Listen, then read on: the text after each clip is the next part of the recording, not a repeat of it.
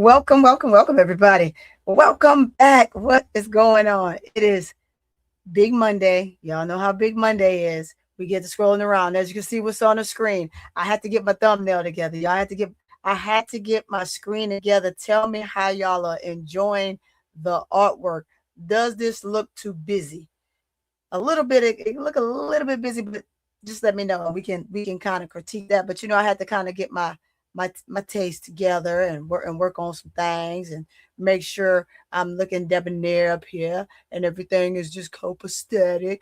What's up, ADP? You just let me know what you got rocking today, and you can always join me. You know what kind of day it is. Today is a day where we pull up, and so I had to come big on y'all. Today is the day that we pull MSL from the chat because this is a topic I know he gonna light it up. But as you can see the title, Women's Hoops Fact Check with So Pretty Toni. Of course, you know what it is. We are going to discuss what? We're going to talk about the referees and the bias antics that they have going on. Are they being biased, or are they just, I don't know, I have to put this thing behind me. Are they just being, we're looking too deep into it. So we really, truly want to know what's going on, Jacob.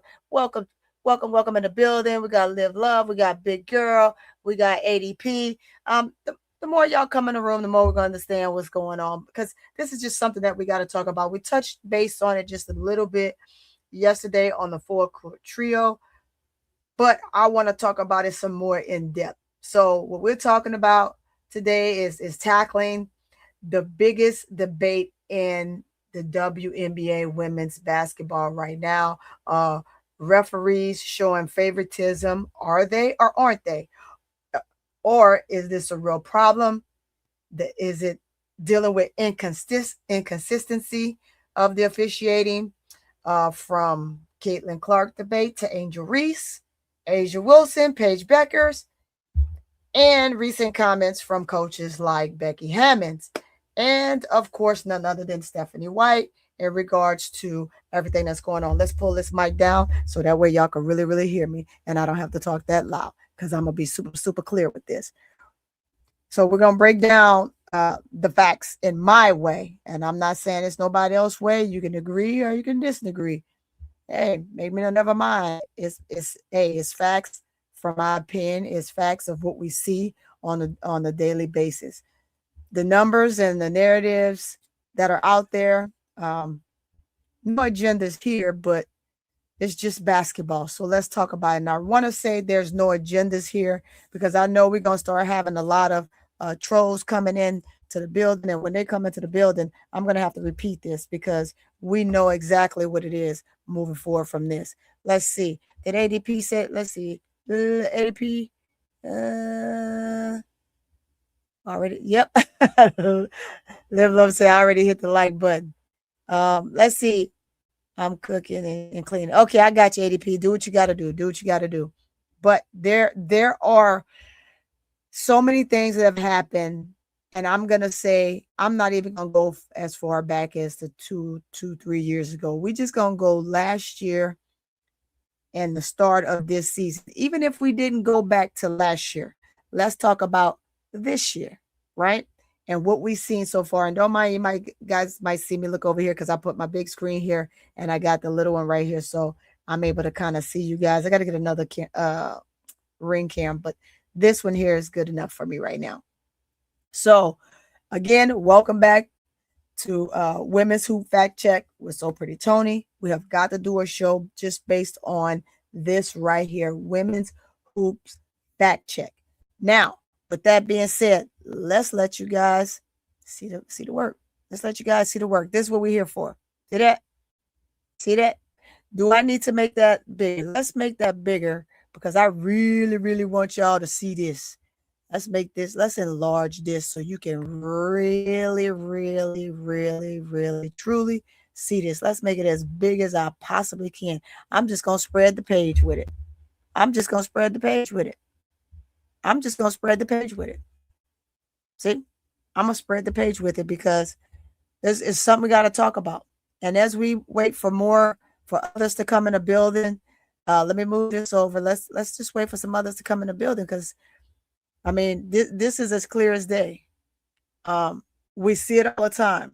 Now, we had something overturned for Paige Bueckers this season, right? Roughly early in the week, last week, where she clapped in the direction of the refs, and then she was assessed a tech. Angel Reese waved off a ref, but before Angel Reese waved off a ref and she was teched, Caitlin Clark had a play against the Velks, threw her body into a player. The player didn't move. It was very obvious that she was trying to draw the foul. The ref didn't call the foul, and Caitlin Clark lost it.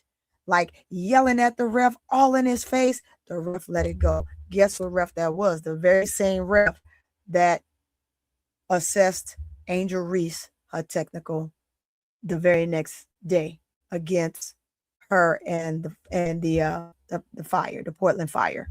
So are we saying that there's bias going around in the league? Are we saying that we have to now take a big look, a deeper dive into certain referees because this is where they are with it? What's up, big dog? See you in the building. I see you in the building. Let's see who else is in here before I continue on. Don't feel bad, Jacob. They never want me up either. Jacob, if you have a true analysis, I'll let you up here. But if you're coming up here to be a troll, you cannot come up, to be honest with you. And because we're speaking serious facts right now, I don't mind letting you up, but you got to come in and you got to speak back facts. Okay? Big dog, he always he always welcome. He always welcome. But the person that's going to talk the most is MSL. So if you're going to come up here, I definitely got to let y'all talk before MSL come in the building and start talking.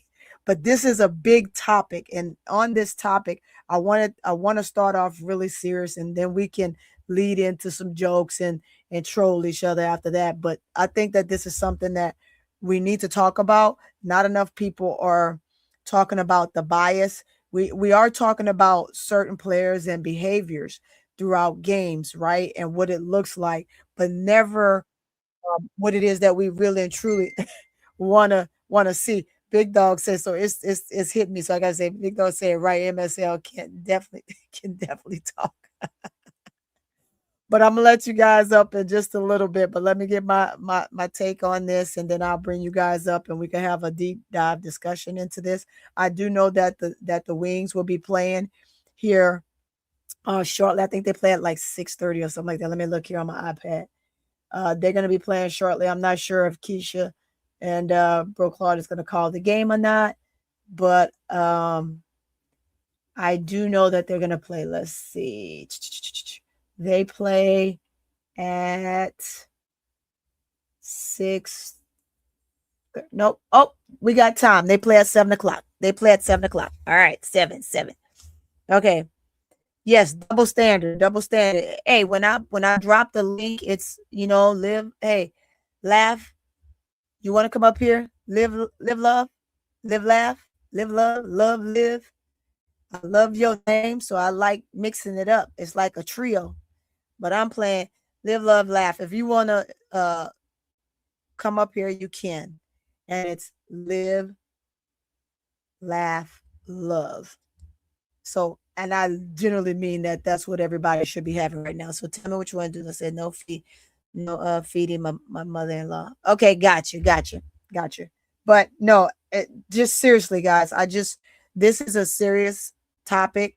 It's a topic that has to be discussed. It's a topic that, and as you guys can see, I don't even have no background music on today because we have to dig into this before the season get too deep into it, because something has to give. We talked about early on how refs last year needed to make a change. You had none other than Angel Reese come out after, I want to say, maybe 3 games, 3 or 4 games, maybe 5 games last year.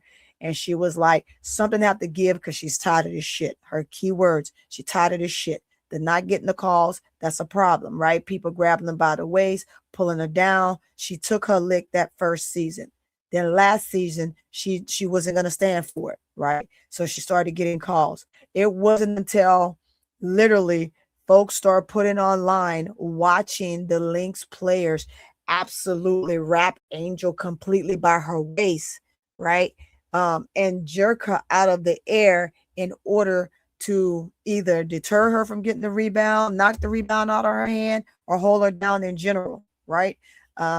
Those things, as you can see, she's a player that's a magnet. She draws 2 to 3 defenders every time. And Angel just said that in the interview recently, how, for her, she draws so much defense, so many defenders against towards her, that it's easy for her to make the pass back out to her shooters because everybody on the team can shoot, right? So with doing that, it affords her an opportunity to either they're gonna release her and she's gonna get to the cup and make it work, or she can get it off to Ryan, Leash, Canada, or whoever else is in the game, and they can just knock it down from the outside.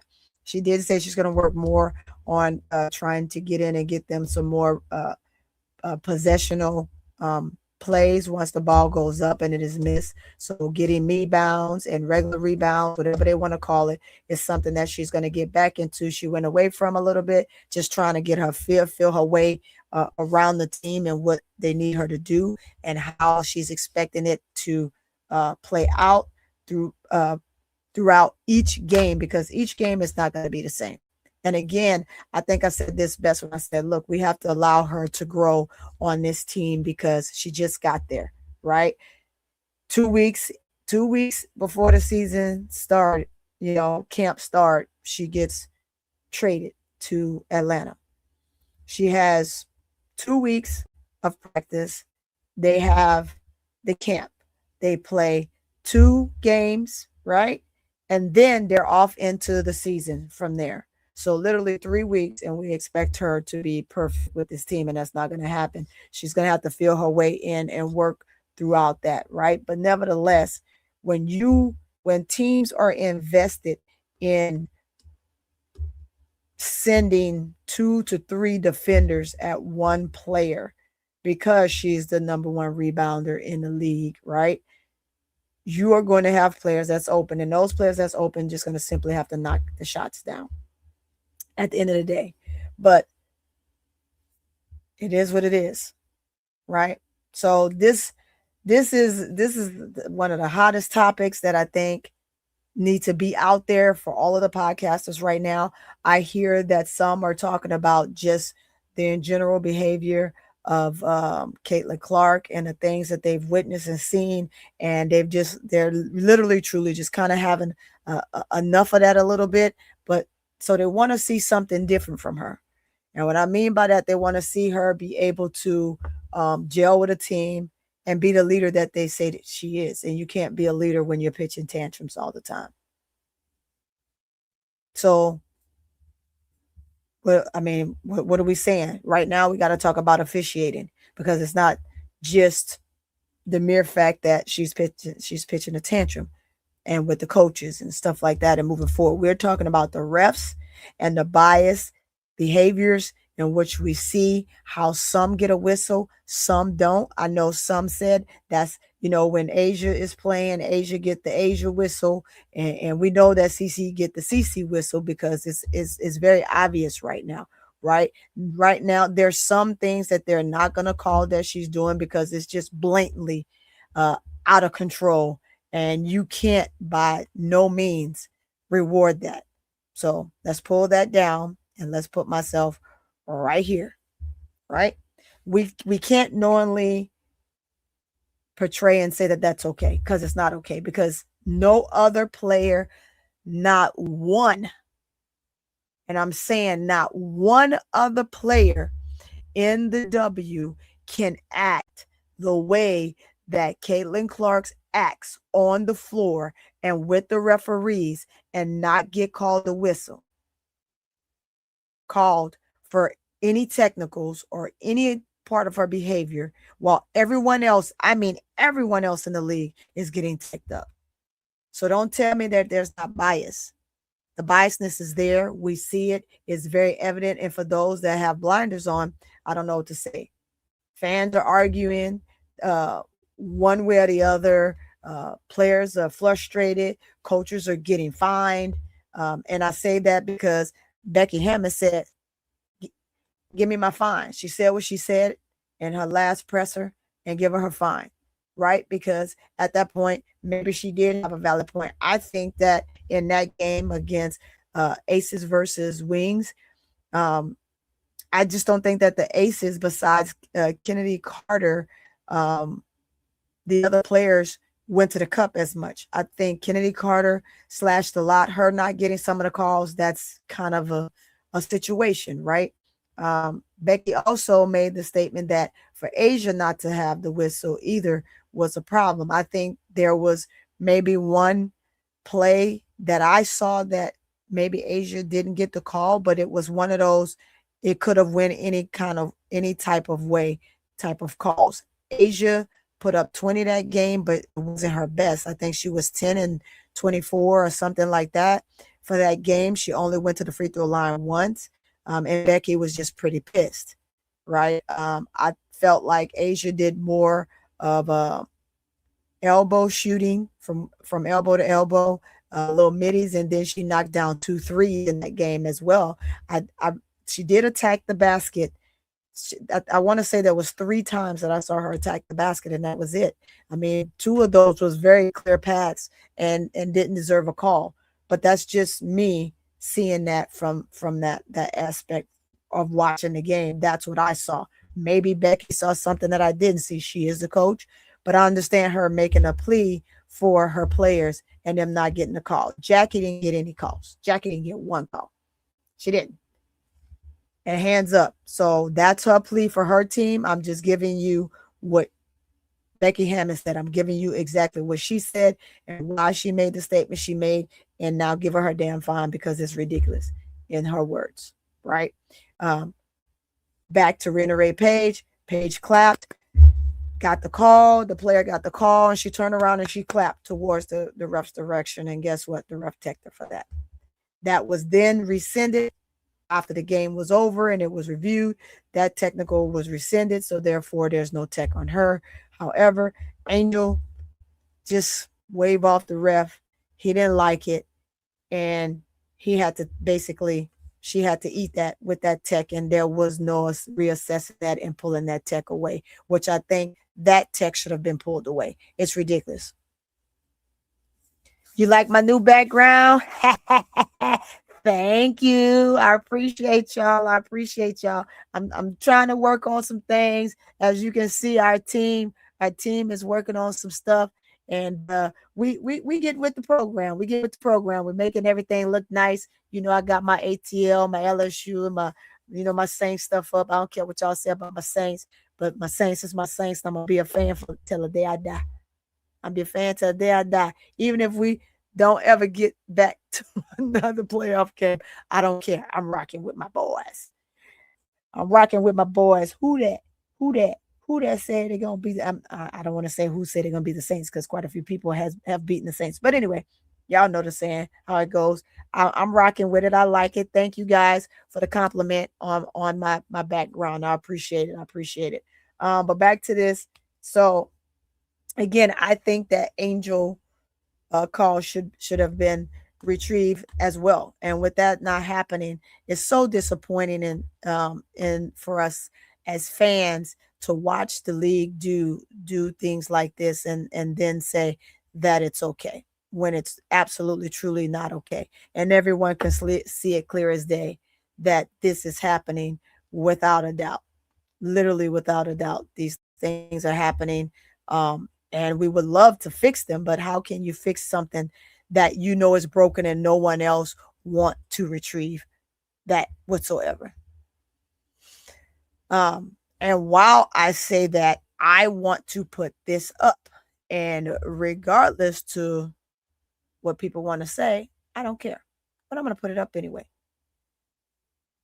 I'm going to put it up anyway. Hey,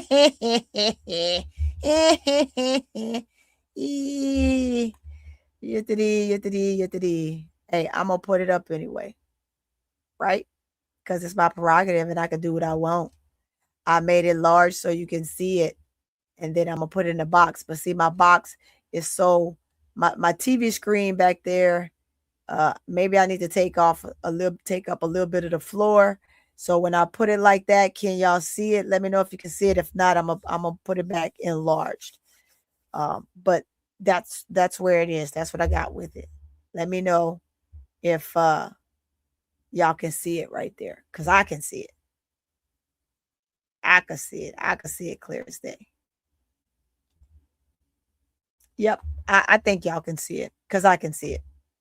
So anyway, I'm looking at this, and we want to talk about the 2 games that was played against the Fire, and this is what the numbers look like for these 2 teams playing against the Fire. And I put this up here simply because I put this for my Caitlin Clark fans, not my Indiana Fever fans, my Caitlin Clark fans.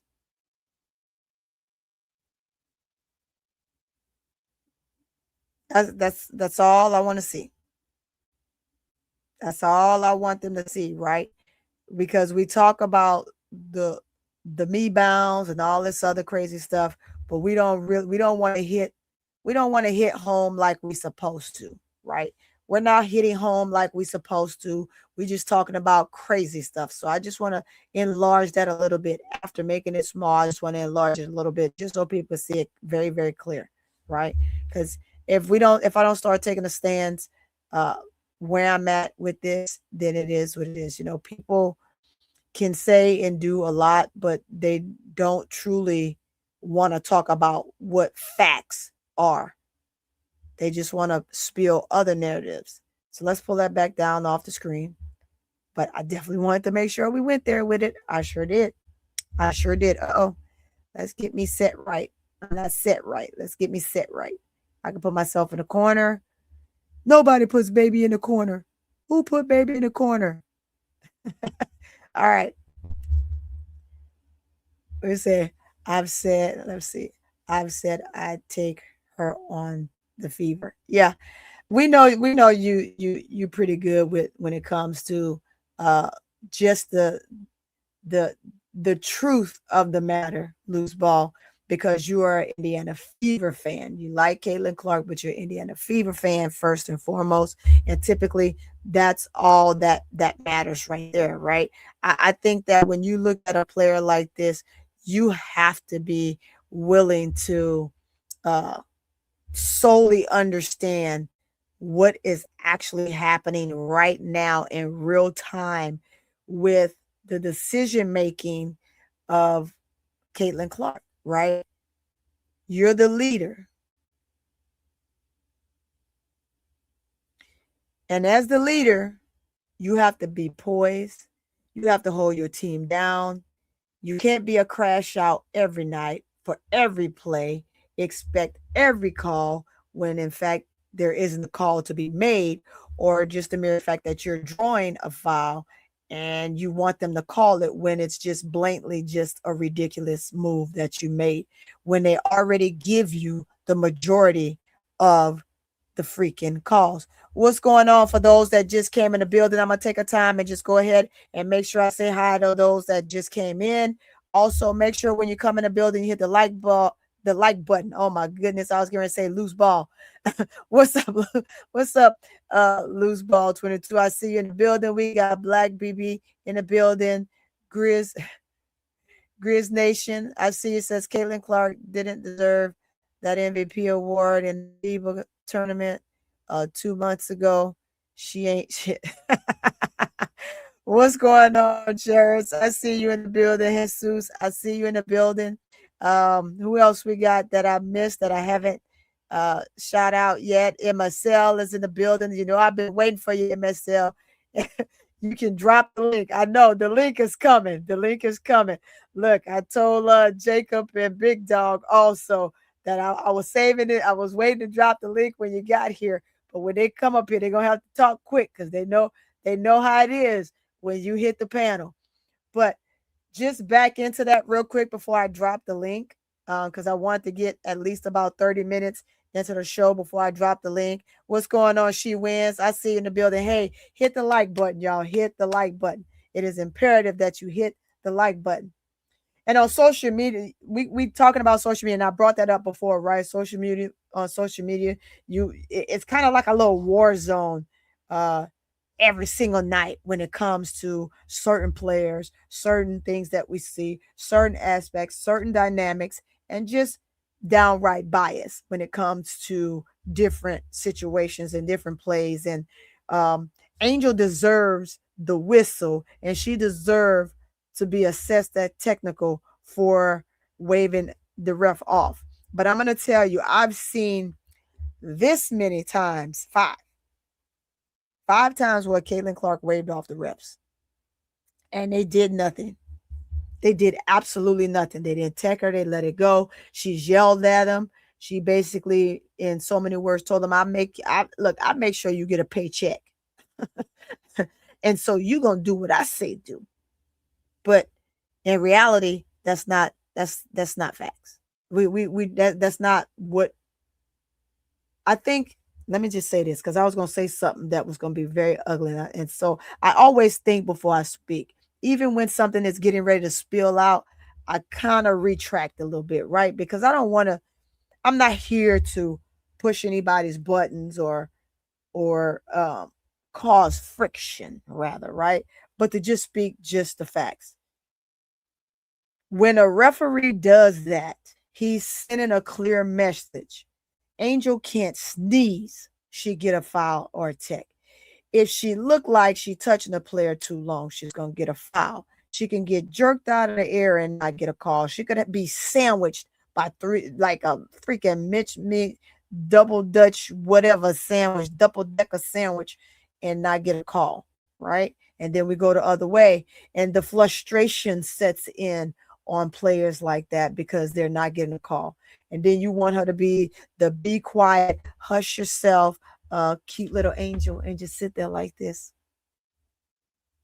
Which, I mean, we got to do something about that. We got to say something, right? And if not me and the few people that I've seen today that have, right? I think people are looking at it and they're seeing it now and they're like, something has to change. Anytime Cheryl Miller says things like, we see what's going on, and when it spills out of the locker room onto the court and in front of fans' eyes, you now have to do something different.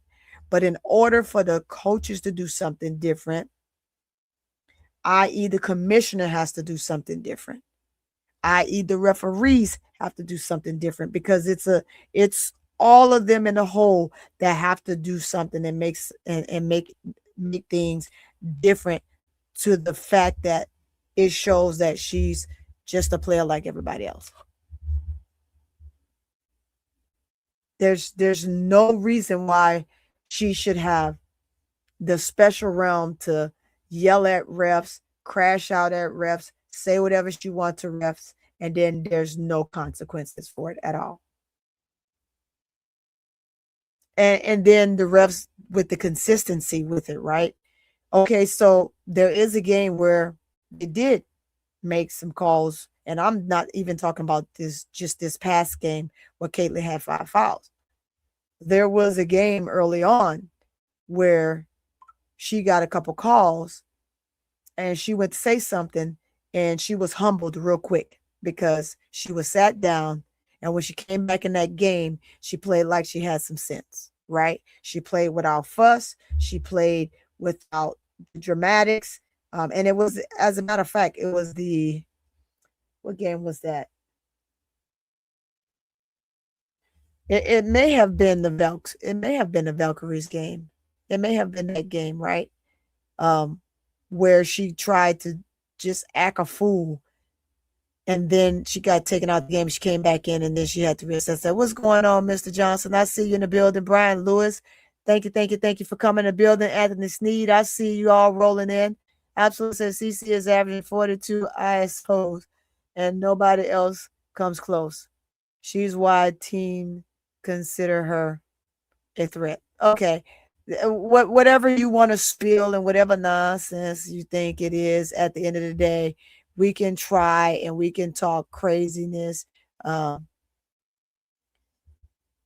can say, and I'm going to say this, right? You can say she's the most guarded player in the league, which I'm going to counter that. Angel Reese is the most guarded, double and triple guarded player in the league. If I'm lying, go back and watch every single game, since this is what you want to come in here and spill with your popcorn. Go ahead and talk about that, because we can talk about what Angel has missed, but we can also show you just clearly the stats of CC right now, which is not very good. So if I were you, I might want to stop spilling the nonsense, because I'll go through and I will pull it all up and have you run out of here so dang on fast, because you're not here for the truth. You're here for a narrative, right? Don't be here for a narrative. Be a true fan of the game, because right now you're just a CC fan. You're not a Fever fan, and you making the Fever fans look real bad right now with the silliness, right? Because the stats don't look good for her whatsoever. We can sit here and we could debate it all day, but at the end of the day, your player's trash right now. And I said it, and we can go back and forth. She's hot ass garbage right now. And I usually don't talk about players like that, but right now she's hot ass garbage. From playing to her personal behavior to how she interacts with her team, her coaches, everybody. So if you want to crash out, let's crash out. We could do this. It's gonna be super easy for me. It'll be super duper easy for me. It's super duper easy for me. But just like you saying, prove it, you can go and you can look it up before you come in here and spill your little fake narrative about your homegirl. But your homegirl is a crash out dummy right now. She's a crash out dummy right now with no sense. You can't even break a penny on that chick. You cannot break a penny on that chick's head right now. And I like all these players in the league. But one thing I'm not going to do is I'm not going to sugarcoat what I say about CC for you CC fans. CC is trash right now. Angel may not make all the layups, but guess what? She's still in double figures, as y'all would say when CC is 1 or 2 of 20. Oh, she got 20 points. Yeah, but she got 20 points by way of putting up 30 shots, which equates to a bad percentage. And we can show percentages, because Angel's percentage right now in the league is higher than Caitlin Clark's.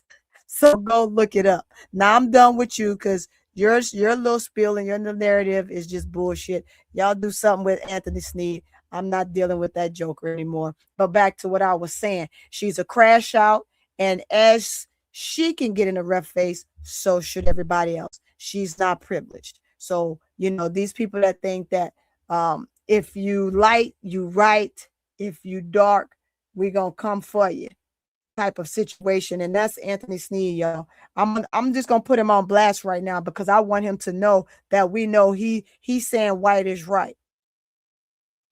He's saying white is right, chat. He's saying white is right, chat. That's what he said. The narrative that they come in here with, the nerve to come on somebody's channel and try to challenge something that is factual. Go look it up. I'm about facts. Bitch, go look it up. What the fuck is wrong with you? Don't come in here with that nonsense.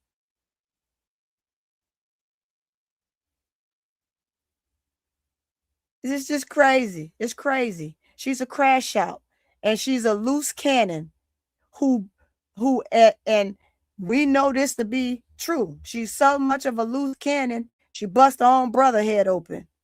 Facts. That's not allegedly. That's facts. Because she's so much of a crash out. So that's good. Let's let her crash out. Look, y'all. Let's let CC crash out so hard and don't nobody hold her back and let her accidentally put her hand on one of them refs. Just go ahead. Just let her crash out. Let her crash out. I want to see it. Ooh, boy, I want to see it. I want to see it. I bet you she's going to be put in some handcuffs. And so then we'll find out if White is right. Don't come up in here with that. I've been and told you some things, man. With this, come up in here with this BS. Take that shit someplace else. If you want a true conversation, let's have a true conversation and let's speak facts. Because the percentages are out there. I'm not playing no games with y'all in here with that nonsense. Get up out of here with that BS. All right. Yeah. I see you, Kappa 1911. What's going on? I see you in the building. Sometimes you just got to get a couple of them straight, right? Because Fever fans are different from CC fans. CC play for the Fever, but Fever fans don't appreciate that shit. They don't appreciate that stuff at all. They want to see good basketball. They want to see people doing their thing. They want to see people making sure that their team is winning. They have players on that team that's going to work together, be consistent, and win. Right now, we talking about the biasness of referees, and this clown coming up in here about, oh, well, CC this, man, go suck up on her nipples if that's the case, and tell her and let her tell you how much she like it or not, if that's the case. Excuse my French, y'all, because you know what, I'm getting ready to get kind of loose on here. Don't get me going. I'm gonna hold my tongue. No, I'm gonna hold my tongue. Watch yourself. Watch yourself, Anthony Sneed. This is like the third time I've seen you come through my channel with some BS. The last time I didn't entertain you. Today, I got time for you, bro. I got time for you today, bro. I'm lighting every goddamn body coming up in here. Don't come on my channel with that bullshit. Don't do it. That girl was straight up hot fucking garbage. As a matter of fact, let's just go to some highlight reels where she got done in. So let's do it real quick. Let's do it. Let's play this game for a second. Let's just play this game for a second. Where is it? Where is it? As a matter of fact, it's on my threads. Let me send it to myself, and then I'm going to post it, since this is where we're going with it. And while we're doing that, in a few minutes, I'm going to drop the link. Hold up. Hold them up. Let's go to it. I got something for this broski. Let's go, broski. Let's go, broski. Here it is. Here it is. Let me shut this one down. Let's shut this one down. Let's get to this right here. Let's get to the top. This is what happens. You want this? What we want? This what we doing? Okay, this what we doing, y'all. This what we doing. This what we doing. What's going on? This is what the fuck we doing, bro Claude. Let me know if you want me to drop the link. This is the fuck we doing right here. This is what we doing. We talking about Crash Out Clark? Okay, let's do it. We talking about Crash Out Clark. Let's go to Crash Out Clark. Is this my boy? I need to go to Penny. As a matter of fact, this will do. This one right here will do. Let's click on it. Let's do it. Let's do it. He says show proof. Well, guess what? Let's show this proof right here. Let's just go on and put it up there. You dumbass. Let's just go on and play it here. Let's against the Fever. We've got to attack these switches better. They've been doing it with those rolls as well. Sorry, I can't play the music, y'all. But look, here we go. Caitlin, confused. Where is she on defense? Nowhere. Up. Caitlin didn't want to play no defense. She just looked and watched the ball go down. Player gets it. She don't play no defense. Here comes the ball. Here it comes again. Up, the scoop.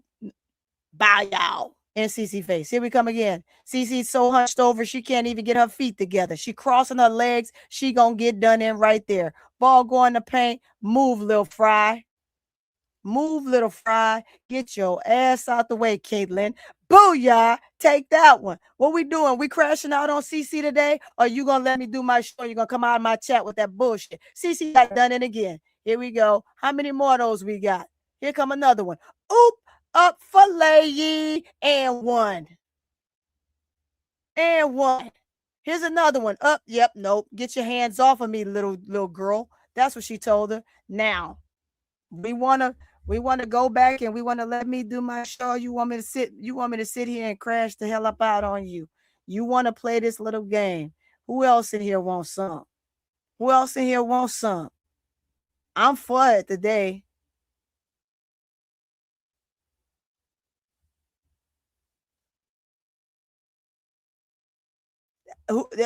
I'm just saying.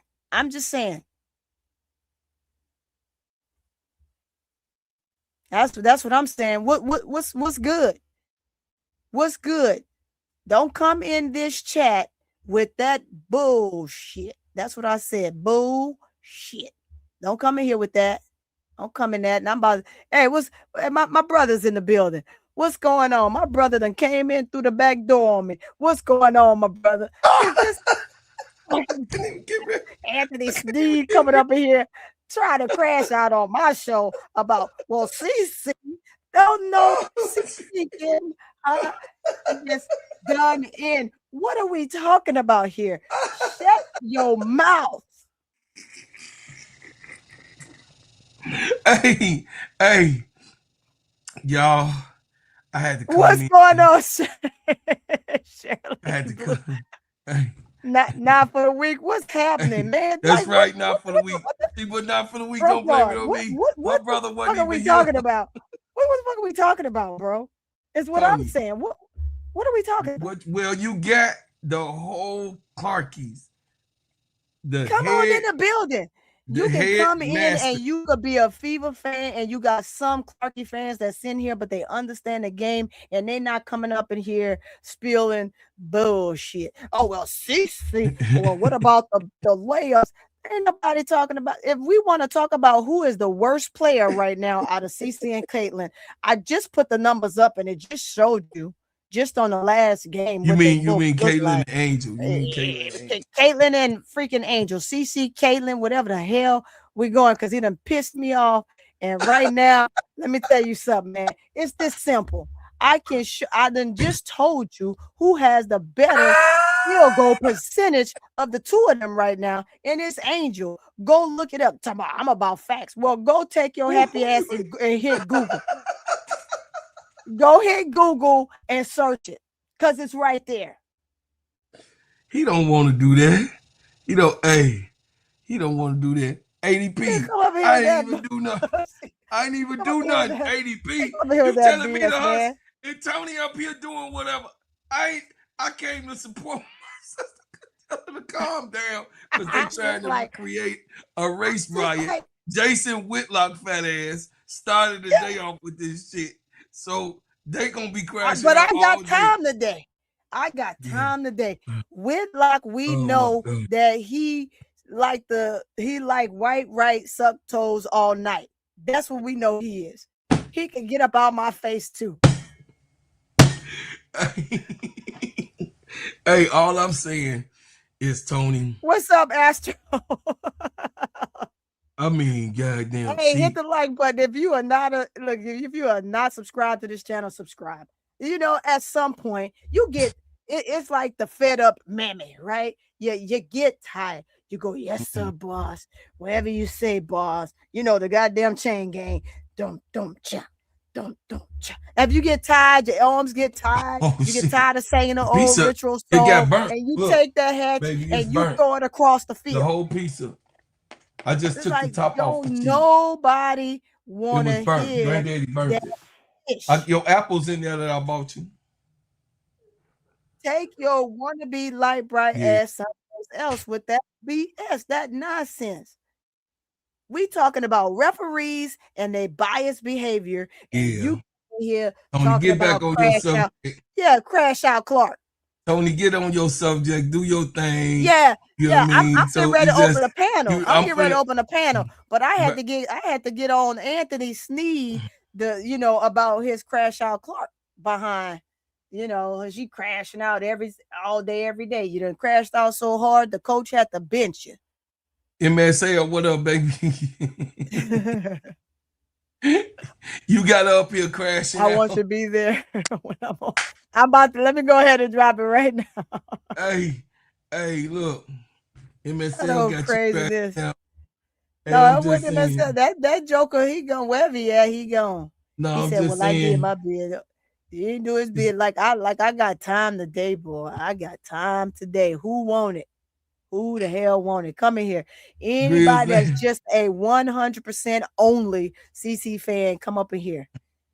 Step to the podium, please. Step to the podium, please. Because it's that time of the day. Step to the podium, please. Toni, What up? Big dog. On, big dog? What's up, baby? What's going on? Hey, what's going on with y'all? Are we talking about the refs? We on these refs. We talking about these biases. They done pissed your girl off, man. Toni was trying to talk about the refs, and then you know what you always be checking all of the fanatics. You know, Jason Whitlock got them all on the craze this morning. I know you was there for the morning show. Jason Whitlock then set off a time bomb, and they done went nuts all day today. It's real crazy. Well, here's the thing about the refs, right? It's not uncommon for star players to get a whistle. Let's just put that out there, right? That's right. That's true. This is not an uncommon thing, right? Matter of fact, the game Asia Wilson dropped 45 points. They were giving her whistles for fouls that she wasn't even getting fouled, and they were giving her whistles, right? But we don't see everybody crashing out about that, right? Steve Collier was getting whistles all of last year when she was on her MVP run before she got hurt. Yes, I ain't hear not a single person crash out about, oh, Fee getting all these whistles. It's unfair. Look. The refereeing in the W been bad for like 6-7 years now.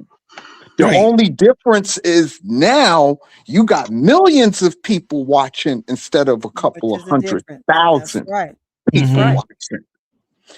And so I know a lot of y'all not into the NBA like that, but I have to use this as an example. Shai Gilgeous-Alexander. We had a whole social media uproar about him flopping, right?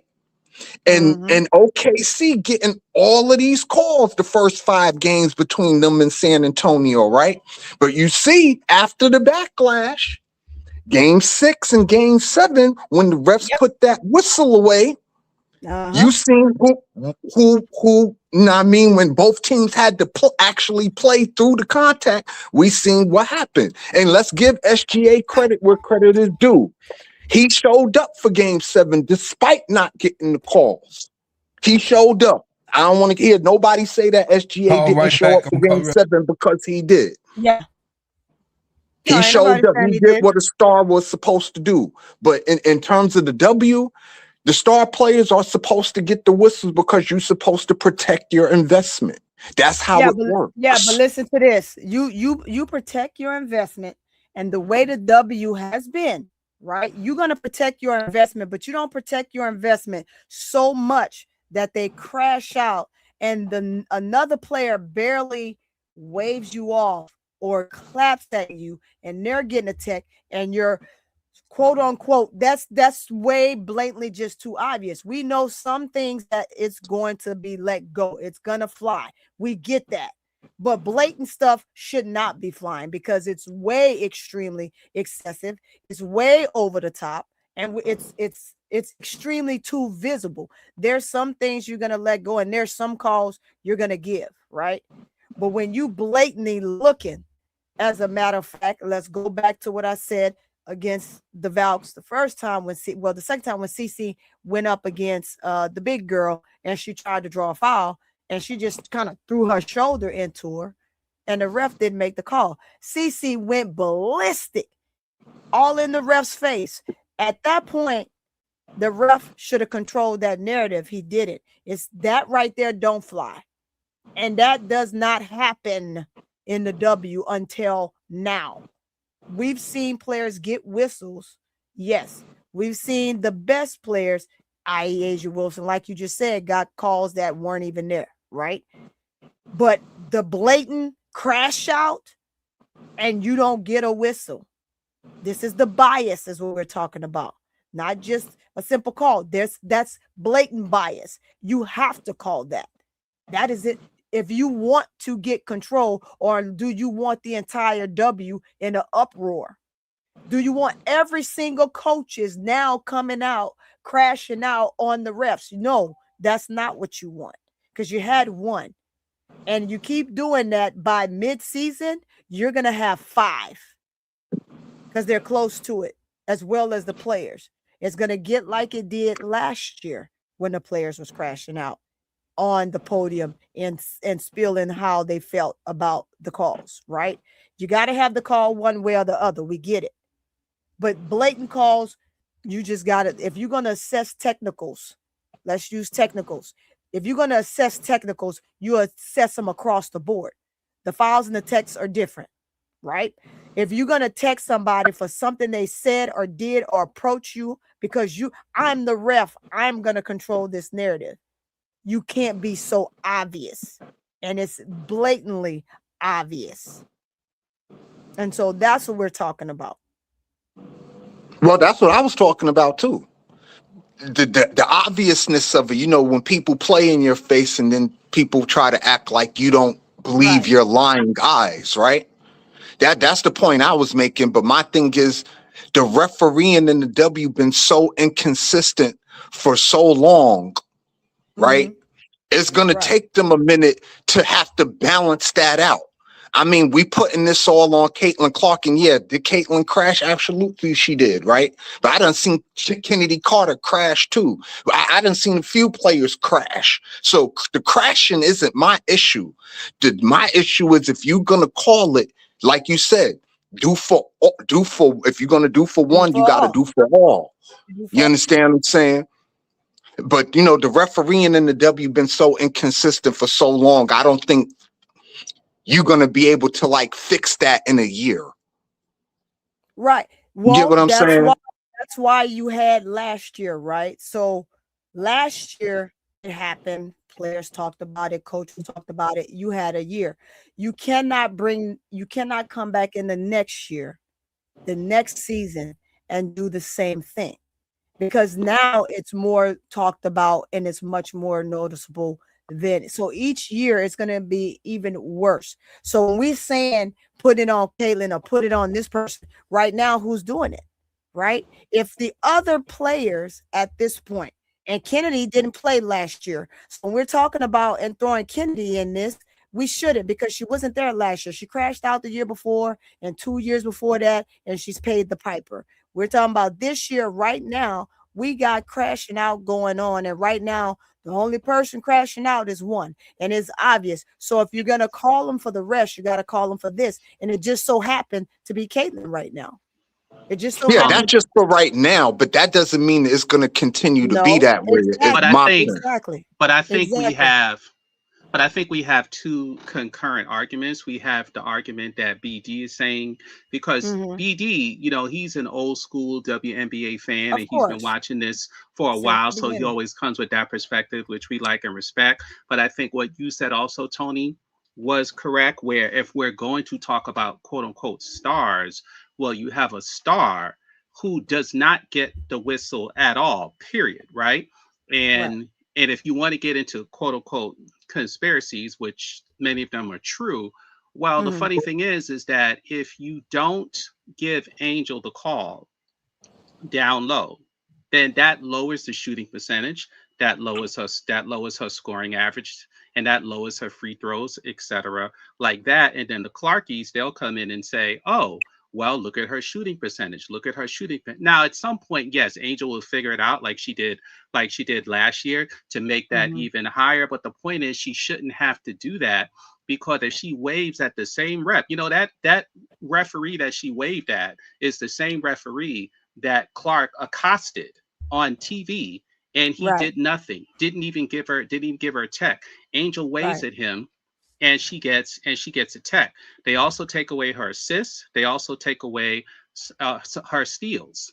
So we've actually watched games where we counted 4 or 5 assists, and they give her 2. They give her 3. So the point is, there's a disproportion. Hold on, wait. I don't mean to cut you off, but I just want to ask a question. Are you saying that the statisticians are rigging the stats to diminish Angel Reese's production? Well, what I will say is this, to answer your question. Based off of what I know of how the league works, I would not feel that that's not true. I could believe it based off what I know of the league, because I know the league is top down. See, I try not to say the same thing every time I come on. Yes, want to be different. Just for brevity's sake. But I've discussed in detail of what all the back dealing was before Angel came into the league. So based off of that back dealing and the fact that she did not take the corporate deal, she's not a Nike athlete, and she doesn't have a big management firm, and the way the league works. Would I be shocked if that happened? No, I would not be shocked. Am I going to tell you it happens? I don't know, but it doesn't look good though, BD. That's the answer to your question. It doesn't look good, because with Dallas, she had 5 assists. They gave her 3, if I remember correctly. With, she had a steal in the last game. She never got credited for the steal. She got credited for the block, but not the steal. In their games, we see her have 2 or 3 steals. So to answer your question, what I would say is the league needs to get better at it. And as far as the foul calls, even her rookie season, when she was ahead in the Rookie of the Year contest, all of a sudden she couldn't get a call down low, and that lowered her percentage. And me and Toni talked about this before, and that lowered her percentage. And all of a sudden they started talking about her shooting percentage. But when you're getting hacked by 2 or 3 people down low and you're not getting the call, then yeah, your shooting percentage is going to go down. And one of the interesting things I noticed is when Angel has games where she has more free throws, like let's say she has 8, 7, 9 free throws, those usually the games she shoots a poor percentage. What it should be the inverse, right? The days you're getting free throws, you should have a better percentage, because that means they're calling the game more fairly. But in her case, she's only getting the free throws because they may call the foul 1 out of every 3 attempts, 1 out of every 3.5 attempts, at a 40% rate. And that's not fair to her. So I just think they need to get better, BD, a lot better, because both on the technical fouls and on the fouls down low, Angel is not being officiated fairly. She's not. Well, my thing is, I don't think it's an Angel Reese thing. I think it's just a league thing. The officiating been poor before Angel Reese, before Caitlin Clark had been like this. We just noticing it now because you have an Angel Reese and a Caitlin Clark in the league, but it's been like this, is my point. And again, it's just not going to change overnight unless you get a serious backlash, like the example I brought to you before about SGA and the Spurs. Until you get a backlash like that, where it's just so to the point where it's just viral everywhere, where the officials have to hear the chatter on the social media part, then you'll see something change. But I don't think there's been enough backlash in the social media realm for it to change like that. Do you feel that Asia gets, for every 1 free throw she takes, do you feel that Asia gets fouled 3 times? Shit, maybe. Yeah. I'll say yes. Because if you do, and I'm not saying I believe it, but if you do, then yeah, that would be similar to what we would probably say about Angel. For every 3 or 4 times she gets a free throw, for every 1 time she gets a free throw, she may be fouled 3 or 4 times first before she gets a free throw. Because I remember last year, not last year, but the year before last year when the Liberty won, people were complaining about Breonna Stewart and the whistle. How she was getting X amount of calls, especially during their playoff run. So my thing is, it's just the refs are wholly inconsistent across the board. I don't think it's just they're picking and choosing players I to hear be what you're inconsistent with. I don't mean to cut you off, but let me say this, right? We know that the officiating has not been the greatest. And yes, the favorable player gets the calls. We get that. But right now, we're talking about crash out moments. We're not having crash out moments with Breonna Stewart. We're not having crash out moments with Asia Wilson. They're just getting a whistle. When I'm talking about, but basically Toni, with text and different things like that, right? Yes, the league has not been fair and just across the board with the calls, and especially against star players. We get that, right? But right now, with, as we're going to say, quoting, with the eyes that is on the league right now that the league has not had, they have to do better. It's been 3 years. We're going in year 3. It has to get better at some point. Okay, and just real quickly for my ladies and gentlemen in the chat, y'all got a problem with what I'm saying? Come up here and debate me about it. Don't be a keyboard warrior. I'm for the smoke.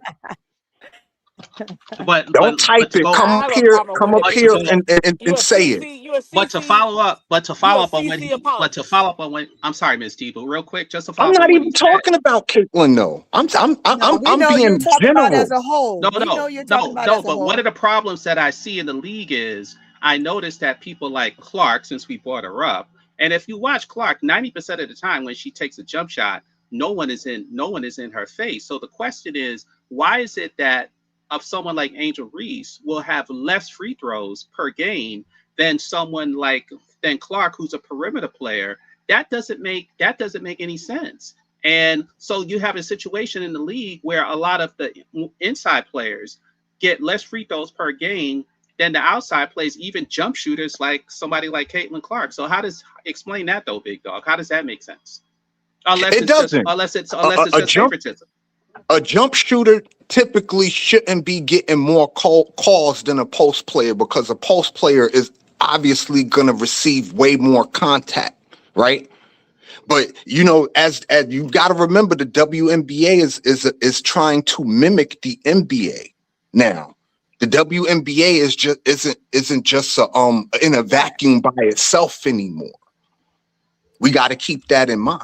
But that is so embarrassing, and that goes back to your point about when no one was watching the league, you can get away with that. But now that people are watching the league, that's going to have to be something that they're going to have to correct and deal with, because it's embarrassing. Yes. You got people like Caitlin Clark shooting, I'm just guessing, 6 to 8 free throws a game, which is ludicrous. And then you got somebody like Angel Reese shooting 3 or 4. Make it make sense. And we see the contact. It's not like the contact is there. So if you're asking me a question, yes, I will say she's disproportionately and not correctly officiated, both Angel Reese and Caitlin Clark. And that goes back to the whole, why are they there? Why are they there? Because let's be real. Let's be real. Angel Reese has more social media followers. She has more internet hit. She's more well-known than Caitlin Clark. She was in college.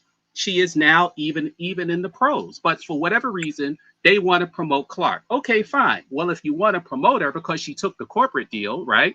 She's with Nike, WNBA investor. She took the corporate deal, meaning she signed with all official WNBA sponsors because she couldn't get any when she was in college. That's the secret they don't want to tell nobody. She had butt kissing NIL in college. She wasn't the most popular player in college. That's what they want us to believe, right? And she's with a big management firm where Angel is not. She's with an independent person. And De'Erica Hamby spoke about this, how the league chooses and picks who they want.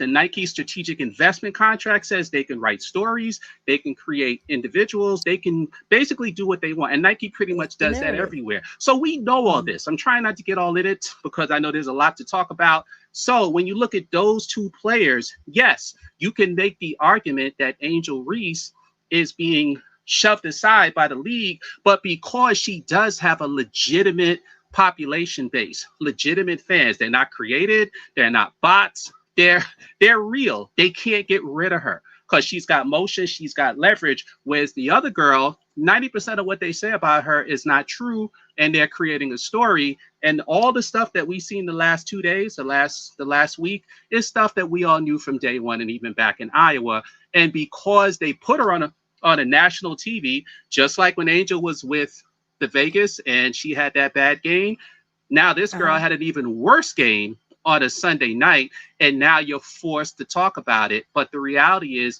the officiating between those two is bad. Now, I will agree with you, BD, that the officiating on a whole is bad, period. But just like how people now have to correct this Clark thing, and people are coming out of the woodwork and saying, oh my God, I didn't realize she was so terrible.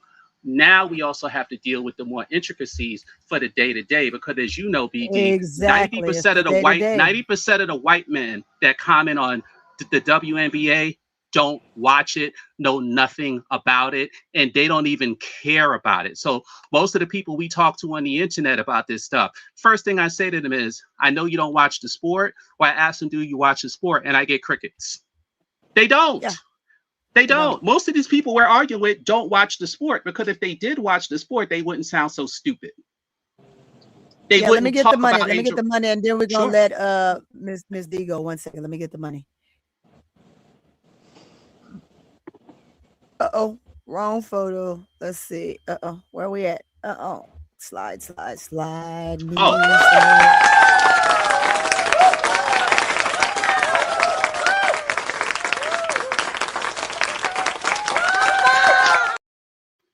And Toni, someone in the chat pointed out I appreciate that TC pushes off every time.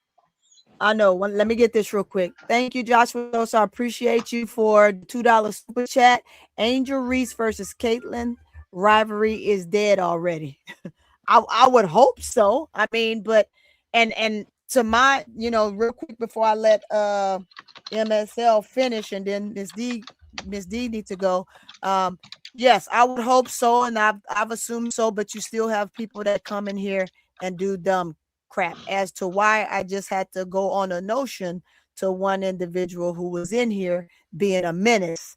And like I said, I got time today. So anybody want to be a menace, come on in, and you just gonna get cooked. That's it. Go ahead, MSL. Well, I would just say this, Toni, and then you tell me what you want to do, depending on how late the show is going to be, and everybody could be on the panel. But I actually wrote stuff down, and I was like, Toni was correct. Angel does not get the good whistle.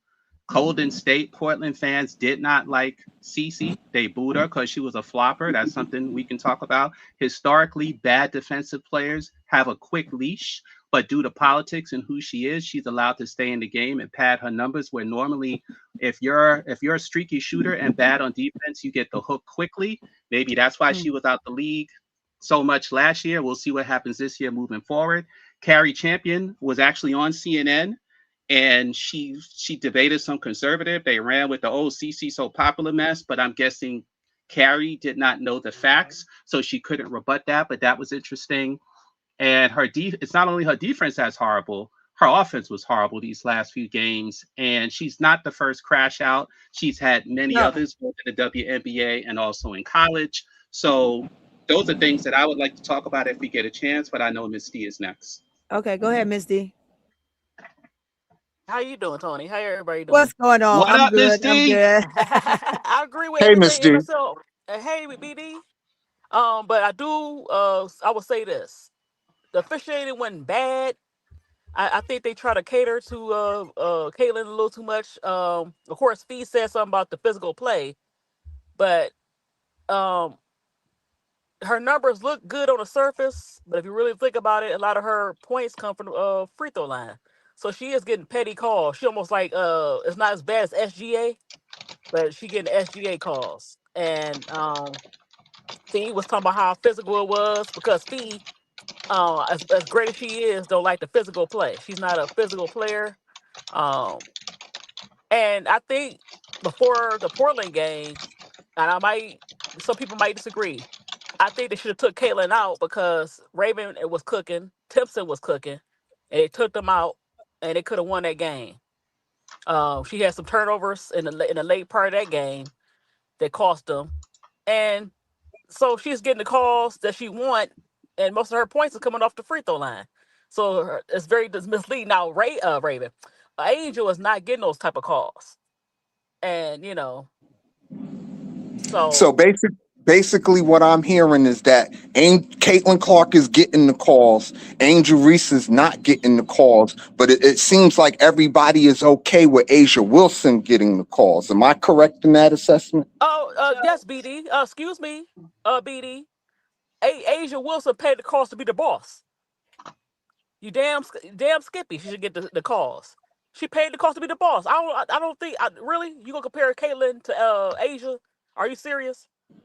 I didn't compare anybody to anybody. Yes, you did. You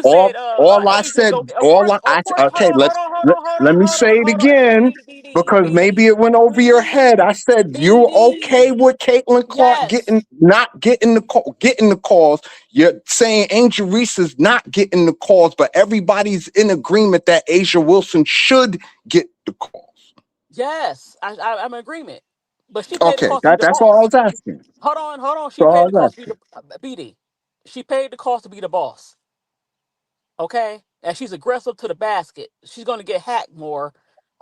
There's no reason, like MSL said, you taking jump shots and you getting foul calls. Usually when you're aggressive, that's when referees normally give you the calls, whether you got fouled or not, because you've been aggressive.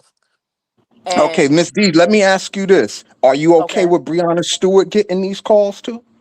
Yes. Yeah, she deserves them. Yes. She paid the cost to be the boss. And she aggressive. She don't shoot jump shots all game. BD, don't go there. I don't know what you don't go there. There's no don't comparison. Go where? She has not gained the. Hold on. You know again, how to. You know how to go. Hold on. Because you know how the NBA go. The veterans get the calls, especially if they're aggressive.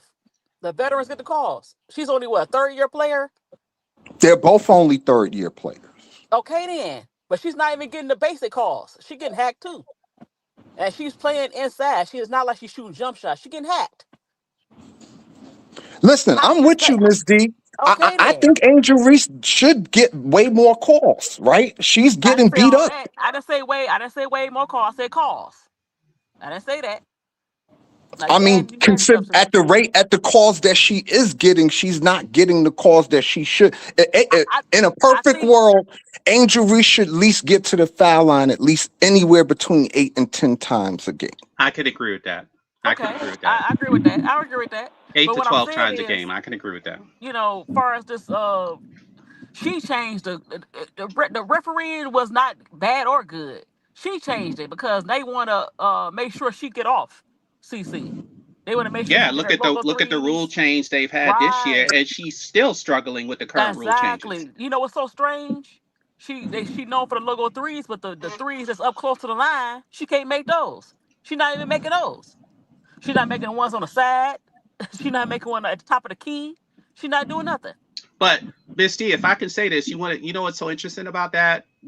Historically, defensive players who are as bad as CC, especially when they're streaky shooters, and she's streaky, because if you watch her games, there are periods where she's terrible, periods where she's great, and periods where she doesn't do anything. Like the Washington game, they lost at home, right? She was 2 for 12, her first 12 shots. So normally a coach would yank you at that point because Sonia Citron was abusing her. But that was the time, if you remember, Miss D, when for whatever reason they weren't putting Raven in the game. So they kept her, they only played Raven like 3 to 5 minutes. So you're 2 for 12, you're getting abused by Sonia Citron, and you're still in the game. So Can I put this out here like this? Can I put it out here like this? And I'm gonna put another scenario. Now, Steph White is a veteran coach. She's a veteran WNBA player. She played some years in WNBA. She's a veteran coach who a good coach. I think she realized she has no power. Back, y'all. She has no power. She has to play CC because she'll get that backlash. She don't have no control no more. Unless she reasserted the power, she was just frustrated on the weekend. She has no power, MSL. Nobody who coached Indiana is gonna have power over CC. Period. Nobody. I don't care who the coach is. And you know what? That's not good. That's not good because hold on, BD. Before you say that's not good, I forgot what I was gonna say. That's not good because she hasn't earned that. You put her as the face of the league. She has not earned the face of the league. I mean, they used to do LeBron the same way, though. No, BD. No, they didn't. Stop. Yeah, they did. When LeBron first came in the league, he was labeled a coach killer. Yes, he was. No, yes, he was. BD. Let me finish my point. CC has not earned that to be. I can't even say what I'm gonna say. She's not. You know what? I think I know what you're trying to say. You saying CC hasn't earned it on the court to get the calls that she's getting. No, I ain't talking about the call. I'm talking about Steph White. Hold on, let me finish what I'm saying. Steph White come on. realized that she don't have no power. And so the game, when I was talking about the game from the Golden State, when Raven was cooking, and they actually had a chance to win the game, and her and Timpson was cooking. I like that lineup with her, Timpson, and I forget who else. You took them out and put CC, Lexi Hall and them in there. I'm like, why? CC had talking 2 about turnovers. I'm sorry, you're talking about when she decided to go offense defense?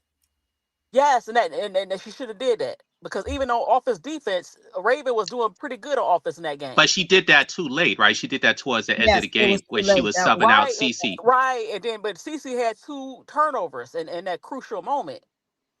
And that game is that I can't speak for the Portland game, but that Ball Holler game was very winnable.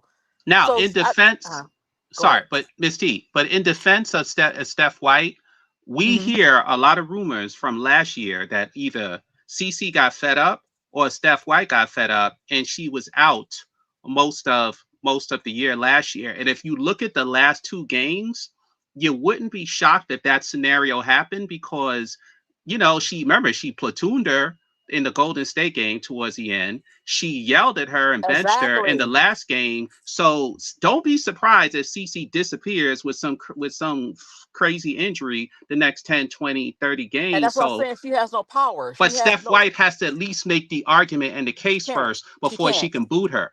Because she has no power. She cussed this girl out on live TV. I know that. Hold on. But she has no power. She realizing that. And it's like a lose-lose situation. It's definitely a lose-lose situation because if you play your game and don't win a championship, they're going to blame it on you. And if you play her game, you're not going to win nothing. But you know what? At this point, it's BS because it's delusional. These fans are delusional. It don't matter if she don't listen. If she don't listen, she has to listen to somebody. You should bench her. Hold on. Let me say this. I was going to get my thought. You're right. That's true. But she don't have no power to bench her. That's what I'm trying to say. She has no power to bench her. Okay. So, because even management, they had no power either because they going by what the fans say. They scared to lose the fans, the toxic fans. They do. But the toxic fans aren't buying tickets. It's the fake ones on the internet. Yeah, they buy tickets. They in that stadium. Trust. I think a lot of the real fans don't like what they're seeing, and that's why they're not showing up. Yeah, but that goes to I've been saying that forever. The disconnect. Real Indiana fans are not happy with her, and those are the ones not showing up. Them fake ones on the internet, they're not the ones buying the tickets. You talk to real Indiana fans, they're not happy with her. It's not the real fans. Is where the money is not with the real fans. We've been doing this. I know that. It's not the real fans. The money is in the casual fans. Let me finish this. She has no power. Because, like I said, the management has to go. The toxic fans are actually they pay for the tickets too. It's not as lot. It's like I would say a 60-40 split. I would say something like that. And they had to. It don't matter what coach they bring in there. If she don't listen to anybody, there's always gonna be this merry-go-round with this team.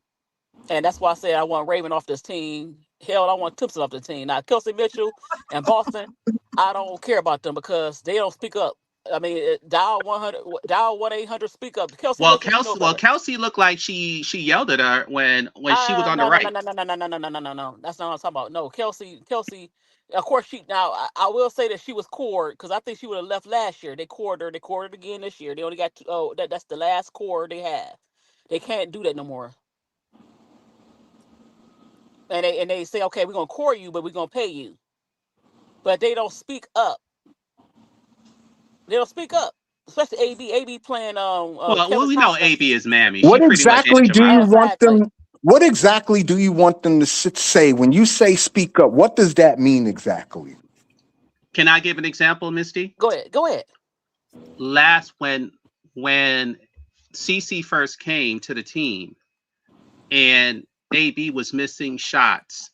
And on the internet, she was being bullied and called all types of nasty names and so forth like that. CC not only did not speak up for her, but when they had a press conference, when AB was talking about it, CC was right next to her and pretty much was mute on it. And the way that AB caps for CC, you would think it would be a reciprocal relationship where CC would do it as enthusiastically, and she does not.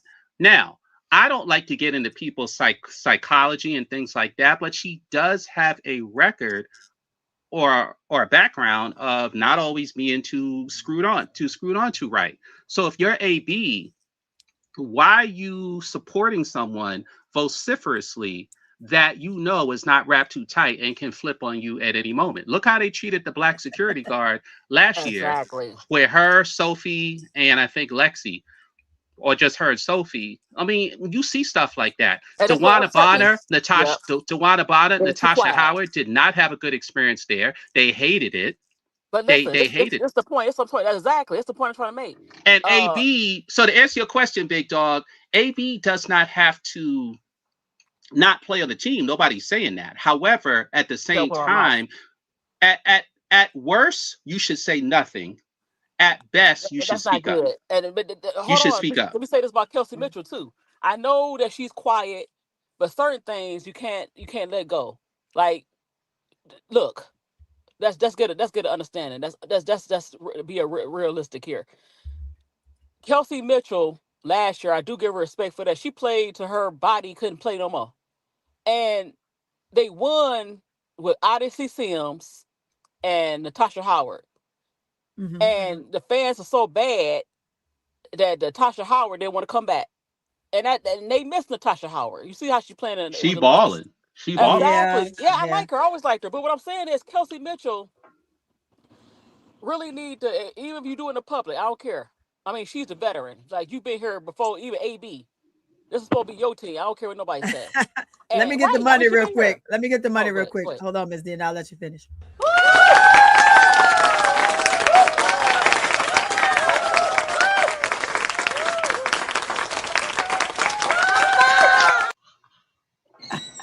Good old Kappa, 1911.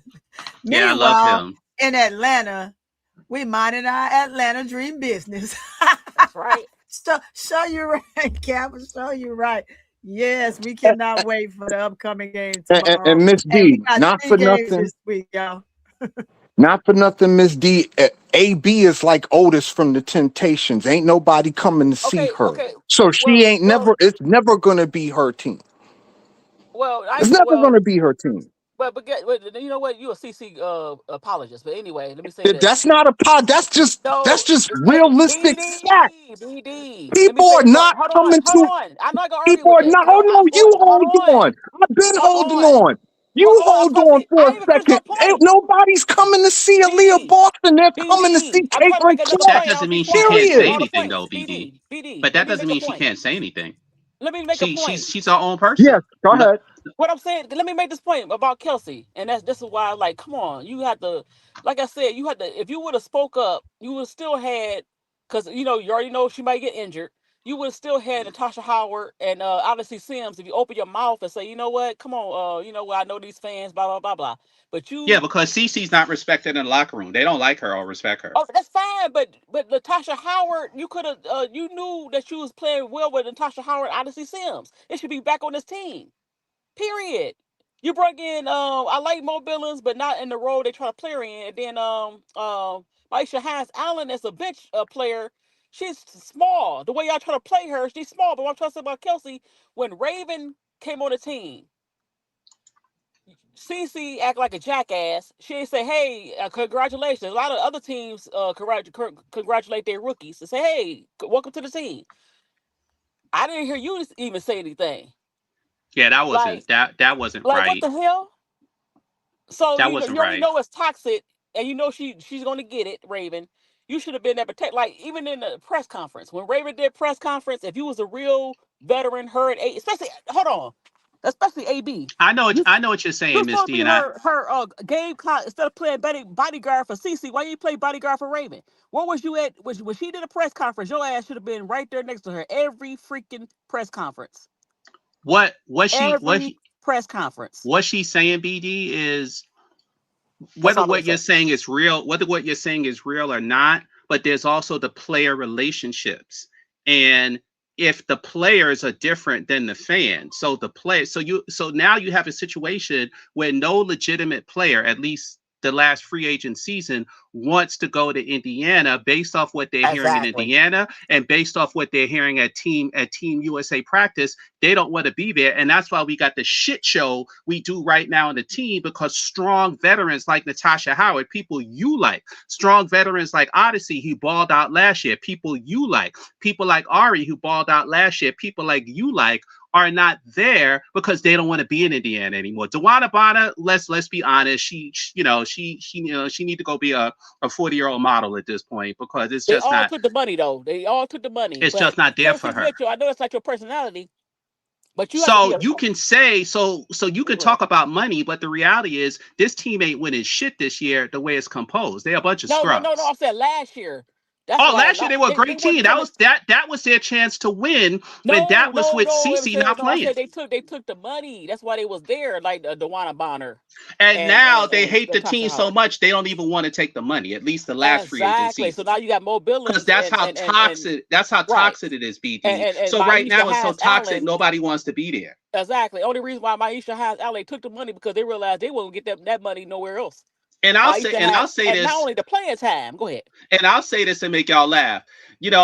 Vic talks hoops. I didn't watch the video, but he did a video talking about, Cece could get traded. So I didn't watch the video, and I'm not even sure I put it in the comment section, but I'll tell y'all what I thought or what I said. I was like, there's a totally different scenario because one, no team wants her. The only team I think that would want her is Chicago and maybe Connecticut, but Connecticut wouldn't want her when they go to Houston. Too many black folks in Houston. Nobody else I think would want her. Too much of a headache. And then the part that they don't take in consideration is, number one, Angel is loved by the players. Right. She is loved. That's the first component. Yep. The second component is she was already working on her departure the last 2 years from when they fired Teaspoon.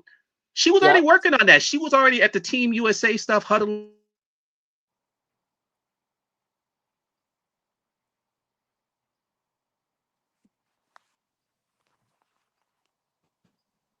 MSL, continue, please.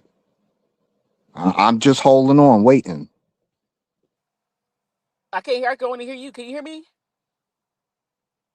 I can hear you, Miss D. Yes. Oh, okay. He must have cut off. And for those in the chat that was don't that me? I'm sorry. Yeah, that was me. Hold on, real quick, MSL. For those in the chat who talking all this keyboard warrior shit, the link is in the chat. If y'all got a problem with what I say, come up here and address me. Cause me and Miss D, we do this all the time. Miss D, my chick. We do this all the time. So this is not nothing personal against Miss D. Yeah, they like do that I all hate the time. Miss D and all that. Miss D is my chick. Yeah, I need to make that clear for the chat because they must be they not understanding that me and Miss D have a real relationship. Like we do this all the time. This is just about basketball. This is nothing personal. Miss D knows that that's my chick. You understand what I'm saying? So stop that, please. I implore you. No. The only thing I was saying was that for her, it won't be as easy to be traded because one, she's not liked like that with the players, and two, she hasn't worked the system the way Angel did. And and I hear people in the comments saying what I know or what I don't know, but we, it's so funny. We follow. A lot of us do. We follow Angel Reese, right? We follow her. Yes. So we know what she's doing, what she's saying, who she's rolling with. When we see Team USA, and so I'll give you a perfect example. The Paige video. I think a lot of us saw that, right? During Team USA, Paige Bueckers and Angel did a video. And in the video, at the end of the video, Paige said, don't worry, we will be on the same team in a couple of weeks. Now, for people like us, we're like, Now, obviously, it turned out that there was a trade between the two teams. However, Angel had a better deal from Atlanta, and then we find out about how that took place as far as the relationship with Rhyme, the relationship with Lish, and also how the team got involved, and then all the pieces get put together. So And the sad part is the CC fans, and you and I discuss this all the time, Toni and Miss D, they don't know anything about their player except slogans. So we find it very hard to believe you actually like this player, follow this player, are interested in this player, because we can tell you guys in detail stuff that has happened with Angel Reese and how and why it happened. And then when we tell you guys, you look at us like we're crazy instead of just saying, well, I don't really follow that player, so I don't know.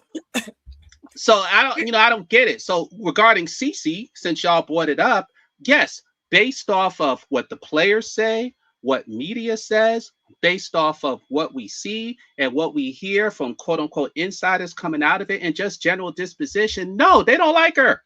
They may tolerate her, but they don't like her. And if you guys feel that the other players like her, that's a lie, because your usual defense is, oh, they're jealous of her. They're jealous of her. So stop the cap. Stop the cap. You can't say for 2 years they're jealous of her, and then say, oh, so she doesn't really have a team to go to. So that's the part that I find hilarious. So she's almost stuck in Indiana, and no legitimate coach is going to want to go there. Here's the thing. I know, but look at this. I'm sorry, Toni. No, you're okay. Let me go real quick. So here's the thing, right? Every fan base believed that the team it's a crazy whistle. Let's just go there, because we're going to try to bring it back to the whistle. But then Fever fans believe that Caitlin Clark is getting targeted. Dream fans believe that Angel doesn't get calls. And I just want to bring it back to this point, right? Because when you look at the breakdown, and we can get back into whether the Fever is still a good fit for CC, or whether the other players like her enough to bring her to their team. I just think this, when it comes to that part, after I say this, right? Wings fans thinks that Paige is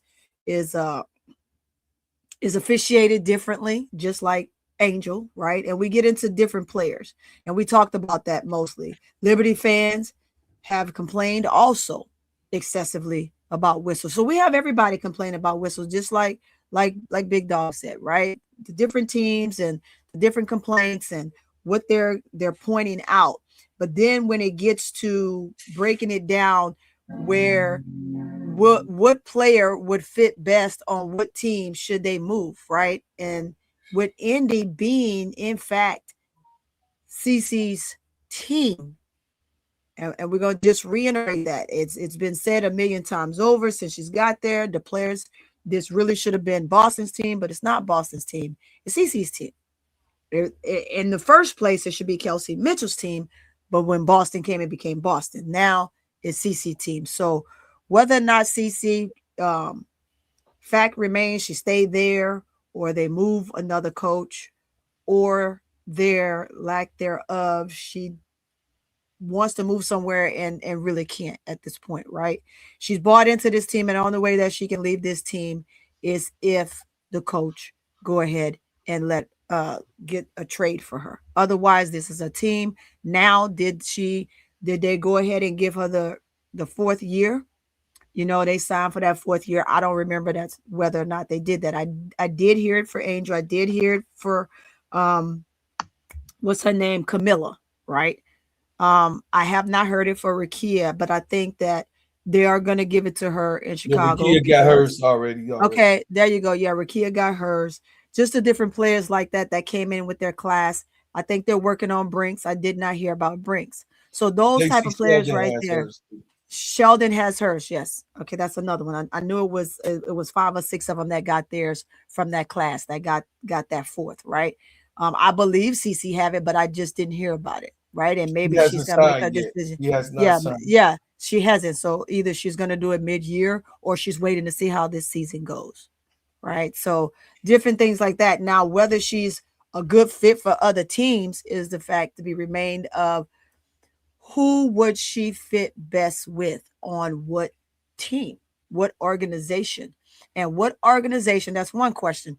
The other question is, what organization is willing to put up with her fan base? That's the other big piece, because it may not be her. It just may be her fan base that they have an issue with.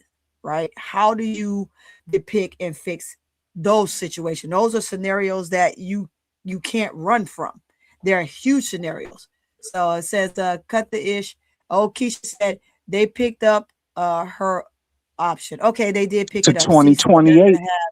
Have control over that. Yeah, so she doesn't have control over. They picked up her option, so she's there again. Unless they choose to trade her, so this is her team, and she's gonna be there. So people thinking or her quote unquote just PC fans want her to move somewhere or vice versa. It's not gonna happen. You got to look at also what the investments that she have that's surrounding her that deals with the team she's on and the position that she's in, and what she has to bring forward to her organization and her team as to why she's probably going to stay at Indy. And they just have to figure out ways how they're going to either fit some players around her to continue on with whatever this is that's going on. I'm not going to speculate because I'm not in their locker room. I just know that whatever is going on is spilling to the court and it needs to stop.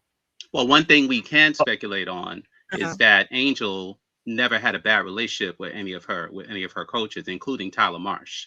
So in going back through her entire career, you never heard one coach badmouth Angel.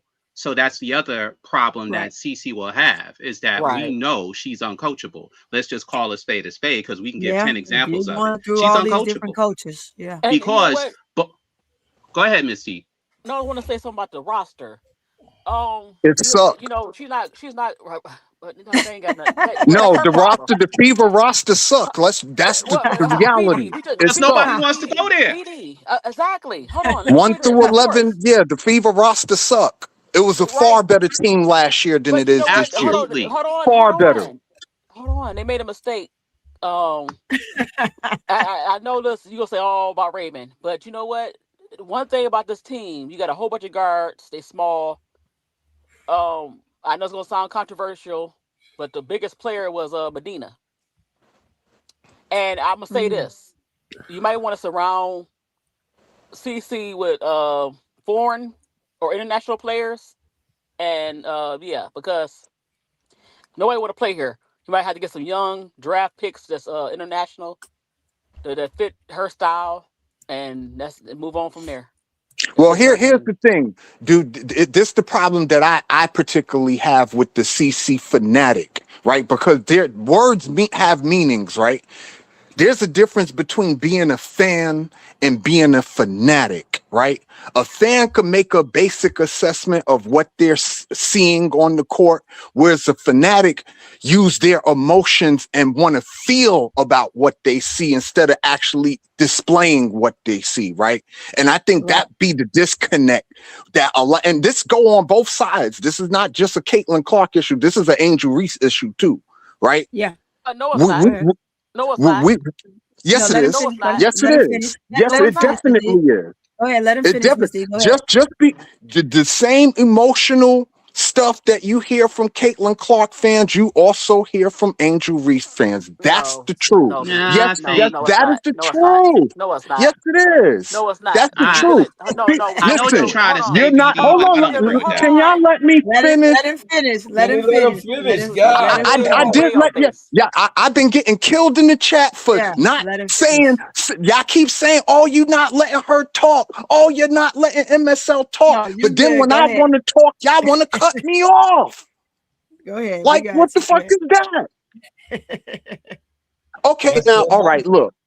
The emotional stuff, right? We need to get away from that because it's poisoning the conversation. We can't, all 5 of us here could sit here and have an honest conversation about A'ja Wilson. All 5 of us here could sit here and have an honest conversation about Nafisha Collier, right?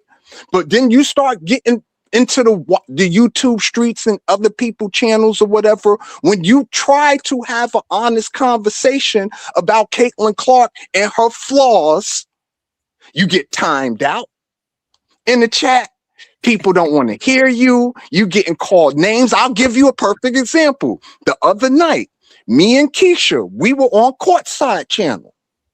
And I'm trying to tell these people that y'all being emotional. Y'all not even looking at the game. Y'all viewing the game through an emotional lens instead of just looking at the game for what you're seeing.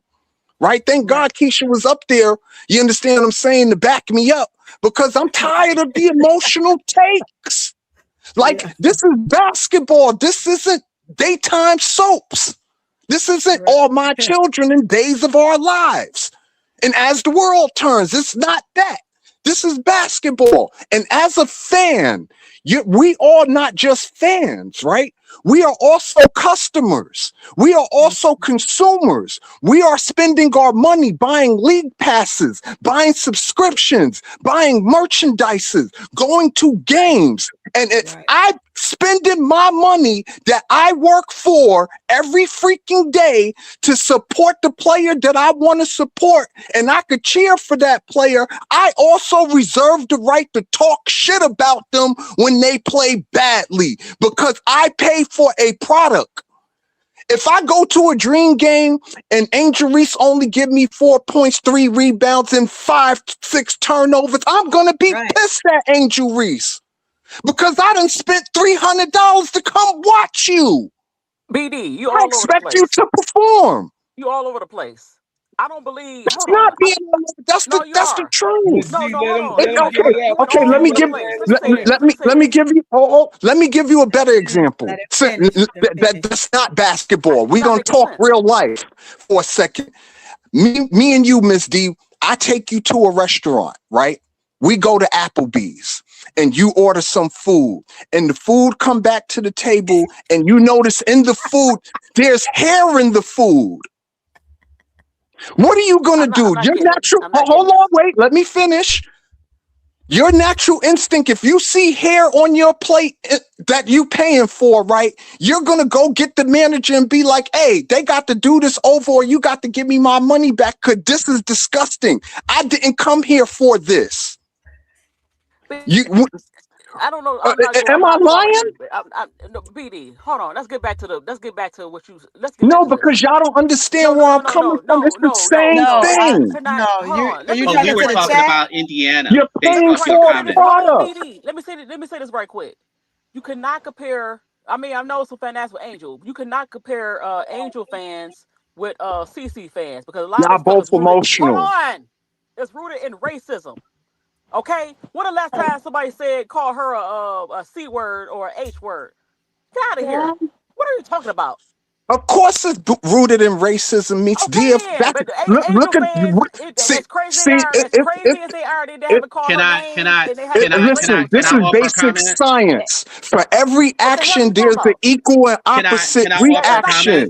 When you start seeing Caitlin Clark channels pop up, you immediately started seeing Angel Reese.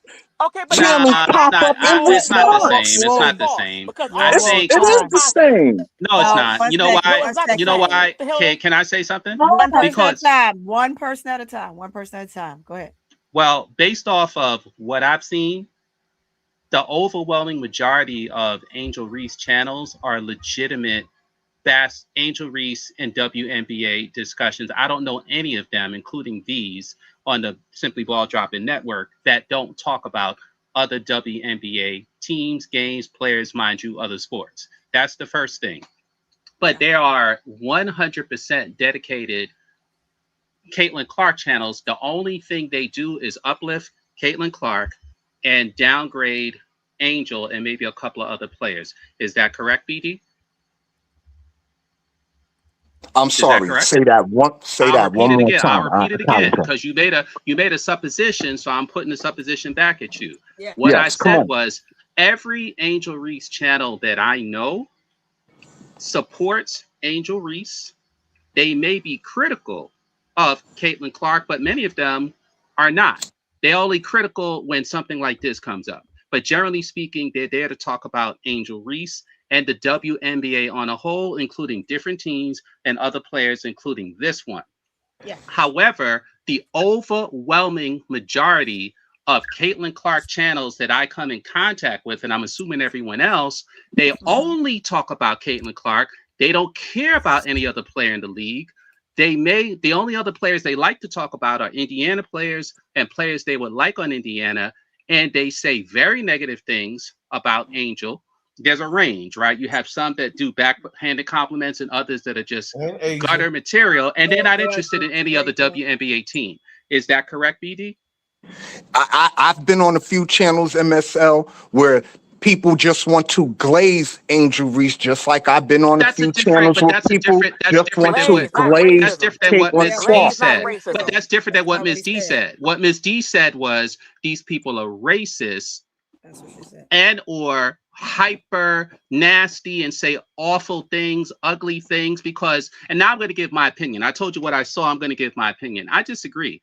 I think most Angel fans that I come in contact with on the internet, they whether they followed the sport before or not, but because of Angel, they have learned to appreciate the WNBA, to appreciate other players, and to appreciate other teams. And they like the other teams, and they like the sport. However, most of the CC fans that I come in contact with, and I'm assuming most of us come in contact with on the internet, I'm not talking about people we meet on the street. On the internet, one, they're hyper into CC. They usually hate Angel Reese, know nothing about her basketball game, never watched her, never looked at her. They're just going off of those dumb highlights or those dumb lowlights or what they hear or what they want to hear. And they don't care about other people in the sport. So that begs the question, are they really fans, or are these bots, paid shills, or idiots who are listening to the paid creators that we see a lot? I think the point Ms. D is trying to make is, whether it's on Reddit, whether it's on Facebook, or whether it's on YouTube, the overwhelming majority of stuff that's said from CC fans on the internet is nasty towards Angel and other players. However, when I run into Angel-friendly sites on Reddit or Facebook or Instagram and so forth, they're usually not nasty, BD. They're not. Even if they don't like CC, they don't call her a cunt and it is and it is and it is and it that. They just talk about her basketball game. Okay, riddle me this. So I disagree.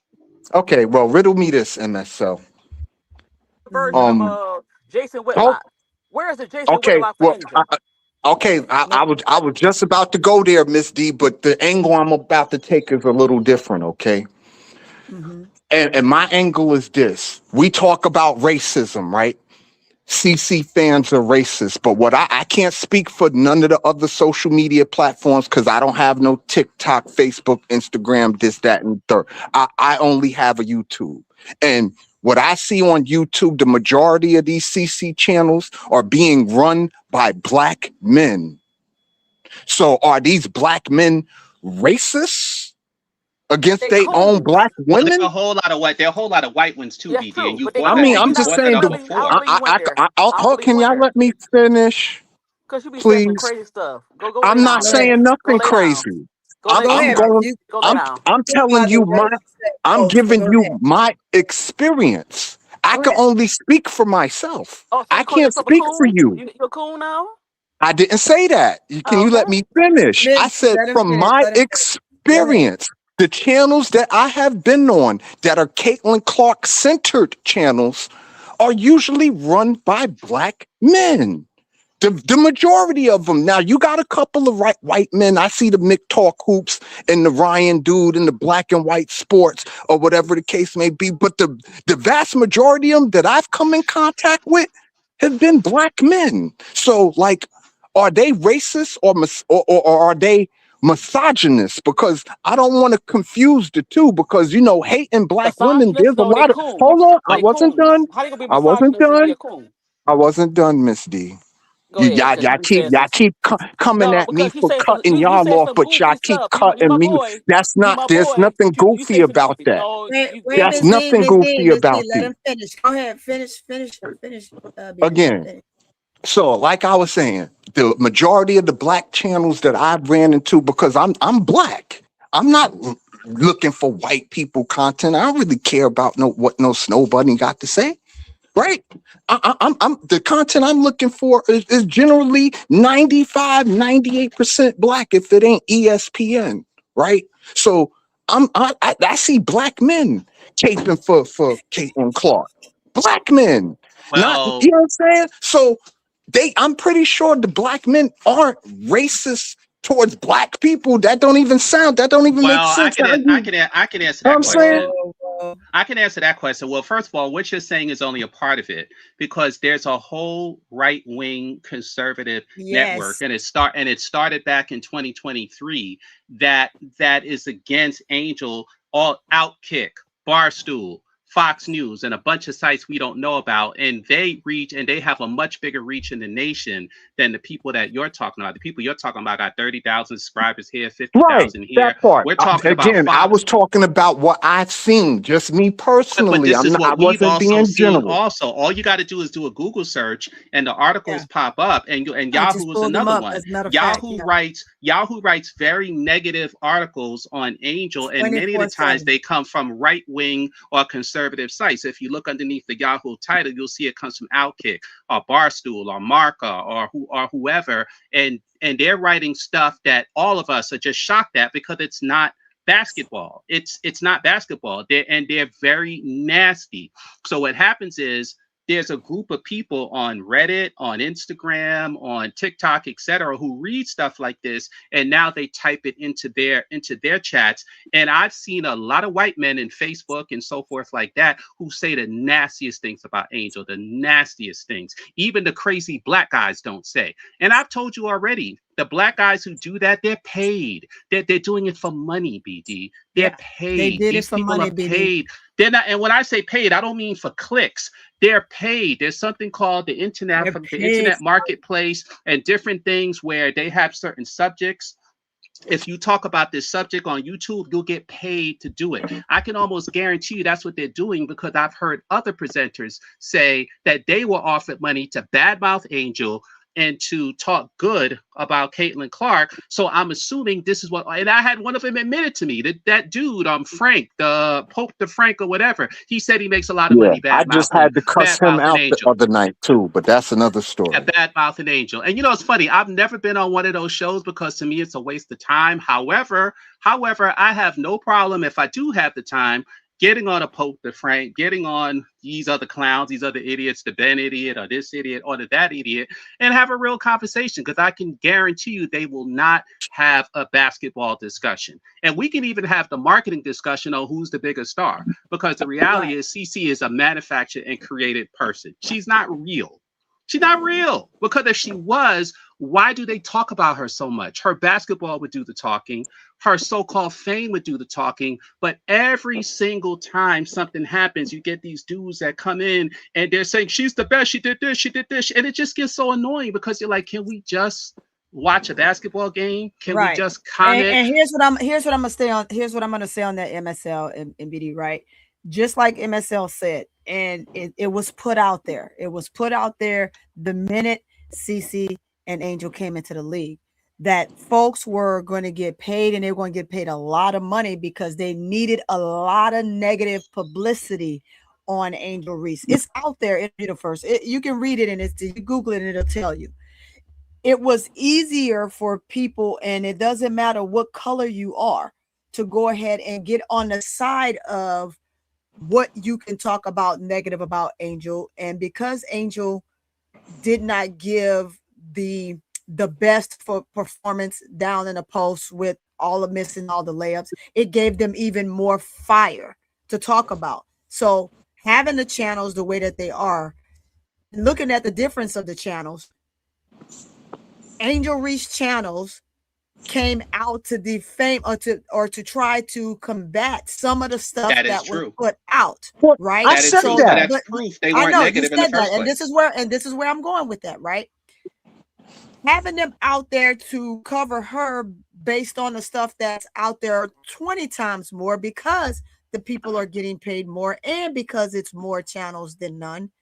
You have this, right? So now it combats and it compounds, it's continued, as they say, war against Angel against CC. It's just so draining, and it gets old with it, right? So like MSL said, they're right wingers, right? The right wingers decide that this is what they're gonna do, and then some of them, they just do it just because, oh, I know I'm gonna get paid a whole lot of money, because there's so much more negative to talk about than it is and positive. the other component is really more positive. They just choose to and do the other component besides the money is all, besides the money, is also, you know, I don't like to talk about this, but let's call a spade a spade.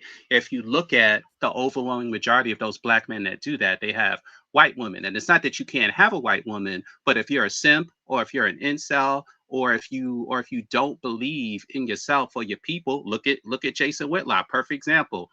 Bro Claude, if he's still on the panel, talked about this earlier, right? Caitlin Clark had a blow up, right, with her coach, and he blamed it on the LGBTQ, black people, and how they changed her and raised her because they made her different, when everybody knows, you know, her background ain't what they always say it is. We'll just leave it at that. You know, from both who she dates and also from, you know, her composure and her demeanor and so forth like that. So instead of him just saying, hey, she needs to get better, she needs to do better, he blamed it on the LGBTQ black agenda in the game. Someone else's fault. Let me get the money real quick. Let me hit this and then we can get back to it.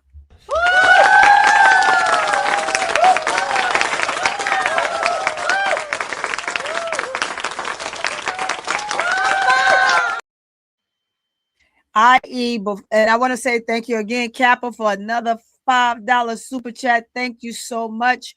He says, I am an Angel fan, but I am an Atlanta Dream fan first. So, you know, sometimes we got to look at that. So, like, I like Angel and I will follow Angel wherever she go, but I have my teams that are my number one teams. But it takes us back to basically what we're saying, right? Who's out there going to kind of fix this situation? Over time, it's going to change, but it changes with the nonsense that we see, PD. We got to call it out and pounce on it when it happens, so it hits the lexicon. And Ms. D, yeah. So, you know, the constant conversation has to be had in order for the narrative to eventually get to a place where here's the thing, Tony, and God is my witness. I've been on both sides of on the block when it comes to the CC Angel shit in these YouTube streets, because I feel like I want to hear both sides of the story. I'm trying to figure out, and this has been my mission now for like 2-3 months. I know y'all in the chat think I'm crazy. Y'all think I'm this, I think I'm that. I don't give a shit. Because at the end of the day, I've been doing this 40 freaking years with this women's basketball shit. So ain't none of y'all fit to tell me nothing about nothing.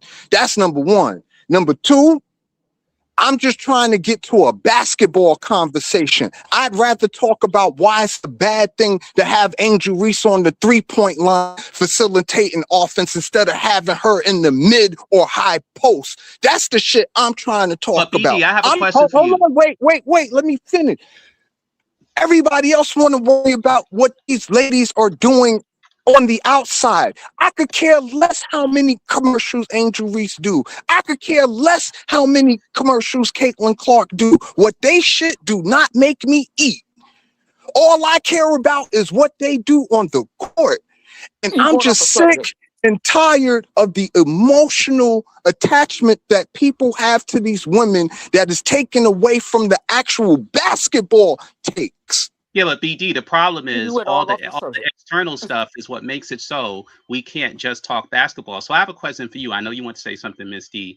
Who do you have better basketball conversations with, BD? And you better not lie on this, or I'm gonna explode. I'm being funny, so don't get mad. But who do you have better basketball conversations with? Caitlin Clark sites or Angel Reese sites? Be honest. Oh, that's a no-brainer. The Angel Reese sites. Okay. By far. I mean, it's not even close. I've only been to one fair Caitlin Clark channel. And the dude who run that channel, who's a black man, he seemed like he's actually a good person that's just caught up in some shit. Because good people get caught up in stuff. Yeah, because we criticize Angel. We criticize Angel and know what she could improve on, right? I've spoken to Caitlin Clark fans who don't even know her game. Right? They don't even know her game. Like if you say break down her game, they can't tell you. They just say stuff like, oh, she did this, she did this, she did that. And we're like, no. I'm saying break down her game. Tell me her strengths, her weaknesses, and her tendencies. They can't. So once again, that makes me wonder, Yeah, a lot of them are doing it for money. A lot of them are bots. A lot of them are paid. A lot of them are paid chills. And a lot of them are just dumb. It's just a trajectory, right? It started with Barstool and that idiot Portnoy and Oberman. And then what I'm about to say is just my opinion. I'm not saying it's a fact because I don't want nobody to get sued. I think he's one of the people who's paying for those videos that show Angel missing shots and stuff like that, because there's just an overabundance of that stuff, and it really shouldn't be, right? Because it's a system to uplift and deify Clark and to also put down Angel Reese. And when you think about it, right, how did this happen, right? So the player that's more beautiful, more articulate, more decorated, has a championship, did not need the league to get any of her sponsorship deals, actually turned down the league when it came to sponsorship deals. This person was denigrated and the other person was uplifted because, and this part is my opinion, because they probably felt that, hey, we have Trump as president. Right. It was a conservative movement, and there was some legitimacy to some of the conservative movement without getting into all of it now. But then it just went crazy. So maybe the league thought, hey, let's jump on this conservative bandwagon. So they took a alleged gay girl, tried to say she was straight. She's not the best looking girl in the world. She doesn't have the best personality. She has a lot of holes in her basketball game, and she never won a championship. And there's nothing unique to her game that we've never seen. And they decided to promote her instead of the other girl, even though the other girl, Angel Reese, was killing her with 4 to 8 times NIL in college. Make it make sense. So what happened was a lot of these people, when they started getting the negativity, they jumped on the bandwagon. And because they say Caitlyn is the best of all time, she's the new Jordan, she's this, the bandwagoners, the misfits, the people with low IQ, low self-esteem, and also the racists, we got to call it out, the racists, they said, oh, we now have someone that we can root for, because if that wasn't the case, why didn't you do this for Ionescu? Why didn't you do this for Breonna Stewart? Caitlyn don't look no better than Breonna. She sure as hell don't look no better than Sabrina. So why Caitlyn? It's because Caitlyn took the corporate deal. They tried this with Sabrina. She said no, because her best friend is Satu. They tried this with Breonna because she gay and got a lot of black friends. Well, with Sabrina, it was more because she was attached to Kobe heavy too. That too. It wasn't gonna mess with Sabrina like supposedly Satu was her best friend. They tried it with Paige. I think she's got a black stepmother or stepfather, something like that. She's got a black stepbrother. And also her coach that had a profound impact on her was a black coach back in Minnesota, a black woman. I've seen her with Paige, so I can verify that. So they tried it with a lot of these people and they rejected it. But Caitlyn, she was making $500K in NIL in her junior year, entering her senior year in college. That year, Angel was making $2 to $3 million. And this was after America got to see both players in that 2023 final. So riddle me this. How is it the player that was making 6 times NIL than the other girl gets uplifted in the WNBA, and the chick that was doing SWAT, that did not have the Q rating, did not have the web searches, did not have the sneaker deal? Angel was offered a sneaker deal in 2022. She took it in 2023, and Clark didn't get her sneaker deal until 2024, over a year later, when she was sloppy seconds and Angel already turned down Nike. But this is the stuff they don't want us to talk about, because if we do, it sheds a different light against Caitlin Clark, because she's not who they say she is. She is corporate created. MSL. Sure. Is the financial windfall worth all the racial provocation at the end of the day? They didn't have to do the racial. They didn't have to do the racial thing in order to do this. I mean, but it's based on that, though. Well, I'll tell you why I did. Well, Bird and Magic was racial. However, they promoted them as equals. They didn't promote, and if I'm wrong, somebody tell me I'm wrong. They didn't promote one as the villain and one as the hero, because Magic had that smile. To my knowledge, he was never promoted as a villain. But in this case, they promoted Angel as the villain and Clark as the deified person, when in reality, Clark is actually the one that's a bitch, to call a spade a spade, and Angel is the actual Angel. Let's call a spade a spade. So from that perspective, yes, it's racism. That Cena, once she did that John Cena, it was over with. And then, people don't realize CeCe was doing that to all the other players. Yeah, she did to was HBL. Hold on, right. both of y'all stop. Just stop right there. Bro Claude, do you remember me telling you just that Saturday? I don't know if Bro Claude in the chat, but I told Bro Claude the exact same thing. No, I'll give you one better. I'll give you one better on that, BD. So that's interesting. But I'll give you one better on that, BD, because nobody remembers this part. And I've said it every time this topic comes up. When Angel did that, the announcers covering the game did not notice or say anything. The refs did not notice or didn't care. No player said anything. No coach said anything. It was never brought up on the post-game show. It was never brought up on the interview on the floor. Nobody cared. It was just white noise. But it was when Portnoy, the Barstool guy, who brags today that he started the whole racism against Angel, and Keith Olbermann, they got on social media and started complaining about what Angel did. So just to show you that it was a big nothing burger and nobody in the broadcast cared. No one noticed, no one cared, no one said anything. But these two white guys made it an issue. And to Tony's point earlier, they went to the whole conservative, racist, right-wing group, hold on. and they all jumped on it. Go ahead. Just real quick. Olbermann is far from conservative. If I anything, agree, he's but he was one. I agree, but he was one of the people who was doing it. He couldn't be a racist. No, white. but I say that, Miss D, because he said conservative and MAGA, and then he mentioned Olbermann. No. You misinterpreted what I said. No, you misinterpreted what I said, BD. What I said was they attracted the conservative racist whites. I said Olbermann and the Barstool guy were the two people who did this. For whatever reason Olbermann did. He was just being a white man at that point. He wasn't politically affiliated. Got you. Right. And then when that happened, so what the media does, corporate media, is as long as they discuss something in social media, depending on what they want to talk about, they use that as a justification to put it on regular media. So this was something that nobody cared about during the game. Like, she didn't do anything. And I'm saying all this to say, how is Angel Reese a villain? Because the question is, what did she do? And when you talk to these people, they babble on about nonsense like, oh, she did this to Cece. Well, nobody cared when it happened. So now, and if you remember, Miss D and Tony, when the Connecticut versus South Carolina game happened and Gino and Dawn got in that fight. You remember I was saying in the chat, now that's a real post-game incident. That's a real post-game. That's the type of shit. That's the type of shit that you get upset about. Not this, because nobody cared. You get upset about. Well, you know what? I just learned a few things today, and I love learning stuff because learning is fundamental. But I will say this.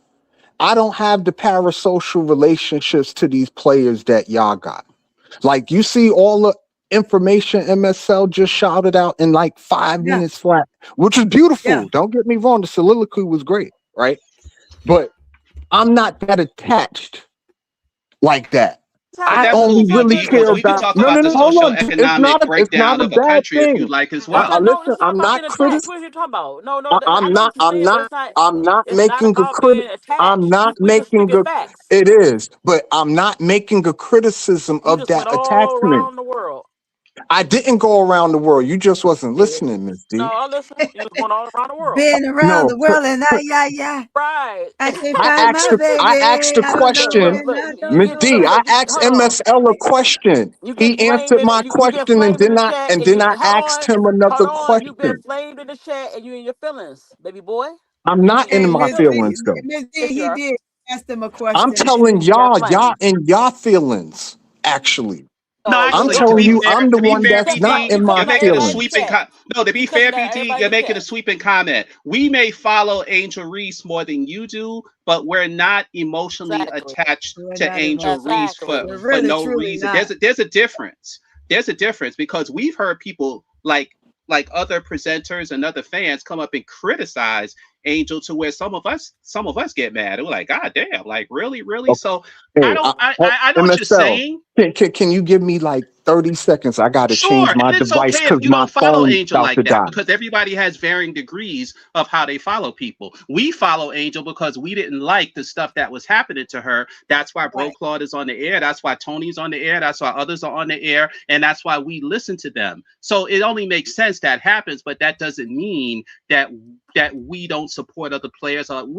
Miss D can tell you all about Asia. She could probably tell you as much about Asia as you do. Man, you know, so don't get it twisted. I haven't even begun to get on Asia.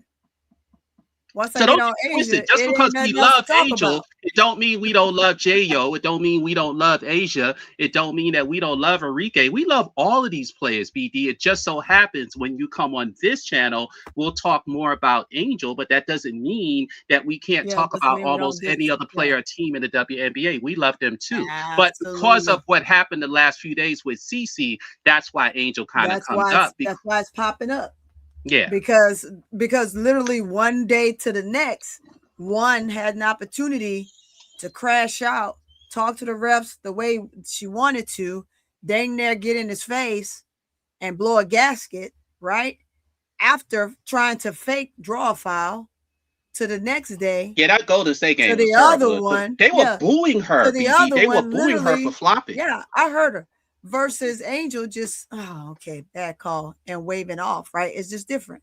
So, but Angel is the bad one. She's the evil one. And if you watch her last few games, BD, she would get the bad calls in Portland or in Minnesota, and she'd want to say something, and she'd just catch herself, or she'd just smile and laugh.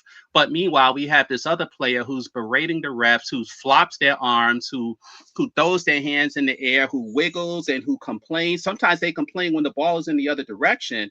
And this person is cheered for that, whereas Angel is vilified for that. So when that thing came out with the coach, now you had a reason to say, hey, this is what we were talking about. Because if you remember, BD, we were saying all this about Cece the last time we were all together on the air. And she has 100% verified the things that we were saying. She's a crybaby. She's spoiled.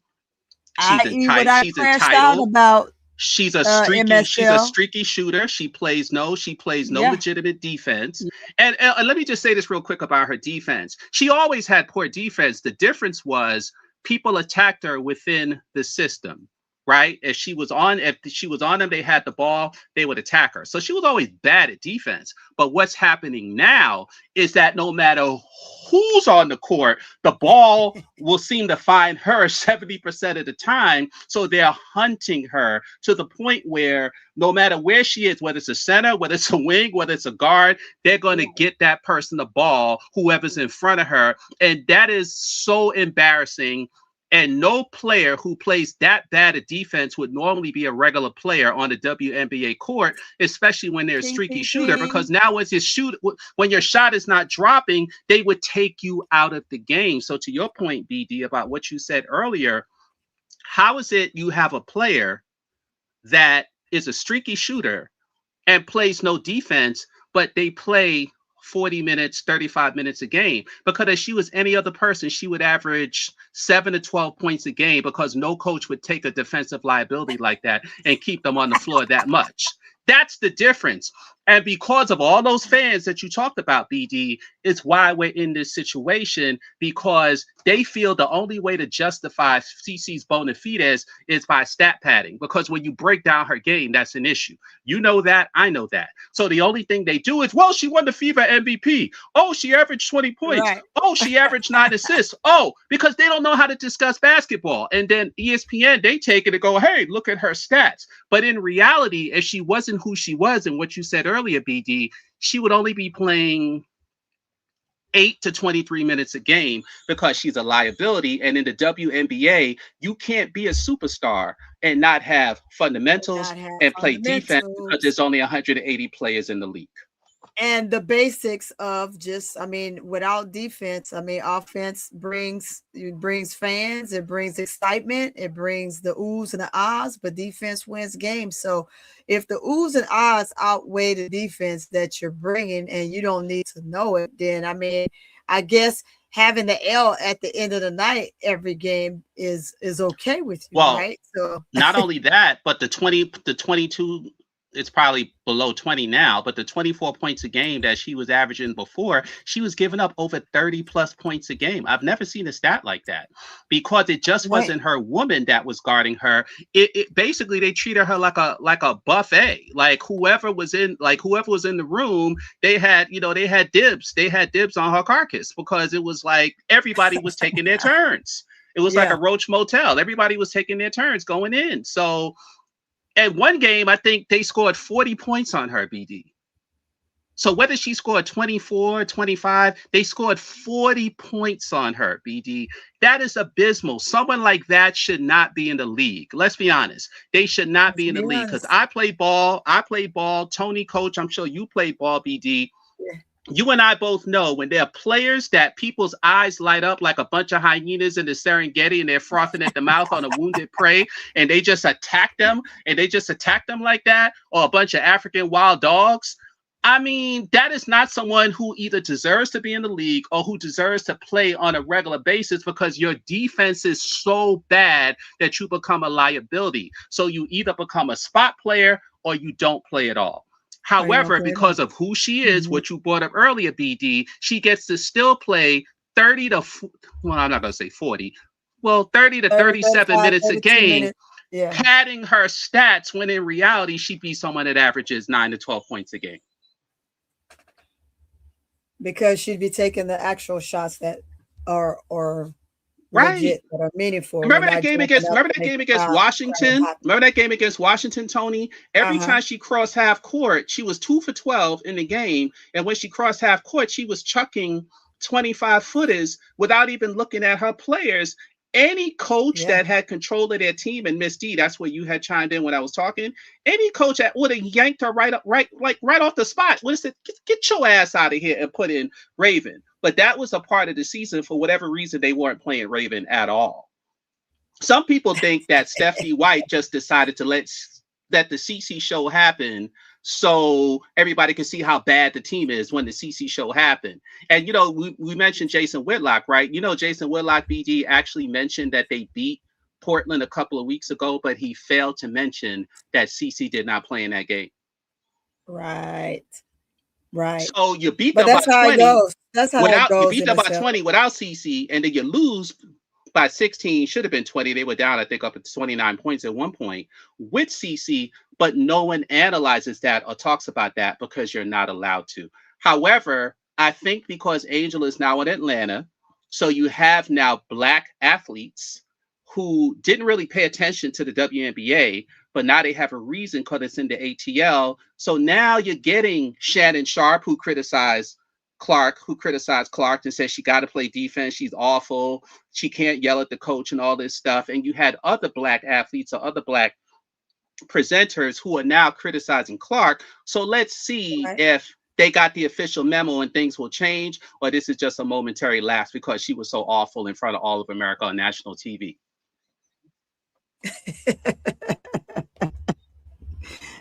Hey, MSL, it's all I could do is laugh, right? Because we see it. But at the end of the day, we have all of that going on. These two will meet up and play each other's teams on, I believe it's Thursday. We play Tuesday, Thursday, and Saturday. Are you going to roll your eyes with that upcoming game, BD? Because you know that it's just going to be ad nauseum nonsense. BD going to be watching. He's going to be watching because he wants to see the basketball game. What I won't agree with, though, what I won't agree, though, is like, I do believe this, and I'm going to say this to BD. Sometimes, we'll pay our money to go see a really good game.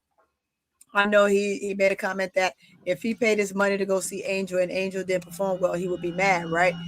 Sometimes players have a bad game, and unfortunately, it just may be on that day that you go see the game. It's not going to always be one of those things, right? Just like somebody paid their money to go see CC, right? And they're expecting her to put up the deep balls, to put up 20-plus points, and it doesn't happen. Let's just take the last game she played, for example. How do you think our fans feel? But they still there because they're there to support her. But it's funny because that's kind of how that goes. But it's funny because BD said he wanted to keep it basketball, but I think one of the issues that we always find, and tell me if I'm wrong on the chat, was that when Angel had that 9-point game against Vegas, so of course you get a slew of media and presenters and whatnot, calling her everything but a child of God, right? And we had to take it, we had to accept it.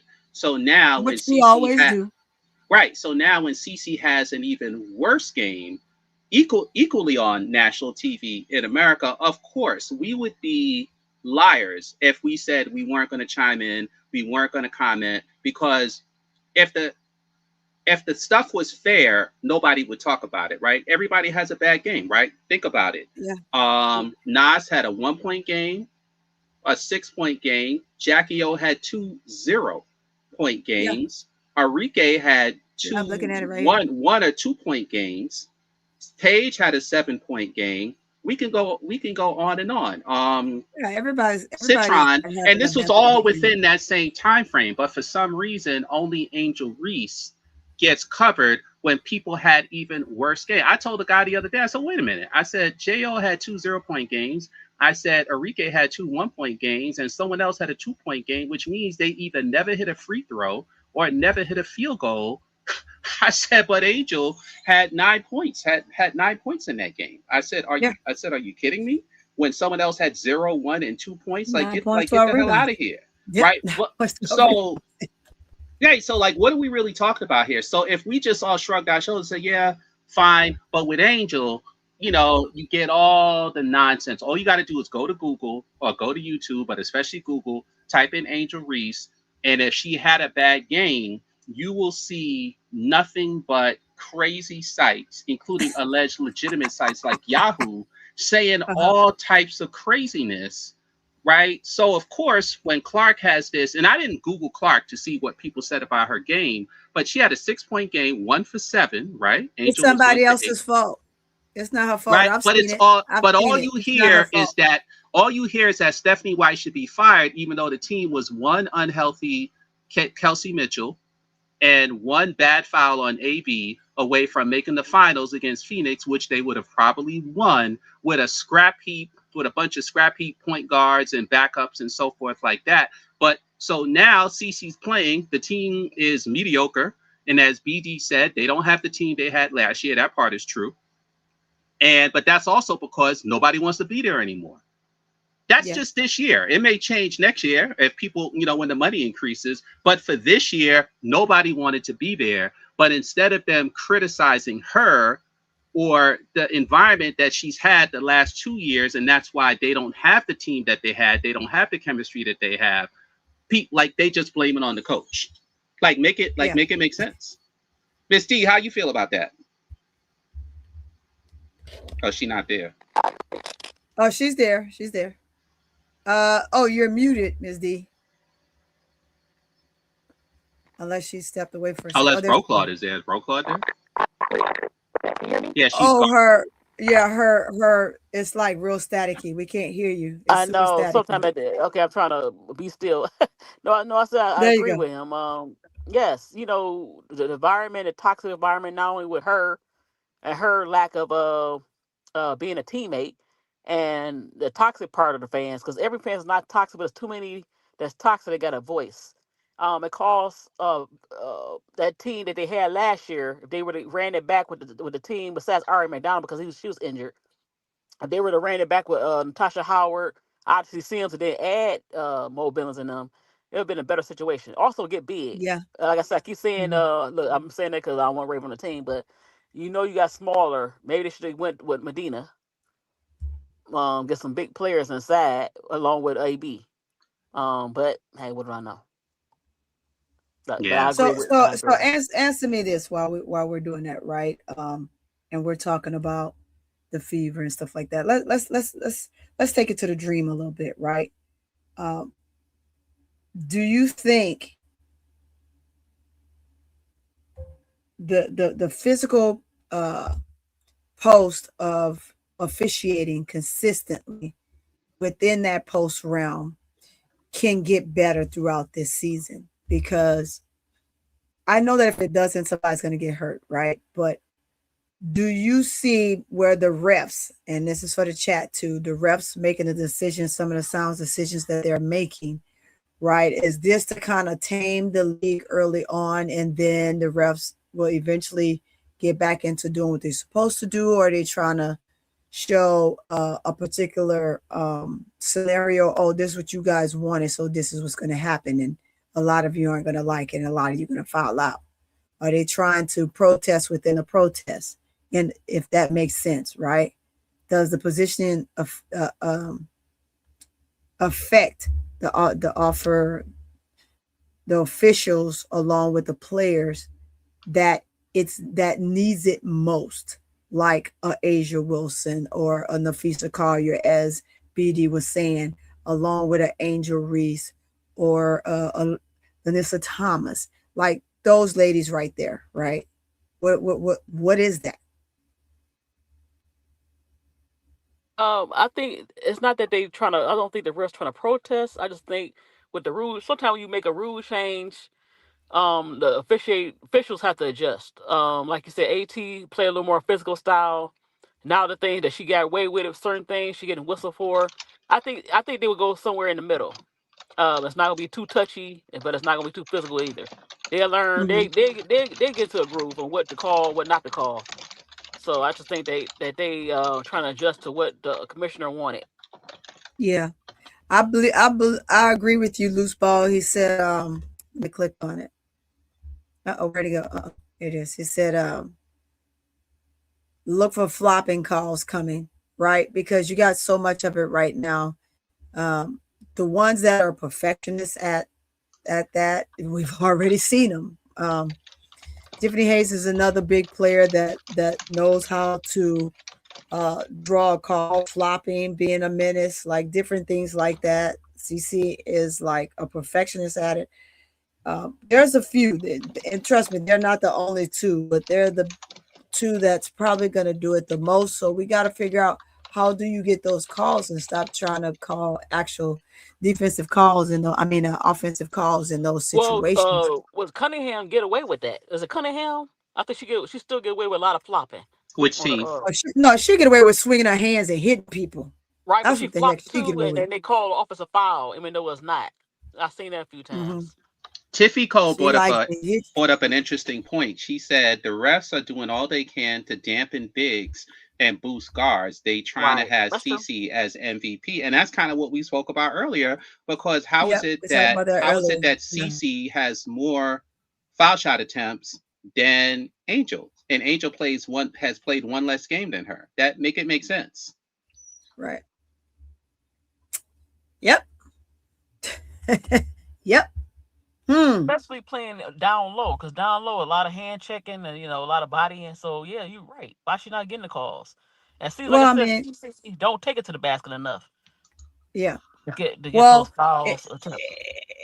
I think that moving forward, how the last two games you were able to see Angel kind of get back to doing what she knows. And like she said, she's very familiar with the post. She knows what she needs to do in the post. She knows how to go get boards. She knows how to do all these other things. And working in the outside game for her is something that she really wants to work on more. But you got to do that in tangents within the game, not the whole time. And so most players many of the post players in history have argued the officials and how they allow the contact against physical rebounders, which I think is just crazy. And her being the strongest rebounder that they have in the entire league is one to argue, as we always do. Like, why isn't she getting the calls? At some point, that's not her fault that she dominates them in the boards. Well, if you remember Toni, in her second season last year,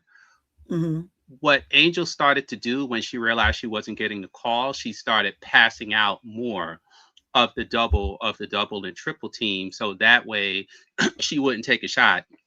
She knew she was going to miss, or she pulled the ball out altogether and drove to the hoop in isolation on one-on-one. And if you notice the last game, I don't know if you guys noticed, right? In the beginning of some of these games, Angel seems to be like, in that game, she was like, okay, I'm going for mine. She missed like her first, she was 1 for 5, I think, in 1 for 5 or 1 for 6 in those shots, because she was shooting in a lot of traffic.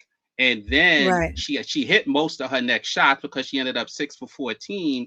However, once she felt comfortable that she got her shots, y'all noticed at the end, she said, okay, I'll play facilitator out of the post. And she was just passing to Ryan and passing to Leash so they can get their shots. And hopefully what that told me was that Angel will now be content moving forward that, hey, I'm going to pass out to these guys more often than not, because if they hit their shots, then that'll give me more one-on-one coverage instead of me trying to quote unquote force the opportunity, because I don't know when these I don't know when these chuckers are going to give me the ball back. So I've seen a bit more symbiosis in the last game that may give us something to look forward moving, because we know she can pass from the top of the key or pass facing the basket, but the fact that she was passing the way she was out of the post, not that she can't, we know she can, but the fact that she was a willing passer, hopefully that will make everybody happy. And if you remember the post-game show, she said that her and Lish were having a contest who can pass the ball to the other person so they can score, which I find hilarious because we barely see Lish pass at all.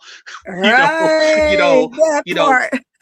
they play. And if you guys remember the very first play of the game when Angel got that rebound and pushed it up the court, right? The defense collapsed on Angel. And that's when she floated that pass over the defender. Like, she floated the pass. She didn't push it. She didn't do a chest pass. She floated. So those are the little things that she does in the game that you don't even notice, that Canada, one of the other people, they would just throw a pass and it gets intercepted because they don't even know how to throw the ball in the post.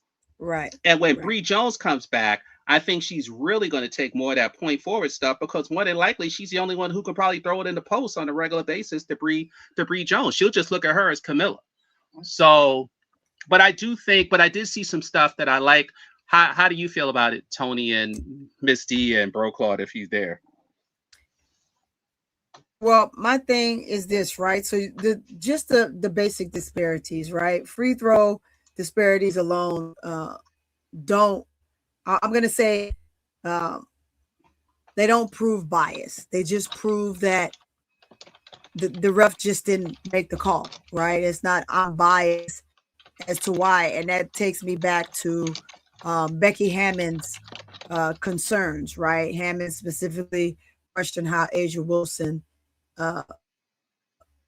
can only receive one attempt at the free throw line in that one game they played against Dallas. And I'm going back to that because that's the biggest one that I know that we know she didn't get, but she didn't go to the line but one time, right? And that was really, truly an and one, to be honest with you, right? So, but how do you prove bias in that? It's all you can say is that they're just not making a call. You're being biased to one player versus the other. Is that the bias in what we're talking about? Or the number of free throw attempts that they're having an opportunity to take is the biggest thing, right? Different offenses create different amounts of contacts. So when we're looking at it, the different contacts and per the team of the player and or that of the player, you have just different scenarios that goes within the mutes of that. So these results are I guess the best you can say is allow your team to have more fouls, more free throws will come, more games will stack pages and stop different scenarios like this. Oh, they're being biased. Oh, they're not making a call because of that. My biggest thing is text, right? I think that more calls should be made when it comes to an actual foul and not be so concerned like we just talked about. We're not going to worry about the inside game. We're going to worry about the outside game. And those, we need to see more shot attempts. But we're seeing more shot attempts for who? Right? Because then you're leaving the post guards. Players out to dry who are getting the most physical alertness to someone eventually getting hurt in a sense, right? What are we talking about here? Well, if you remember in the last game, Angel drove to the paint and she did like a floater with her right hand. Instead of trying to take it to the hole and get the contact, she just threw up the shot from about eight feet away. And these are the adjustments that she's going to have to make. And regarding the 3-pointer, here's how I look at the 3-pointer. she's missed whatever it is. I don't know. I'm sure someone in the chat knows 0 for 12, whatever it is.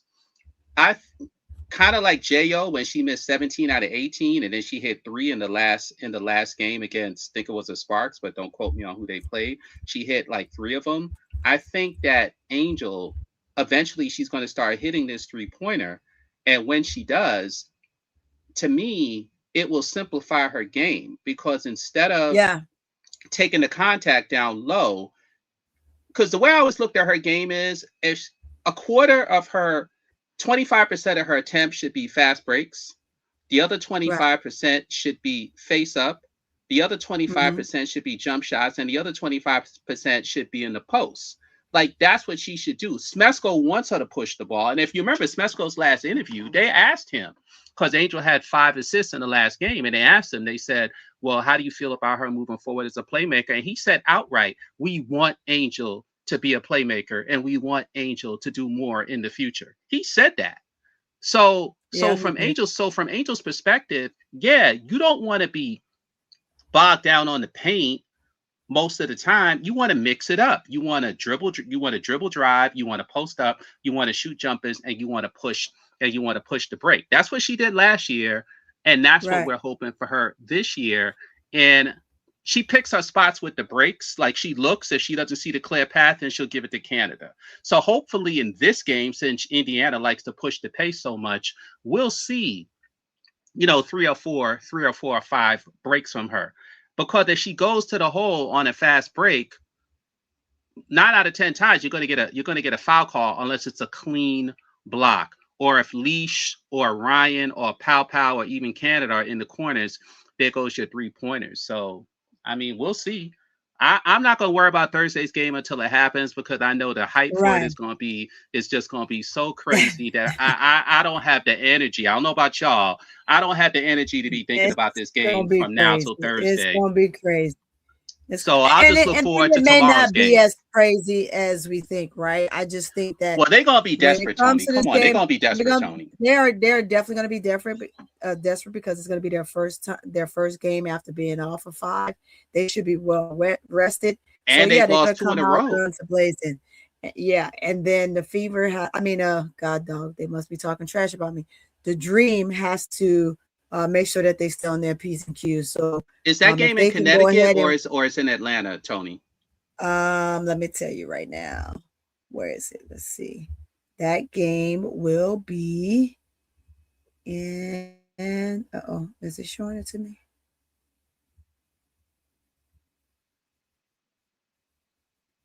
Because the Fever played 5 out of their first 6 games at home. When they played Portland was on a back-to-back. They had a lot of people have made the accusation that they have handpicked the Fever season down to playing a bunch of easy teams and front-loading home games. So I just want to see whether they come. Obviously, if they come from Atlanta to Indiana, that's even farther. But you would have thought, they'll be Atlanta, at the Fever.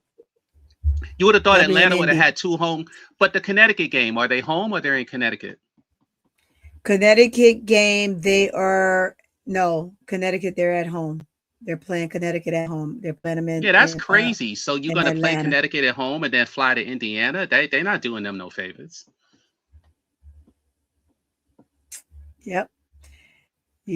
Most of Indy's games are on their floor. The only good thing is they'll be flying out of their home. You got it, big dog. Versus flying out of Connecticut, but at least Connecticut is closer to Indiana than Atlanta is. But so you've been on the road and then you just come back for 1 game and fly back to Indiana. Interesting schedule. That's all I'll say. Yeah, so they play at home, then they fly to Indy and play, and then they come back home and they play Washington. Oh, let me just say this, Toni.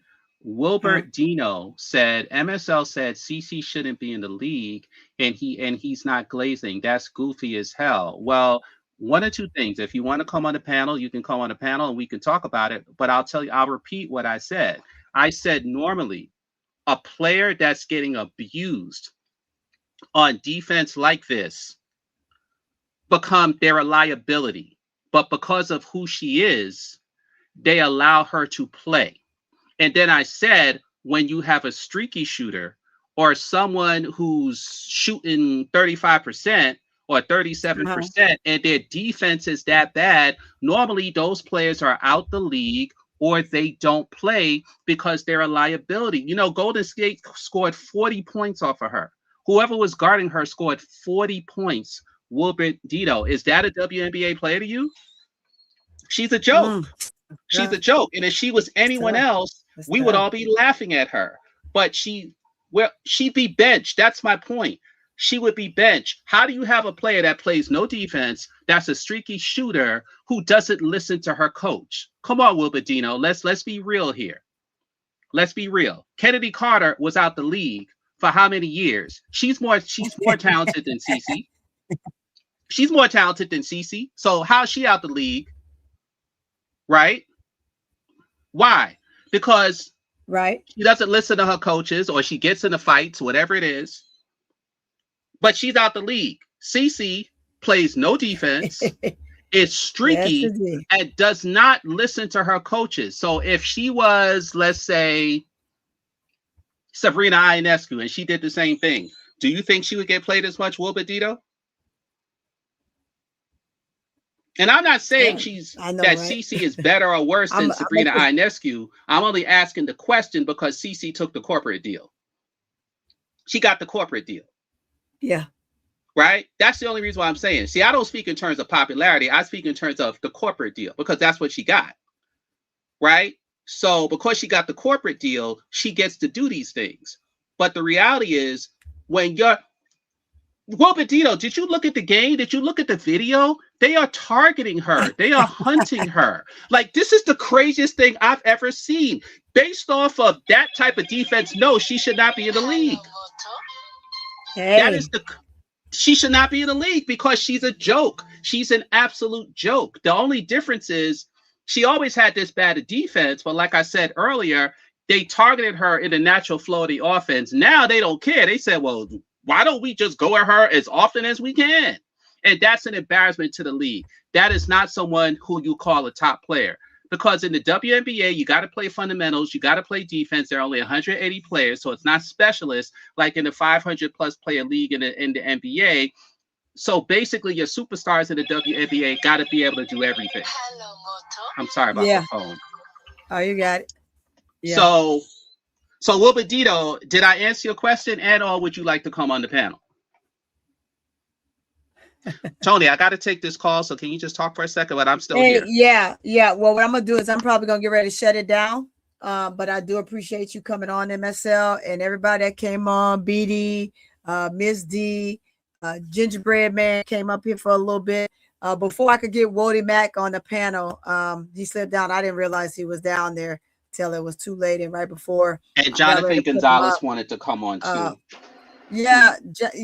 Oh, Jacob, I don't know why he didn't come. He wanted to early on. He lost the link, and he wanted you to drop it again. But when I saw it was so late. Oh, yeah, it was so late. Yeah, he gonna have to put that a few times for me to see it, because like I said, once the chat gets going, it's hard to kind of keep up with that. So, but yeah, no. And next time, Jacob, we'll catch you next time for sure. How do you? But seriously, Toni, how do you feel about what I just said, Toni? Oh, you're absolutely right. I mean, if it's something that's debatable, it's easy to say, right? Toni, you are a coach. You used to be around this stuff. We're the player that is that bad on defense doesn't belong. Like, they don't belong. Like, when we talk about people who are not good at defense, that they're usually passable. They're functional. Yeah, what I would say on that, and so you do have players like that, right? And those players, what coaches do is coaches bring them on and they hide them defensively. But in this league right here, there's no hiding. You can't cover, because when the floor is spread, it's mano y mano. And so when it's mano a mano, there's nothing you can do about it but get. And this is one of the reasons why she doesn't play on Rival. She doesn't play on Rival. Absolutely, and that's because she would be embarrassed. She'd be absolutely embarrassed in Unrivaled. Yeah, because you gotta defend in Unrivaled, but it would also be a good place for her to go to learn. So go there, get cooked, learn how to work on the actual footwork, because there's actually trainers there. There's people on site. There's individuals that's there that is catered to just helping you on the individual part of your game that you need help with. Players come out of an arrival better, right? And that's only because they have that opportunity. And unfortunately, it's the ones that play a lot, right? Not those that kind of get a chance to sit on the side and not really play as much when it comes down the stretch. But you see players get better. And so leagues like that, League Unlimited, just different leagues like that, it's always good for CC to go and be a part of. Just think, if you didn't have the W and we were at this stage in our lives with basketball right now, CC would have to go overseas and play. But the irony is it would be tough. But the irony is none of the CC fans that we interact with on the internet, none of them ever seem to want to have her play anything. Like, they're openly content with her playing golf and not trying to improve her game. And I'm glad that BD acknowledged that he has way better basketball conversations with Angel fans than CC fans, because from my vantage point, and I'm sure it's the same with you, they don't seem to care about her basketball game. They only seem to care about distinction or whatever accolades that she can get or acquire, but they're not interested in her game, and they're not interested in her team, which is one of the reasons, along with others, why I feel that so many of them are bots and paid shills and things like that, because you would assume that your internet fans are your most knowledgeable fans, right? The idiots like us, who come up here every day and talk about this stuff or read this stuff or consume this stuff. You would assume that these are your biggest fans, besides the quote unquote casuals who just respond to what's on network TV. So, but every time I interact with these people, they don't know anything about her game, or the WNBA. So how the hell are you a fan? Now, some of them will tell you, "Oh, I'm not a fan of the WNBA." Then okay, then you're not qualified to talk about it. Right? You can't talk about Angel or CC if you don't watch the sport. Or you can preface it by saying, "Well, I don't really know much, but here's my opinion." So what? So instead of us getting mad every time they say something stupid we don't like about Angel, either assume or ask the question, or just say it.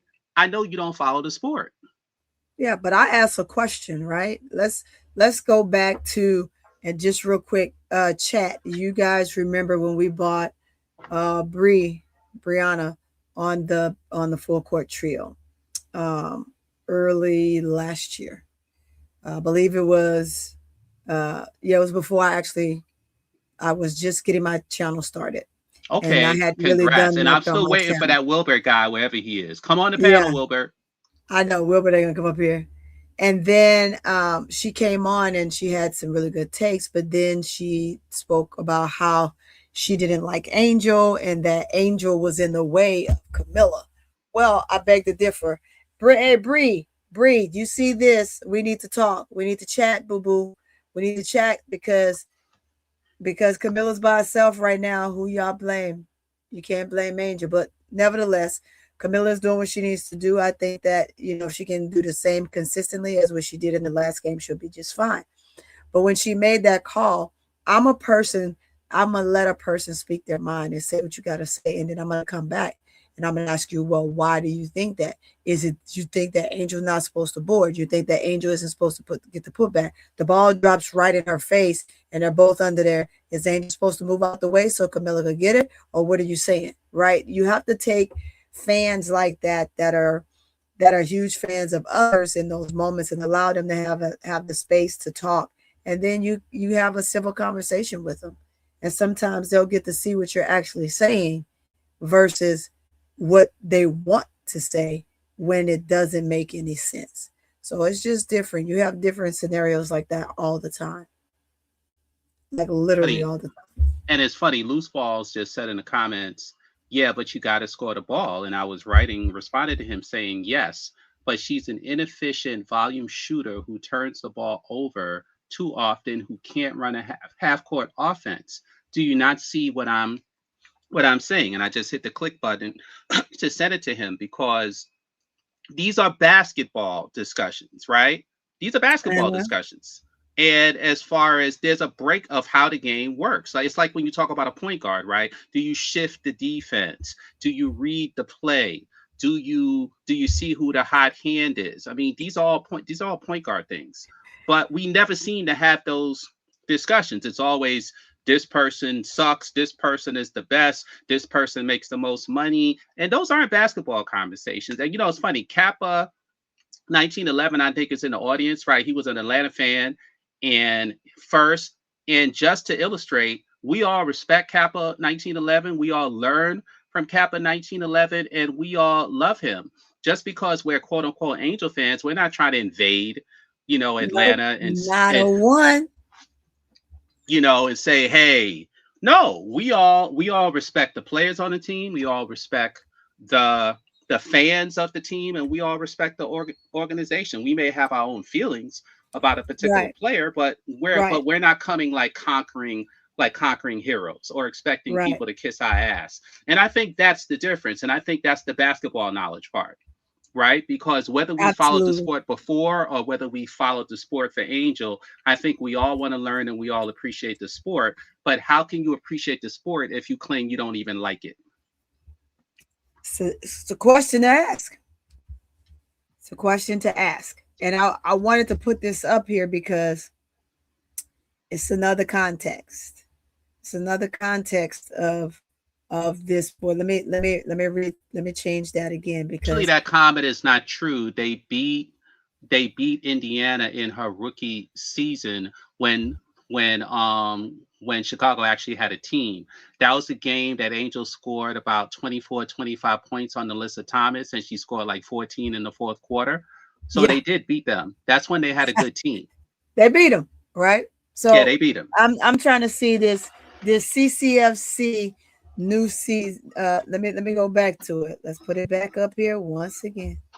Let's put it back up here. Let's make it bigger. Where is it? Here it is, right here. Let's make it bigger, right? If Indiana Fever lose to Angel Reese and the Dream this week, fans will mutiny and explode. There will be boos at the coaching and Cambridge. Reese has never beaten Caitlin in the W yet. Be ready. I don't understand who said that, because, again, we'll go back to the first year. Angel Reese and the Sky did win a game that season. Her in their rookie year, they did beat Indiana Fever. So this person don't know what they're talking about. Reese has never beat. Stop it, y'all. Stop it. This is the nonsense that we talk about when folks feel just ridiculous. This is exhausting. They are obsessed with her. Yeah, and not only that, but it seems like they're trying to instill hate, because it's almost like predictive programming. So you're saying if they lose, the people will tear the place down, when in reality it's the people on the internet that will tear the place down, because I'm sure the people in the audience they'll just lose and that'll be it. Yeah, but we don't care. The internet stuff is where all the nastiness will take place, and you got to wonder, like, why do people do that? It's just basketball, but that's why I say a lot of it is fake, a lot of it is paid for, a lot of it is a put on. And I don't know if it was BD, no, it was you, Toni, who had mentioned, they pay these people. So this is why, and I think what a lot of the CC fans don't like about me, I'm very straightforward, right? Like, I don't make stuff up. I don't like try to coddle people. I just tell you what it is. I'm not going to curse. I'm not going to yell at you, but I'm going to tell you it is. And these people, like I said, they don't even follow their own player, because we're talking about the intricacies of USA basketball and the All-Star game and how these people interact and how they hang out, right? And they're saying in the comments, well, how does he know this? How does he know that? Well, one of the things you can do is just follow the players. And when I say follow, I don't even mean on the internet site. I just mean see what they're doing around the All-Star game or around USA basketball. For example, to those CC folks in the chat, I'm sure Miss D knows this. Angel J.O., Chelsea Gray, and Kalia Copper all hung out together. Right. And when they asked Chelsea Gray, what did she do at USA Basketball? She said, I don't know. I just hang out with Angel and J.O. and Kalia Copper. That's what she said. Also, Angel played with Kalia Copper and Chelsea Gray, right? Yeah. And in Unrivaled. Well, and season and 2 games. Right. So 3 same games, thing. whatever. So Angel has been cultivating these relationships before she entered the league and when she entered the league. And then when we say stuff like this, y'all look at us like we're crazy. So that tells us you don't follow the sport, you don't follow Angel, and you don't even follow Cece because outside of Kelsey Plum, right? Kelsey Plum and maybe Paige was polite to her. Those were the only 2 players that gave Cece the time of day at that USA Basketball thing. So I don't really understand what you guys are talking about. Like, it's almost like BD said earlier, Toni, they don't like to hear the truth. Your player is not set up to pick her destination in the WNBA because none of the players like her. Yeah, and if I'm wrong, Toni, tell me I'm wrong. That's the narrative out there that none of them like her. Okay. Let me take out the hyperbole. Hyperbole.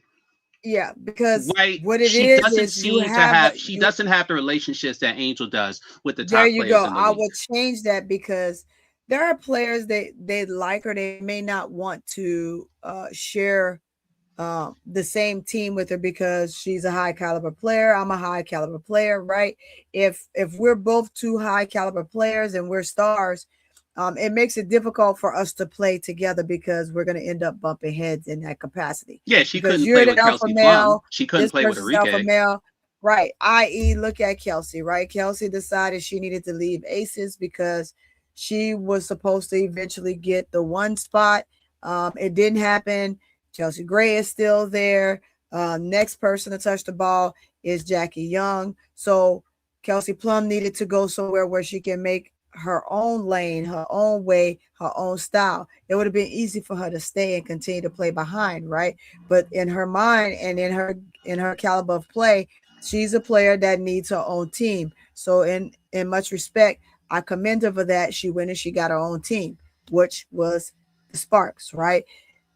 Cece has a place. Cece can play in a league, but Cece has to, as you would say, just be hitting on certain portions and entities of the game when it comes to the defense, right?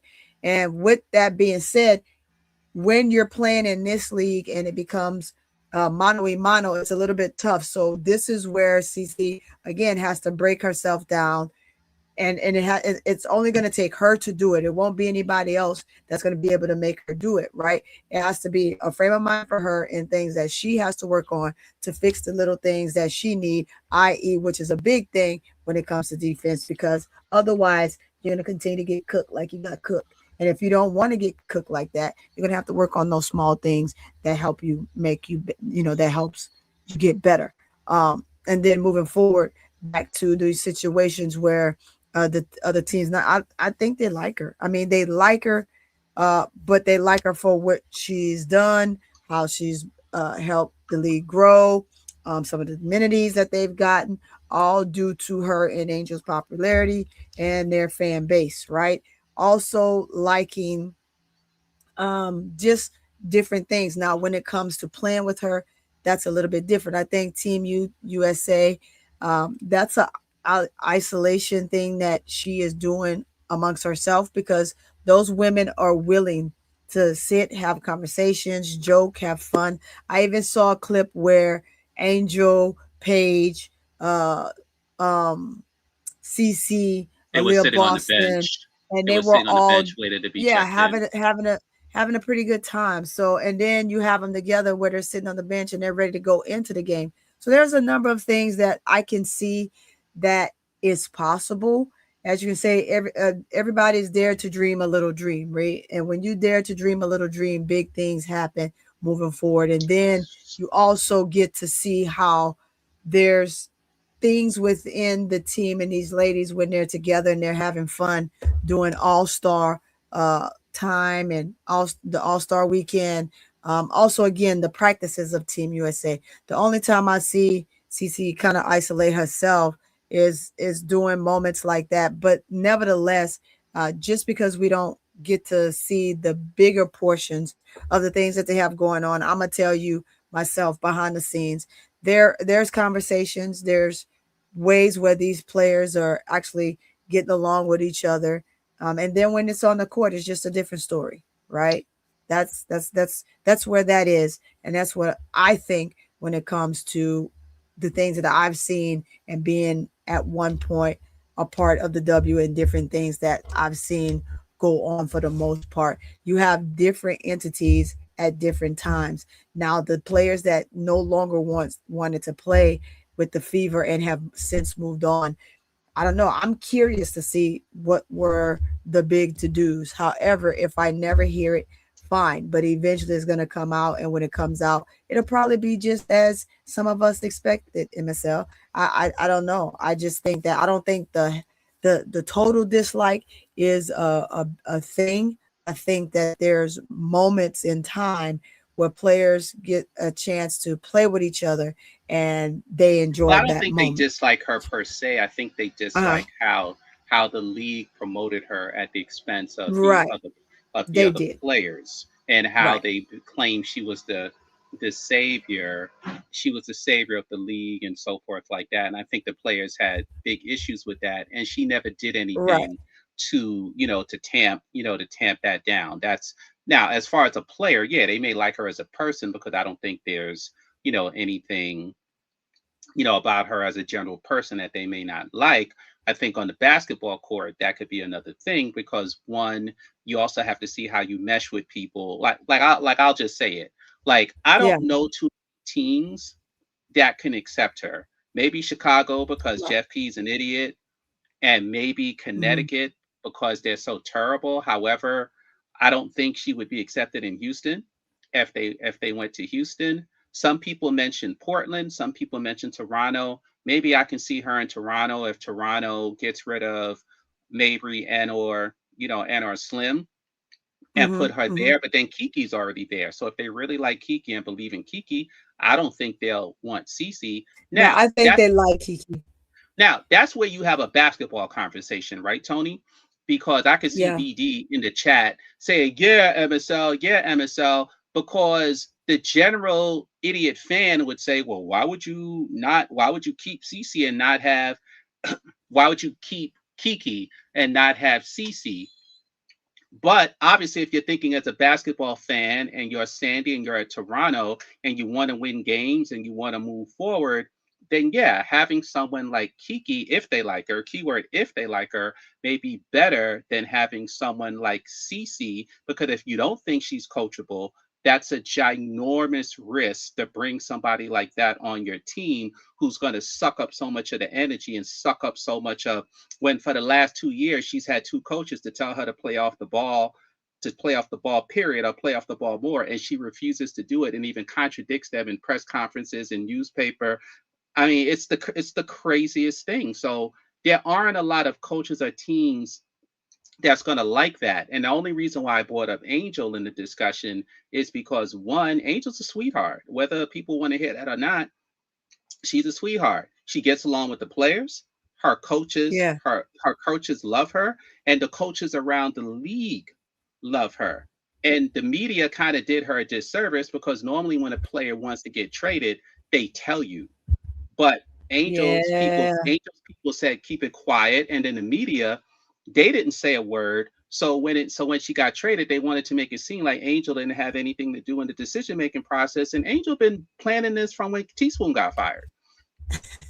she been planning this. So she knew exactly where she wanted to go, and that's why Atlanta is handmade for her. So the question is, if CC is going to be traded, I don't know if she is, I don't know if she will, where is she going to go that's going to work for her? And Toni, ironically, that's one of the things that are pissing so many of these CC fans off, is that Angel is in a better situation than CC is, and right now Indiana's a dumpster fire. Yeah, I wish I'm going to say this. I wish, I do generally, because I'm a player's player. I'm a coach.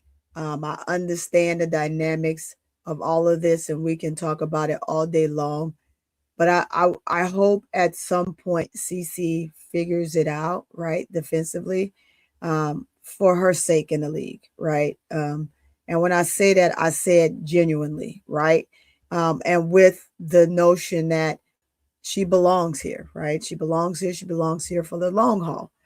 She's not a player that I don't think doesn't belong. I just think that she has some things to work on. And when she recognizes those things, it's going to be better for her. And the only way she's going to recognize it is when her fans and her fan base, because there's two, there's the fan base, there's her fans, and then there's the Indiana Fever fans, right? You have to let her know, hey, now it's time to try to get right and work on the things that you have. And it's not to say that she's not. We're not in the gym with her. We know that she's working on shooting. We know she's working on being consistent there. But defensively, we're like, she's another one that's very private with her workouts. She doesn't post a lot of her workout stuff. People begged and hound and want to see everything that Angel does. And when she doesn't show it, oh, she's not working, she's not this, she's not that, right? And at the same time, I don't see them hounding CC to do the same, because she doesn't show her workouts. She's very private in that. And I think it's good for players like her and Angel to keep that stuff more private. Now, Angel is starting to post a few clips here and there throughout her season, but nothing that's too powerful where people can use that and say XYZ. I know we see her make shots in practice and stuff like that, and we want to see it in the game. But in order for her to make them in the game, she's going to have to just shoot with the defense giver at the end of the day. And that's for Angel. And for CC, she just got to go to the drawing board. Sometimes you just have to goddamn start from scratch when it comes to stuff like that. And defensively, she's going to have to start from scratch. I understand that there's a certain element of the Reese fan base that doesn't want her to shoot 3-pointers, but here's my 2 cents on it. I think with Angel, right? And I think you've seen her enough, Toni, to probably know this. Angel probably would have wanted to take her 3-pointers within when she feels it, right? Kind of like she did last year. Yeah. There were times like when she took the 3-pointer in Golden State, or when she did the crossover stop and pop, against Dallas and against Minnesota from, near the foul line. However, with this team, it forces her to take the shot when it's available, because they tell her, if you're open, take the shot.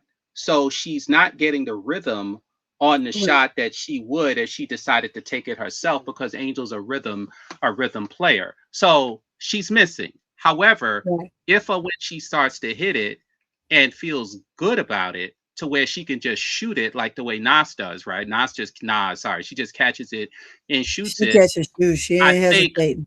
I think that will give her the confidence to take it either in the mid-range or quicker open shot when she gets it. And if anything, that's just gonna open up her game, because if you remember, they asked her in the press conference about the shot, and she goes, well, I can beat people off the dribble whenever I want, so it's not something that I ever really felt I needed to do. That she ever felt she needed to work on a whole lot, right? Or to do in the game, right? She went to what was comfortable. Which is what we talked about in the past. We said, well, she can beat people off the dribble, and if someone comes close to her, she'll just pass the ball. So for her, it was more her ability to pass when people come towards her than shoot the mid-range or the floater. But now, if she's incorporating the floater, and if she's going to shoot 3-pointers, then I can understand why people don't like it, but it forces her to shoot. So if the middle of the season or next year, which is when it'll probably happen, right, where she's shooting the 3-pointers at a 25 to 40% clip, we'll see where it falls. Then ultimately that will be better for her and make her more dangerous. How do you feel about that, Toni?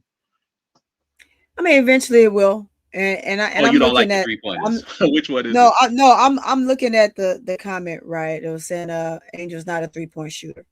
Angel is not a 3-point shooter. And neither was Nas. Yet. Right? And neither was Nas. and neither was Asia, and neither was a lot of and neither post was players. Bree Jones. But and neither was Bree Jones. So in order to become a 3-point shooter, you have to practice it and also do it in the game. I just think, like she said, Yeah, she makes them in practice all the time. It's just in game conditions.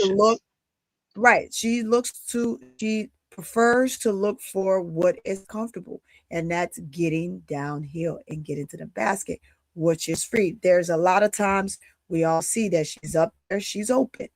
Should she take it? Yes. If she keeps passing it up, they're not gonna pass it to her, like Ryan Howard says. So I would rather you take it and learn now, because down the stretch won't be the time to start working on something like that. So now is the time to work on that. No, is she a 3-point shooter right now? No, we get, but can she shoot the 3 ball? Yes, she can. Can she be consistent? She sure as hell is in practice when nobody's on her. And when she's in the game, nobody's on her. She just prefers to do what's comfortable. So sometimes you have to make a player like that uncomfortable. Now you're making her uncomfortable because you're asking her to take it when she doesn't want to take it. Right. And so this is the demand of Semesco, right? Because down the stretch, she's going to need it. It is going to be important for her to knock those down, because you cannot get into the playoffs and be that wide open and not take the shot. So you work on it now. You work on it now. She is not a consistent 3-point shooter. She is not the one that you've seen do that. But if you watch her in high school and you watch her in college, she was definitely a mid-range and a 3-point. Even in Unrivaled, she shot 3-pointers. She can shoot the 3. She just has to do it from a confidence standpoint. So to spill the notion that she is not a 3-point shooter is not factual. That is not factual. She is a 3-point shooter. She's just not a consistent 3-point shooter, and she prefers not to take the 3. That's what we can argue, right? That is what can be said, because she is. And I think tomorrow's game and Thursday's game is going to tell us a lot, and hopefully it's for the better, but we're prepared, either way, because I see her making incremental steps and the team making incremental steps every game. I think the Minnesota game woke them up, because that ball screen at the top, or the inverse ball screen they had faced with AT, they said, hey, we can't defend it. So that's something that they had to clean up. And sure enough, the coach said, until we show we can stop it, they're going to keep doing it. So they were able to cut that off against Portland. So hopefully they will continue to do that, plus get better offensively and be more cohesive.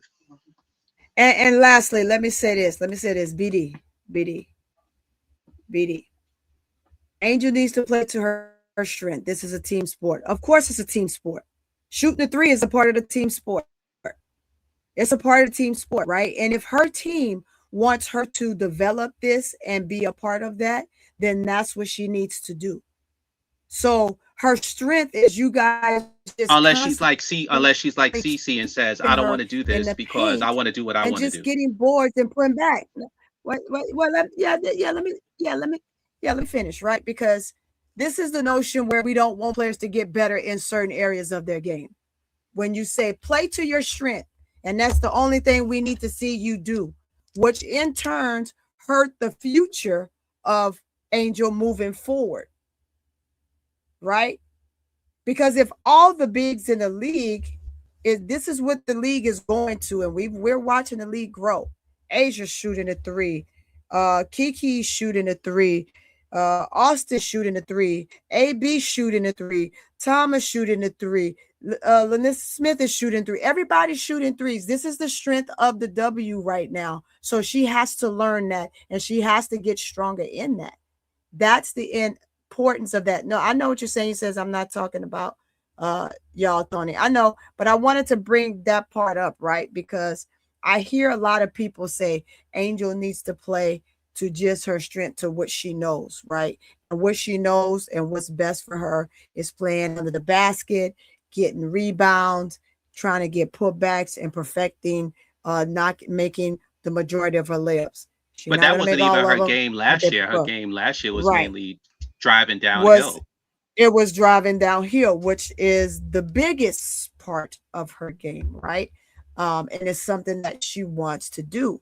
And Semesco is going to allow her to do that. But what she wants to learn to pick up in her game is to be able to shoot that 3 ball and to shoot it consistently. She said it since she's been in Atlanta. She's going to continue to say it. Semesco is going to say it, and she's going to keep working on it. And until she gets there and she's extremely comfortable with it, okay, get down in the paint, go downhill, right? But when you can't get downhill and you just standing at the top of that key and there's no man's land, if you can't get in there, right? Then she has to put that thing up.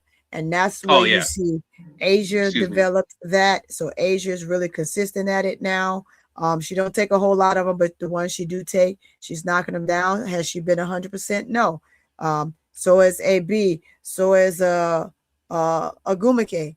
Arike is doing her thing. But when we talk about not Agumake. You're talking about in LA. Yeah, in LA. In LA, NECA Agumake, right? So they're all shooting threes now. So developing that and that being a big part of something that she has to develop, that's becoming the league standard. That is becoming a league standard for the bigs because it's too often that they kick them out there. So she's going to have to learn to develop that and knock it down consistently. And if you listen to Smesco, he's similar to what Tyler Marshall was talking about and what even Teaspoon was talking about. If you listen to Smesco, and I'm really speaking to the chat, not because I know you already noticed, Tony, is that Angel is being stretched on this team because he wants to give her ball handling responsibilities. He wants to give her playmaking responsibilities. And that's why they brought her there, to be quite honest with you. And she also still has to do her rebounding and low post scoring opportunities, but he's also telling her you also need to shoot the 3-point shot within our system. He's not doing that for her, BD. All bigs on his team shoot 3-pointers. Nas when she got there, Bree Jones when she got there, even Brittany Griner shot them. So I'm not telling you that Angel's going to take 9 of them like the way Nas did the other day. I don't think Angel will ever go that 3-point crazy unless she's proficient at it. But it's something that you do now that will pay off later. So I don't have a problem with them because one of the things why she went to Atlanta was the way Smesco develops his players. Yeah, absolutely. Yeah. And so I was just telling the chat, I brought it up. I know that they were having their own discussion, but I saw that and I wanted to bring that up because I hadn't talked about it in a while. I know I mentioned it a little bit last year, just a tiny bit. Well, not everybody likes it, and I can understand why they don't. No, there's some, as they said, there's some haters in the chat that are saying that. I mean, I don't want to get too far in the chat, but I saw that comment, and that's why I highlighted BD, because I saw him say that, and I think he's, like he said, he's talking to someone in the chat. But I wanted to highlight that and talk about that because I need people to understand that these players have to evolve in the game. The game doesn't stay the same, right? If they don't evolve and grow with the game, people will pass them up and you get passed by. And that's what's happening with the young players coming into the league. And you don't have a lot of the older players that are able to really, truly keep up. And so the younger players are coming in and they're dominating the game because they evolve their game. Back then when the league first started, NBD and U2, MSL, you guys can attest to this. Whatever position you were, that's the only position you truly played. And you never really came outside of that position. You just played to what you knew, and you didn't really learn much else.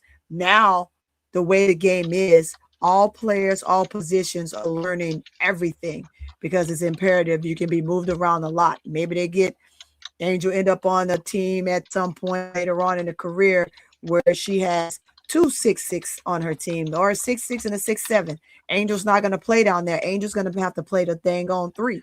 Yeah, but even when Bree Jones comes back, she's going to definitely be on the perimeter. So learning new positionals in this league, with the league growing, we have to make sure that these players are constantly evolving their game, i.e. is what we spent a lot of time talking about CeCe and her defense, right? Angel and shooting ability has to step up. That's something in her game that she's going to have to pick up. That's going to be extremely important for her moving forward, especially being on a team, a perimeter team like the Atlanta Dream. Now, in defense of the team, Nas and Angel, but particularly Nas had mentioned they were missing too many 3-point shots, so they decided to go inside. And we had a big argument 2 weeks ago with Brooklyn, right, where they were saying the way the offense is designed, it's only layups or 3-point shots, and so many of us were like, "Oh no, it's only either or." And it turns out that Smesco or the players, take your choice, were more flexible than we gave them credit for. I mean, it's a small sample. So let's see what happens. Let's see what happens moving forward. But if they are flexible or adaptable, then that actually makes sense. And someone also pointed out, I don't know if it was you, Toni, I think it was you, where they said, or in the earlier show with Keisha and Broclaud, where they said Smesco made a concerted effort to go into Angel, for a certain period. And then Angel was kicking the ball out to Ryan and Leash and so forth like that. So so it's a work in progress, and we can't make declarative statements so soon, so fast with what, a 7-game sample? Right. Right. I just think this, right? Smesco has a game plan. I'm gonna drop it, BD. Smesco has a game plan, and we'll only be up here maybe another 15 minutes, and then I got to get my butt up off of here. But I'm gonna drop it. Hey, so what I'm going to say about that is this. Smesco has a plan. He has a big plan, and his plan is this, and he said it, and I quote him: the beginning of the season isn't going to look like everybody wants us to have it look, right? It's not important for us to have the game to look like everybody else wants us to. He says we're going to have some rough go-arounds, and for what everybody's expecting, don't look to expect that. Look to see whatever, and it's going to get better as we progress. So we have to remember, this guy has a plan for his team. He has plays that he has not put in for a reason, because when he needs to, he's going to put those plays in, and the team is going to look better. At the same time, like he said, the things that he's working on are things that he's trying to make sure he can implement Angel to where Angel becomes comfortable and will adapt to what he has going on and to his system. Like he said, these are his plays. He drew them up, right? Regardless of whether he, took bits and pieces from this person, that person, because that's how you put plays together, right? However that's going to look, it's going to set a presence for the team moving forward. So that's what I'm excited to see for Atlanta. May I? Go ahead, BD. Go ahead, BD. Okay, in terms of the Dream, right? If they do what they did their last game, and you could have Jordan Canada bring the ball up, though, right? But if she feeds it to Angel Reese and she's in the higher mid post, that create a whole bunch of matchups, because Angel Reese, the doubles that y'all refer to, it's not her being doubled when she has the ball. It's her being doubled once she rolls. Yeah, and if she's going to take two people with her when she rolls, that gives the person who has the ball a couple options, right? You're going to have somebody either open in the corner, or you're going to have an open shot or drive to the lane that person could take for themselves, right? There's more to being a player. I think that's one of the things that he wants to work on, but go ahead, BD. I'm just saying, you don't necessarily have to have the ball to be a playmaker. That's my point. And secondly, I want to address the chat with this, because I think folks, I'm talking over folks' head. Being great, right? Nah, it's okay. I love to hate. Toni, you know me. I'm for all the smoke. I don't give a fuck about you none like of that. Me. I'm for the smoke this year. Yo, to be great at something is one thing, right? We all know what the definition of great is, right? To be past normal, past good, right? Great would be the next level after being good at something, right? But great is an adjective. There are levels to greatness. Yes. You have great, you have greater with an ER, right? And then you have greatest with an EST, right? Yep. It's just basic English 101. It's levels. Yep. Great, greater, greatest. Angel Reese is the greatest rebounder the W has ever seen. Her ceiling is so high, she don't have a ceiling. And on top of that, she's not even in her prime. Why on earth would you not play to that? When there is nobody else who can match that, there's not even A'ja Wilson. And A'ja Wilson, the GOAT, she's clearly the best player in the league. But she has nothing on Angel Reese when it comes to rebounding the basketball. Well, my response, go ahead. So I'm saying when I say play to her strengths, I'm not bashing Angel Reese like I know she can't get to the basket.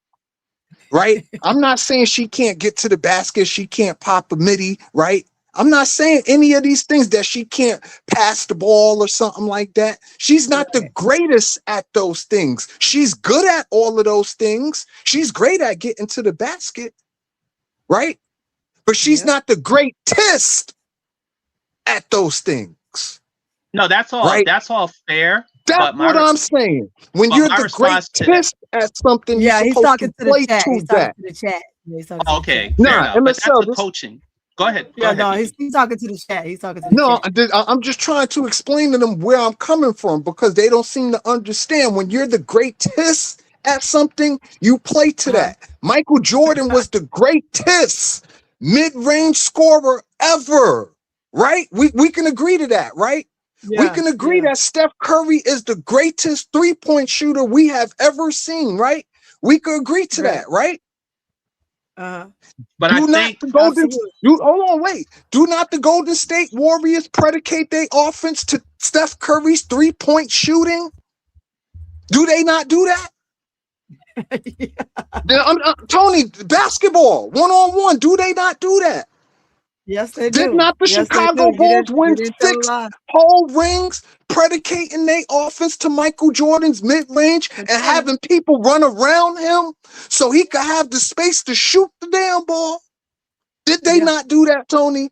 Or am I tripping? Hey, I know because I was the biggest Bull fan. I was stationed in Korea walking around with my Bulls jersey everywhere. The only thing I'll saying is there's nothing wrong with playing to her strength. That's not a knock on her, y'all. That's not a fucking knock.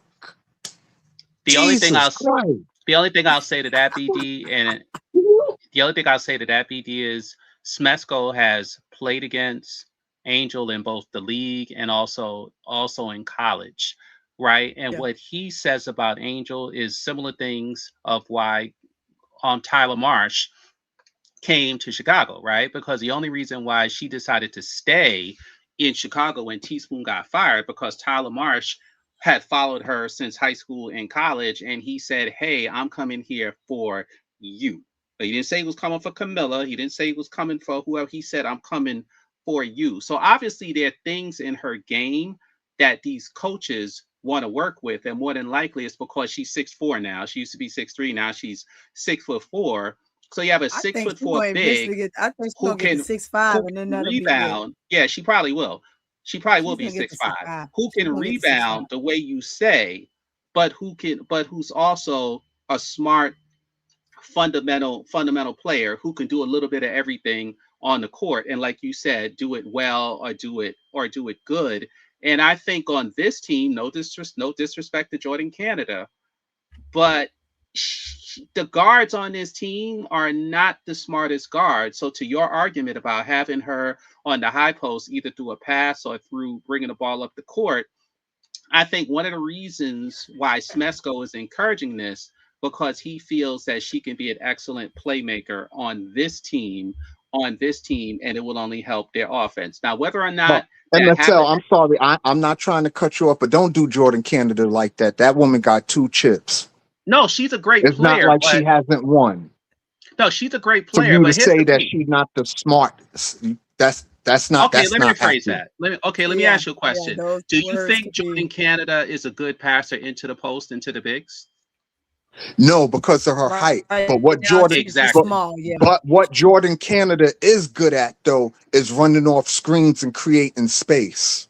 Right. So I think you gotta pick your poison.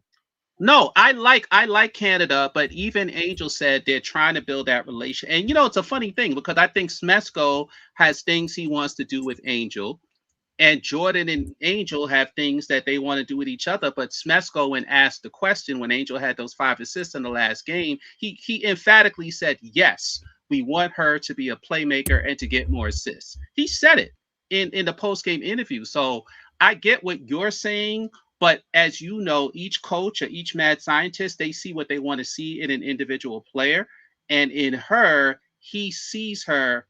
You know what's so interesting, right? If you look at Alyssa Thomas, right? Angel averaged more assists her second year than Alyssa Thomas did, because I think Alyssa averaged 2.75 in her third year. Angel averaged 3.75. So Alyssa didn't become Alyssa Thomas until her 5th or 6th season. I'm sure people in the chat will let me know. So she didn't become Alyssa Thomas overnight. And even in college, Alyssa Thomas didn't average a lot of assists, though we all know she had the ability. I think it's a similar thing with Angel. They see the ability.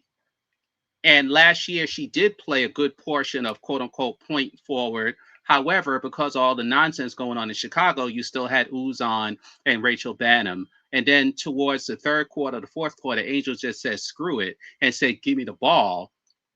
And she would make a lot of those plays. Otherwise, she would average about 6 assists last year. So I think that Smesco has his idea of what he sees her doing.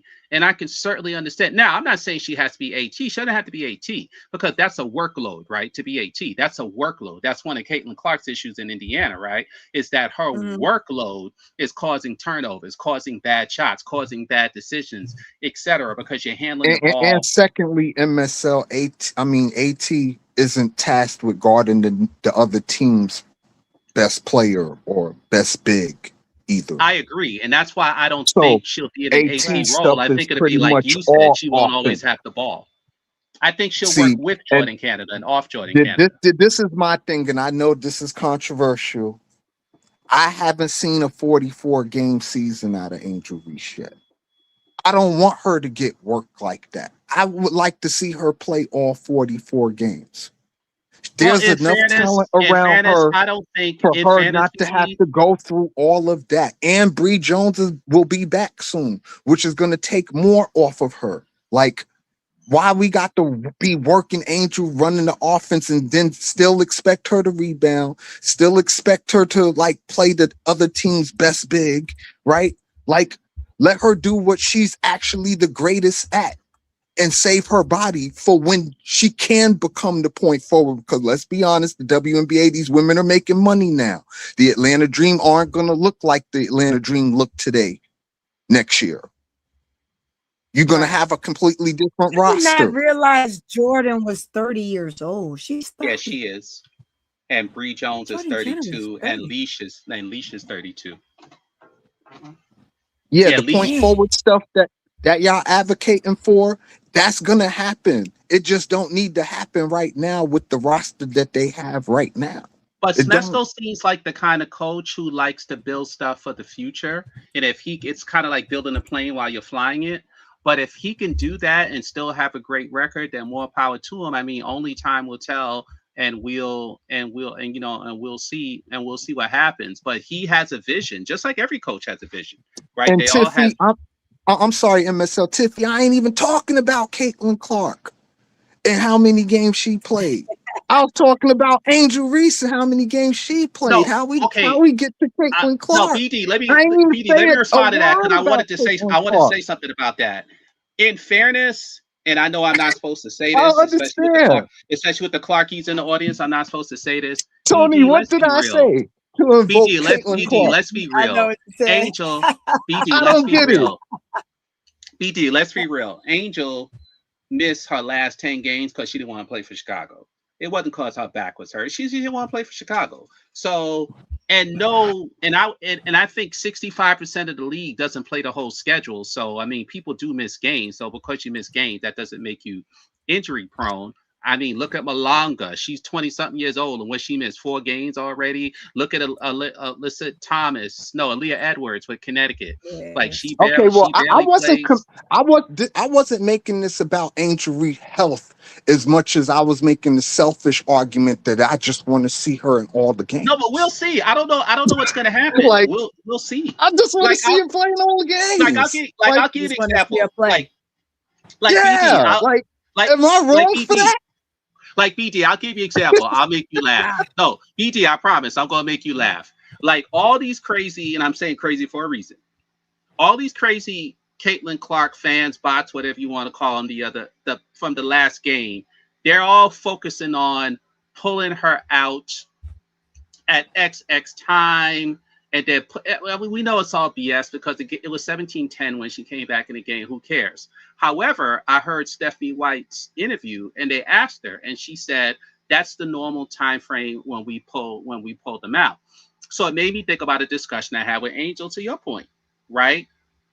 When I first started watching her on this team, especially in the LA game, I'm thinking Vegas. I'm thinking he's benching her, and no, he's not benching her. He's pulling her out at the interval that he normally does, which is normally between the 5-minute mark and the 2-minute mark. And literally almost every game, Angel plays 32 minutes. And I'm not even sure she's ever went over that 32-minute MSL, I'm sorry. Real quick, BD, real quick. Now, some people may not like that because they may say, well, if she can play 37, 38, 35, why not? But obviously, to your argument, he does not want to overplay her. Even when they're trying to integrate their bench, which has a lot of young players and they're waiting for Bree Jones, it's obvious that he does not want her to exceed 32 minutes a game because obviously, he wants to keep that health thing going. So it just made me laugh. So same thing with Stephanie White, if she's trying to protect AB, who's on a minute restriction, if she's trying to protect Clark, and if she's trying to protect, I forgot the other one, the blonde, Lexi Hall. Lexi Hall or Sophie Cunningham, one of them. Injuries are very common in the WNBA, and I'm not talking about load management, but you at least have to manage the minutes. Would you agree with that, BD? Absolutely, but to your point, and kind of contrary to your point too, she don't need to play 35, 40 minutes a game on this team. And asking her to play to her strengths is not limiting her, people. But obviously the coach sees different than you, so I'm not going to argue with the coach. No. I'm just saying in general, asking her to play to her strengths is not limiting her as a player. But what if a player has multiple strengths? Unless what you're saying is if they can find a better playmaker, then I guess they would get that player. But if we're talking about the dream in their particular roster that they have right now, right? Jordan Canada can give you some offense. Ryan Howard can give you some offense. Naz Hillman is hit or miss, right? When Bree Jones come back, she's going to give you rebounding and defense. She'll give you maybe 10, 15 points a game. Yeah, but they can't win by playing an outside-inside game. They have to have an inside-outside game. But that's what they've been playing, though, MSL. They want to shoot three-pointers. They don't want to play from the inside out. That's been clear for all the games that they played. No, I'm just saying that's what I guess we disagree with the Semesco part. You understand what I'm saying? Because I don't particularly care for seeing Angel Reese at the 3-point line trying to run offense. It essentially puts her in a position where she's playing 4-on-5 basketball. Because let's be honest, nobody is going to come out to the 3-point line and guard Angel Reese. They're not. Well, Aja did when she faked the shit out of her. No, I'm just saying, typically, we talking about Aja Wilson, though. Let's exclude Aja Wilson because she's the co-defensive player of the year and she's going to guard everything and clean up everything, right? Mm-hmm. Typically, generally speaking, 90% of the time, Angel Reese on the 3-point line with the basketball. I see that smile on your face. It's gonna be 4-on-5 basketball, right? Because she could. They're gonna let her take that shot if she want to take that shot. And that's They're gonna fine. let her take that shot. No, let me finish. The point of being a point forward is to create 4-on-3 basketball, a la Draymond Green, right? Draymond Green is going to be a first ballot Hall of Famer because he learned how to play 4-on-3 basketball because he had shooters on the outside. Yeah, to create mismatches. I agree, and that's why I think they brought her there. But part of his system, because remember, Nas had only shot what 4 3-pointers a year, if any. But when he got there, she had only shot like 4. So, and Bree Jones didn't shoot him, and Griner didn't shoot him. So I know you don't like it, but both he and one of his assistant coaches are called the 3-point. Like the whisperer, whisperer. So my thing is I have an open mind. I'm not saying I support it. I'm not saying I'm against it. I'm saying, okay, let's see what happens. But here's the thing, right? Here's the thing. Both Tyler Marsh, right? The joke that I always have with CC people is I say every CC coach wants to reduce her responsibilities and lessen her responsibilities because they feel she has or she's dealing with too much. Each year, every Angel coach has asked her to do more. Tyler Marsh asked her to do more than what Teaspoon did, and Smesco now wants her to do more than what Tyler Marsh did. So my attitude in response to what you're saying, BD, is let's see what happens. If she's successful, great. If she's not, they'll cut back from it and say, and to your argument, they'll say we're not ready. So to me, it's a win-win situation because if she's not ready, they'll cut back. If she is, then her game expands even. Sorry, the mic came off. Then her game expands, that much more. But they keep increasing Angel's responsibility. And yes, what I'm about to say is an Angel argument, even though it's a basketball argument. One of the things the CC people don't realize, and the only reason why I bring up CC, BD, because as you know, WNBA fans don't have these silly, dumb discussions, right? We only have to bring it up because since Angel and CC have that history, you have to bounce that off the CC people because they're the ones making these dumb arguments because they don't follow Angel. As much as these people talk about Angel, they don't follow her. No, but we do. So what we're saying is continue to show the plot. So while both Christy Sides and Stephanie White are trying to reduce CC's responsibilities by having her play off ball or having her play the wing, period, each Angel coach is increasing her responsibilities. So Smesco is now asking her to do more than what even Tyler Marsh did because he also wants her to shoot 3-point shots, but at the same time push the ball in transition, and you can see them integrating her into the high post. And he's also speaking about her doing more assists and being more of a playmaker, which is what they discussed when she got there. So if anything, that shows that a player is either talented and or flexible. I see your argument, but if the coach sees that ability in the player, then I can understand why they're trying to give them that, because if they didn't think they could do it, they would lessen up. And one thing they've always said about Angel is that she's very, very smart. She has a high basketball IQ and she learns very quickly. Okay, well, my argument isn't about Angel and her IQ. My argument is about the roster itself and the fact that they don't need Angel right now to do all of these things that y'all want her to do. Well, it's not even us. This is what the coach wants. They're gonna need it. They're gonna need it next year, in the year after that, when the roster starts to flip. But with this particular current roster, she don't have to go through all of that. Oh, by the way, sorry to cut you off, BD. My bad.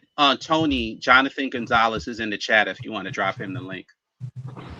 Okay, Jonathan, we're gonna get ready to get up out of here in a minute. I've been on. I'm sorry, Toni. I don't mean to be holding you up, Mama. I'm so sorry. Oh, you're good. I'm gonna let y'all finish that. And Jacob, you're gonna have to. I'll put you on the next one. BD. Yeah, I'm gonna put you on the next Yeah. one because I gotta get ready to get up. I have a question for you.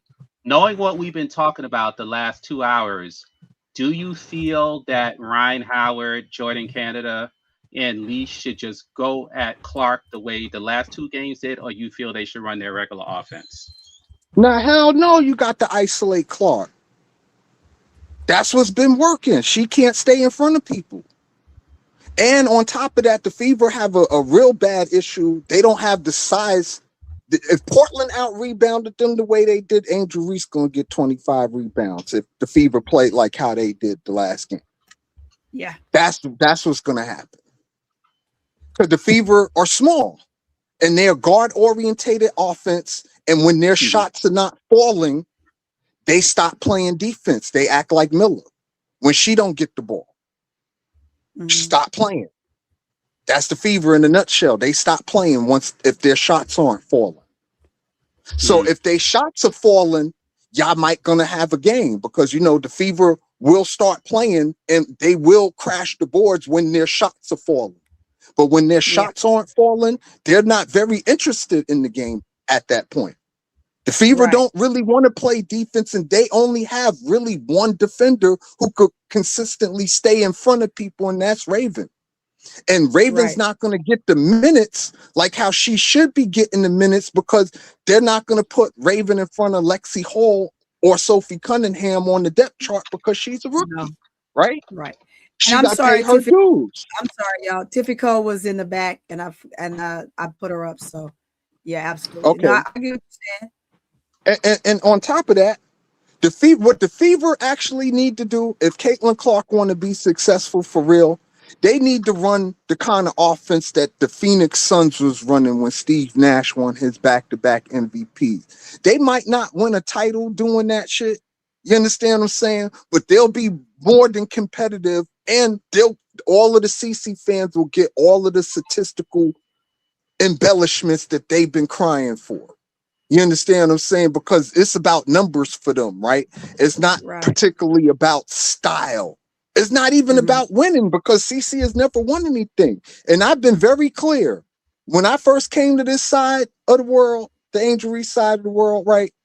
I made it very clear. I'm a Caitlin Clark fan, but I'm a basketball fan first. You understand what I'm saying?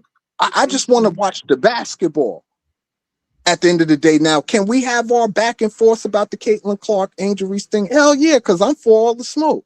You know what I'm saying? But Caitlin Clark can be successful, but the system she got to be in a system a la Steve Nash, where she has the ball 80 to 85% of the time, and she's the primary one making the decisions. And it got to be that. You don't win championships that way, though. I just said that. I know, but let me step in here. Yeah, that's no, my bad. Let me step in there. Yeah, let me step in there. Right, her having the ball in her hand that often, though, BD. Before I let Tiffy Cole go because she's been waiting. Having the ball in her hand that often and she's not being effective at that time, it hurts her team, right? Because now when she has the ball in her hand, I forget about my team. Maybe I'll pass the ball, but I think taking the deep ball is much more important for me to put the points up than it is for me to make that extra pass. Now the passes are going to come, but she's always been a willing passer now. She's not but you're being risky though, right? Because having the ball in her hand now often, then what do you do with Mitchell? Mitchell she's your foundation at this point. Mitchell got to have the ball in her hand just as often. So if you're giving it to CC that deep and that long, then what are you saying, or what do you need Mitchell for? It depends on the defense, Toni. Here's the thing, when Caitlin Clark brings up the ball, right? You have to meet her at least 3/4 court because she could pull up from 30 feet if she feel like pulling up from 30 feet. You don't have to do that with Kelsey Mitchell, because Kelsey Mitchell don't want to pull up. Not saying that she can't. Let me be clear. Not saying that Kelsey Mitchell is incapable of hitting a 30-foot 3-pointer, but that's typically not her game. That's not what she does. Can we agree on that? Yeah, that's not our That's game. typically not what Kelsey Mitchell do. She is going to be your savior because she was a savior last year. Now I know Tiffy Cole is coming, so I'll say this real quick. But your boy Loose Balls, when we talked about passes, he goes MSL, you mean handoffs. So that just shows you that these people don't watch the games, because like, did you not see one of the first plays of the game? She got the rebound, pushed it up the court. Leash went to the left-hand corner 3, and the defense collapsed on her exactly as BD said. And then she floated a pass over the Leash, and she hit the 3-pointer. So what is Loose Balls talking about? And later in the game, to your argument, BD, she got the ball in the post several times, and she kicked it out to Ryan, and she kicked it out to Leash for them to hit 3-pointers. So these people don't watch the games. Yeah. And if you don't watch the game. Yeah, let me let Tiff in there. Go ahead, Tiff. Tiff, you've been waiting so patiently. Yeah, thank you. You know, I said I was gonna come next time. But Toni, you know I can't sit down listening to this point forward slander. I know. I know what you're coming up for. I cannot do it because listen. I know that, you know, some people watch Angel part-time, but as a full-time Angel, as someone who unfortunately had to watch all of Chicago Sky's blowouts, right? Because I'm an Angel Reese fan, right? Right. I know that she's been a point forward since she stepped into the league. But the biggest thing is, like, it's not just about watching Angel games or Fever games, which I do not, if I can help it. It's about watching other teams, right? Because if you see what Dallas is doing with Jessica Shepard, yeah, boy, am I watching it? Like, you see, Jessica Shepard has never been an all-star. She ain't never sniffed an all-star. Nope. She might this Sometimes season. It's who you play for, right? It's who your coach is, who organization you play for. It's the system too. It's not necessarily the system. It's the youth. I mean, and this year in Dallas is definitely the system. Because they gave her the keys to initiate the offense, because they figured out that it works better with her initiating it rather than Paige. They figured that out. So Jessica Shepard, who has never been a point forward in her life, right, gets to run the offense. But Angel Reese, who's been a point forward since she stepped into the league, shouldn't do that in Atlanta, who has better pieces than Dallas. How'd that work? It's rhetorical, don't you? The offense. Okay. Oh, it's rhetorical. Because I was surely going to answer it, because the roster difference it makes a difference. No, don't worry about it. Oh, it's rhetorical? Because look at it. Yeah, it's rhetorical. When you see Atlanta, right? Because we're looking at schemes that exist. Schemes don't exist without players in the scheme.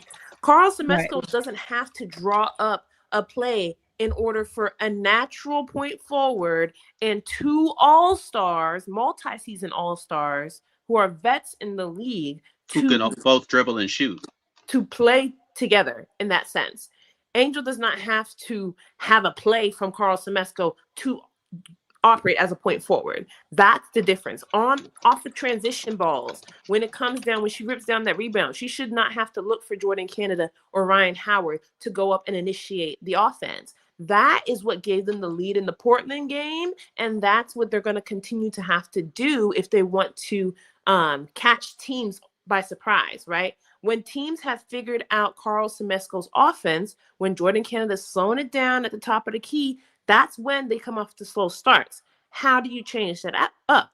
You change that up by just playing basketball. You have an all-star point forward. You have a generational rebounder. You have 2 all-star guards and an MVP candidate, one of them being Alicia Gray. So tell me why Angel should just be in the paint when she can make something shake and give them leads. Atlanta Dream should not be fighting to win these games. They should be blowouts every single time if the players are used to their full capacity. Right. That's not realistic though, because you can't control how they're going to shoot on a given night. I don't care how good your system is. If the ball not going in the basket, your system means nothing. But it's not about. Well, that's what I was saying. Like when you said, what if you gave the example earlier? Like if I paid to go watch Angel play and she didn't have a good game, I would be pissed at Angel, right? Because at any given night, someone can have a bad game and it could be the night that you purchased a ticket. So I wouldn't be so pissed as the player and just say, well, damn, man, I wish you would have had one of those good nights when I came to see her play. Man, she didn't play that well today, right? But would I be so pissed at her because I spent my money and I flew, because I'm on the fly. I flew to where you were, came and bought this expensive ticket to sit and watch you play. Now I'm going to be pissed because you didn't perform well. At any given night, a player can have an off night, and it just may happen to be the night that, just look at Cece, right? Her mom came to watch her play. She was injured. She had to tell her mom, hey, I can't play, but her mom was there. So you got different scenarios like that. Let me get the money real quick. I'm sorry, y'all. I had one before that, and then I'll let you get back to it. I believe Tiffy and BD was talking. Let me go ahead and put this up.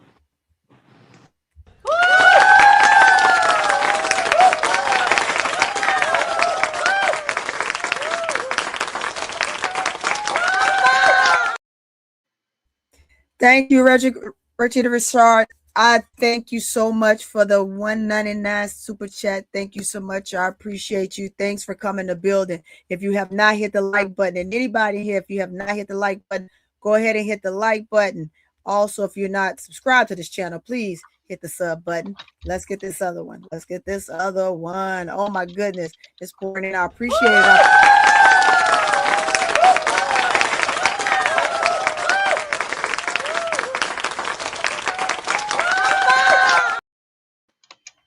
Now we get another one from our infamous Rashida Richard. Thank you, Richards. I appreciate you for this $4.99 super chat. Now, I see Big Dog is a CC fan talking about Angel should play to her strength to keep that girl in the box. So I think she was assuming that you're saying, Big Dog, that she needs to stay down on the block and just to work her angle, which there, which is a part of her strength.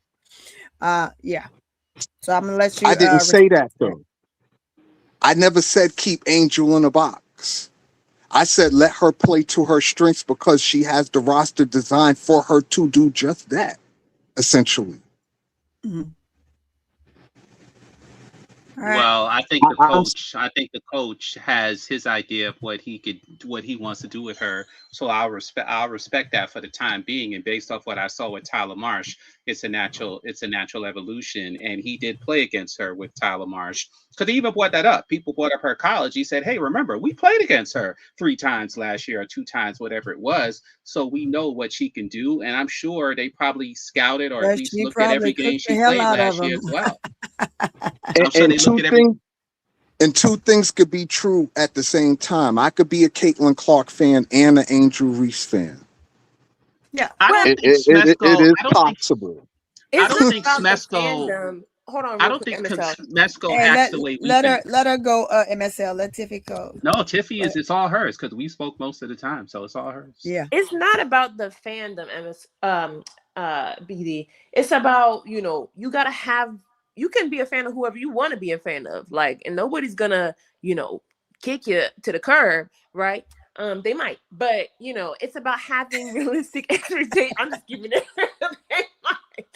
But it's about having realistic expectations, right? You can't have an expectation. Both of them are all-star players. Both of them are in their 3rd year, right? So unless you're saying, oh, we got to put one in a box, but the other should have a whole entire team geared around them, not based on the team winning, but based on their strength. That's not an even-handedness, right? So how is it that one player should have a team where they're not focused on winning, they're focused on showcasing all these different things so they can get their stats? Whereas the other player who has a coach that wants to use them in different ways, we should keep her in the paint so that I can see her for 44 games.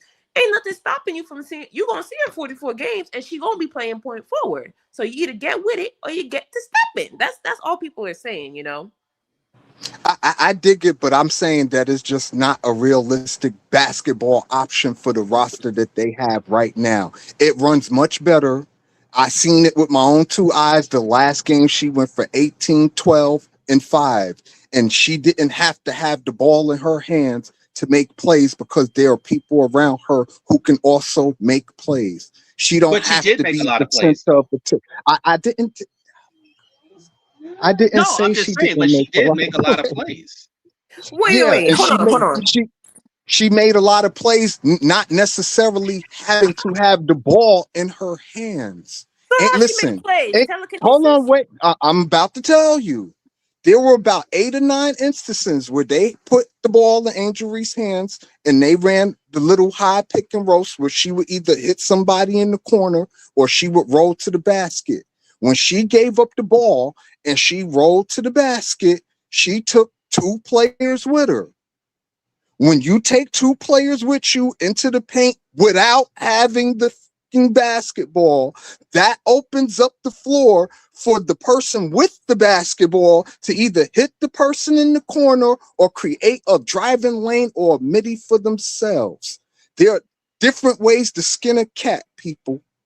Right, and no one, and no one's arguing through that. her, right? So it initiated through her. She let go of the ball, and then they continued the rest of the play. But sometimes it is meant when you're watching. What about the play? Hold on. What I'm saying is, you Sure. didn't see any of that in her stats, though, right? She didn't get the assists. It's more like a hockey assist. But it's the same thing. Because she let the ball go. You don't see it in the stat sheet, but it's still a part of playmaking, is all I'm saying. It's a part of playmaking. It's a part of playmaking that was initiated by her just because she didn't end up with the ball last to give it to the person that actually scored for the assist. Like we say all the time, right? What a player does don't always show up on the stat sheet. So worrying about the stat sheet to me is And so when you're looking at commentators, those actual ones that are on those big panels, the Stephen A's, all of those different guys, those are the things and that they're going to talk about. Cheryl Miller, all those guys. Of course, we know Candace Parker will never mention Angel's name because she probably was already told, don't you mention her name in a nice capacity, because or else we're going to take your paycheck too. She's not even getting paid. Moving right along. You have that. Well, those folks have agendas, though, Tony. So it's a little different taking their commentary. I don't think you could compare the two. Like our commentary on here, we don't particularly have an agenda. At least I would hope that we don't. I don't. We ain't got no agenda. We're here you to understand what I'm saying?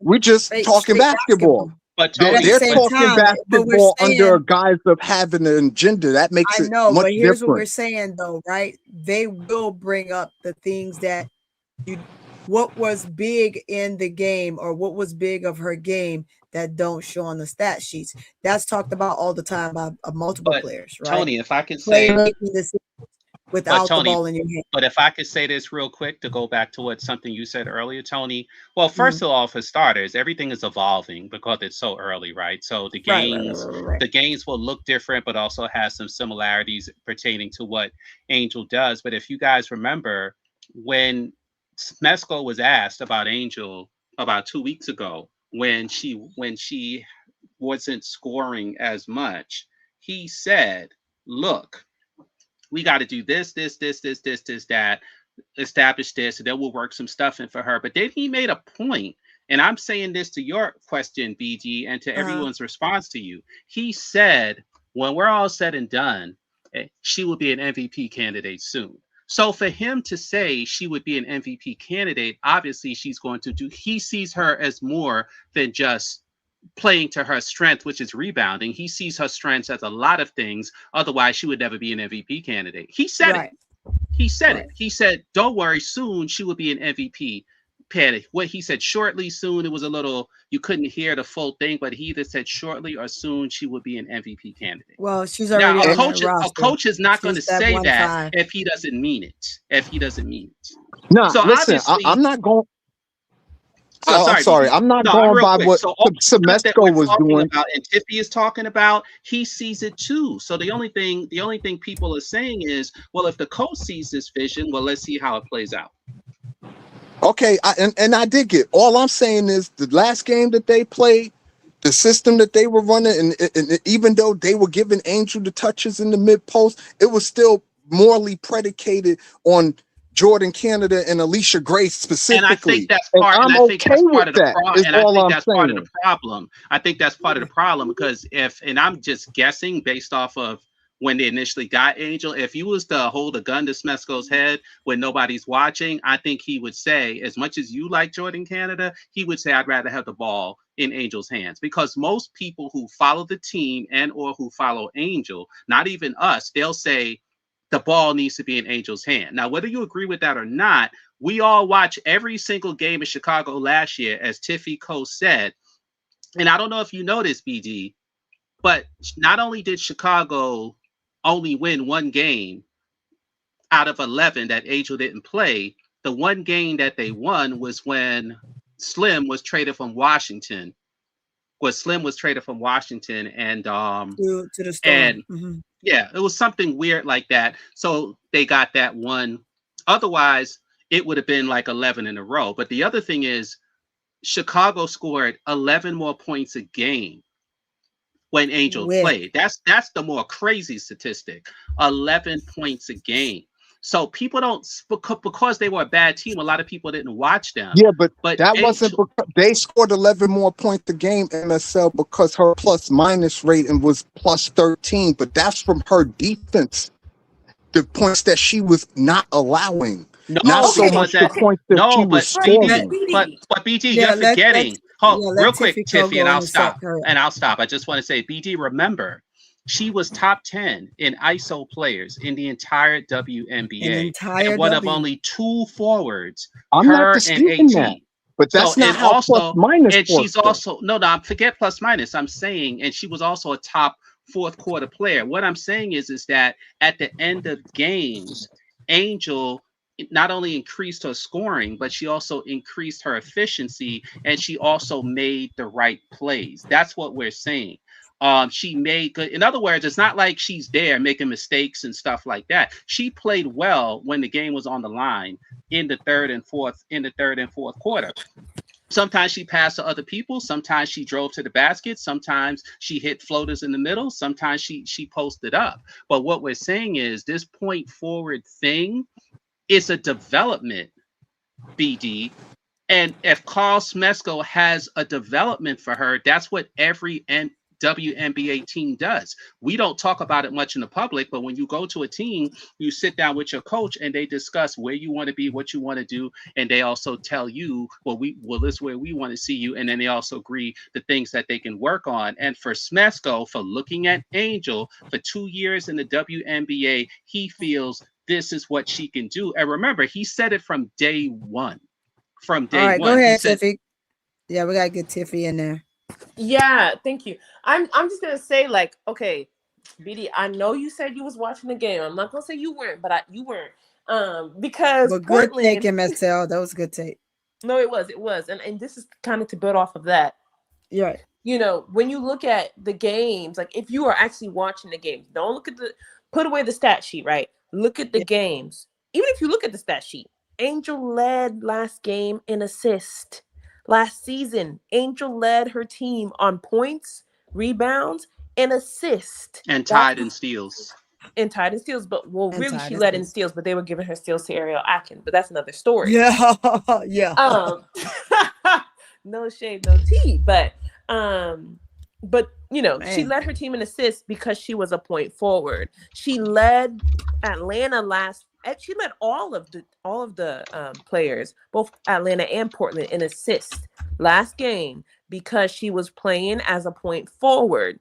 Now, I hear what you're saying, that, you know, there are aspects where she gets hockey assists and they don't show up on the stat sheet. But if you look at those hockey assists, Angel would have had a triple-double, both this game and the Minnesota Lynx game that they won. So the fact. Exactly. So the point shouldn't be, Angel shouldn't be a point forward until the assist can show up on the stat sheet. No, because Angel I never said that. No, I didn't say that.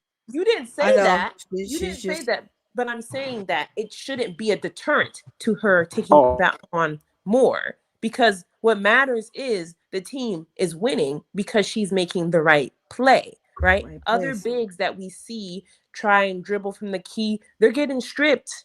If you look at, yeah, she doesn't get stripped. Most of her turnovers are from travels and offensive fouls and stuff like that. She doesn't get stripped. She's not getting stripped at the top of the key. Like, you go back and watch these games, she is dribbling. Her handles are clean.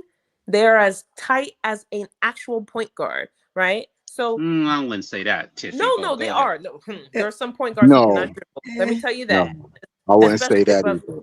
Well, listen, go back and see. I haven't seen a single point guard outside of Paige and Chelsea Gray this season who has done a one dribble behind the back pivot and drive to the basket. Yeah, she did that in Phoenix. Angel has done that, right? So in the paint at that, with people reaching for the ball. She's 6'4", and she's doing that. And she didn't get stripped. She didn't have to look down when she's dribbling. Like, pay attention. A lot of these point guards. No, she doesn't have to look down for anything. They're looking down. They're pushing off. Angel doesn't have to do none of that. That's part of having tight handles. When you see some of these other bigs and guards dribbling, they're dribbling up to their eyeballs. Toni can tell you, you're not supposed to dribble past your hip. You're not supposed to dribble past your hip. Stay low. Supposed to stay low. Supposed to stay low. Angel is 6'4" doing this. I think people forget that, right? 6'4". She's not supposed to be able to dribble like this. But because she's a point forward, she can do that. She can move around the court with the ball. Look, Asia Wilson. She tries to dribble sometimes. She's an MVP candidate. She is the best. Stripper. She's the best in the league, and she's getting stripped because she's dribbling like a big, not like a guard. Well, she's not a point forward either, Asia Wilson. Well, and that's what I see. She's prototypical big, like the traditional. See, so you're with me. Now you're with me. You're seeing that Angel is already a point forward, right? She is already one. I never said that she was not capable of playing the point forward. Y'all missing my whole point. All I'm saying, I'll say this again, with the roster that she currently plays with, you don't have a real necessity to play Angel Reese at the point forward. But I think Smesco disagrees from this aspect. That's all I'm saying. I'm not the coach. Smesco gonna do whatever he's gonna do. You understand what I'm saying? And I'm all for it. I think he disagrees from this aspect. If Jordan Canada is considered an outside shooter, then the way he looks at it is, let's say what all the haters want to say. Angel Reese can't shoot 2 inches outside the basket, right? Then it would actually make more sense to have her as a quote unquote point forward, distributing the ball to Canada, Reese, and to Ryan Howard, because that's one of the reasons why AT is a point forward, because she can't shoot. Well, right? Also, go ahead, Tiffany. No, and also MSL. AT is great at it, but she can't shoot. Well, and also MSL, it's not just about like shooting. But again, AT don't have the responsibility on the defensive end that Angel Reese is going to have on a night. That completely changes that dynamic when you ask her to run 70%, 75% of the offense through her. But to be fair, BD, she had both responsibilities last year. AT don't have that issue. She don't have to go back and play defense. And on this team, they hide AT on defense because AT isn't a great defender like that. No, Angel Reese, however, is a great defender. No, I think they're going to expect her to play defense. That's expended energy. But she did both last year. Saying? No, the point is to try to conserve energy, not to expend it. You want her to be fresh when the playoffs come, right? Yeah, but I don't think we limit. If she expending all of this energy to do all these things on the offensive end, y'all want her to do it's going to make her suffer on the defensive end because they're not going to stop. Disagree with that. Pairing her with the other team's best big. They're not going to stop doing that. No. They're definitely not going to put Nas Hillman or you seen how that worked out the last time they tried that. But BD, do y'all remember that? Because I remember that. But BD, I'm not. Nas Hillman and Okot was getting killed by AT. I know, but listen. And then the last 5 minutes of the game, they put Angel Reese on AT, and I think AT scored only 2 points in that last 5 minutes. But that's You remember that's that, Tony? I know, but Or listen, am I tripping? I get that. No, I totally get it. But the thing is, I can't hear wanting her to be the one-dimensional player because you feel that it's better for her to exalt herself elsewhere defensively and in the paint than to be a point forward. One thing that I'm going to challenge you to pay just deep, close attention to. Any team that Angel has played on, and it's going to be this team too, although they have a number of shooters and a number of people that can handle the ball. The plays are just going to flow better, and you're going to be able to get better passing ability with her playing in that position. This is not just only me saying it. It's not Tiffy Cole saying it and not MSO saying it. It's everyone that are the true analysts. You're going to get Cheryl Miller saying it. You're going to get the top panel saying the woman on the Portland game. The woman on the Portland game said it when she threw the pass to Lee. She said this is one of the things about Angel Reese that makes her so unique is her playing point forward and having the ability.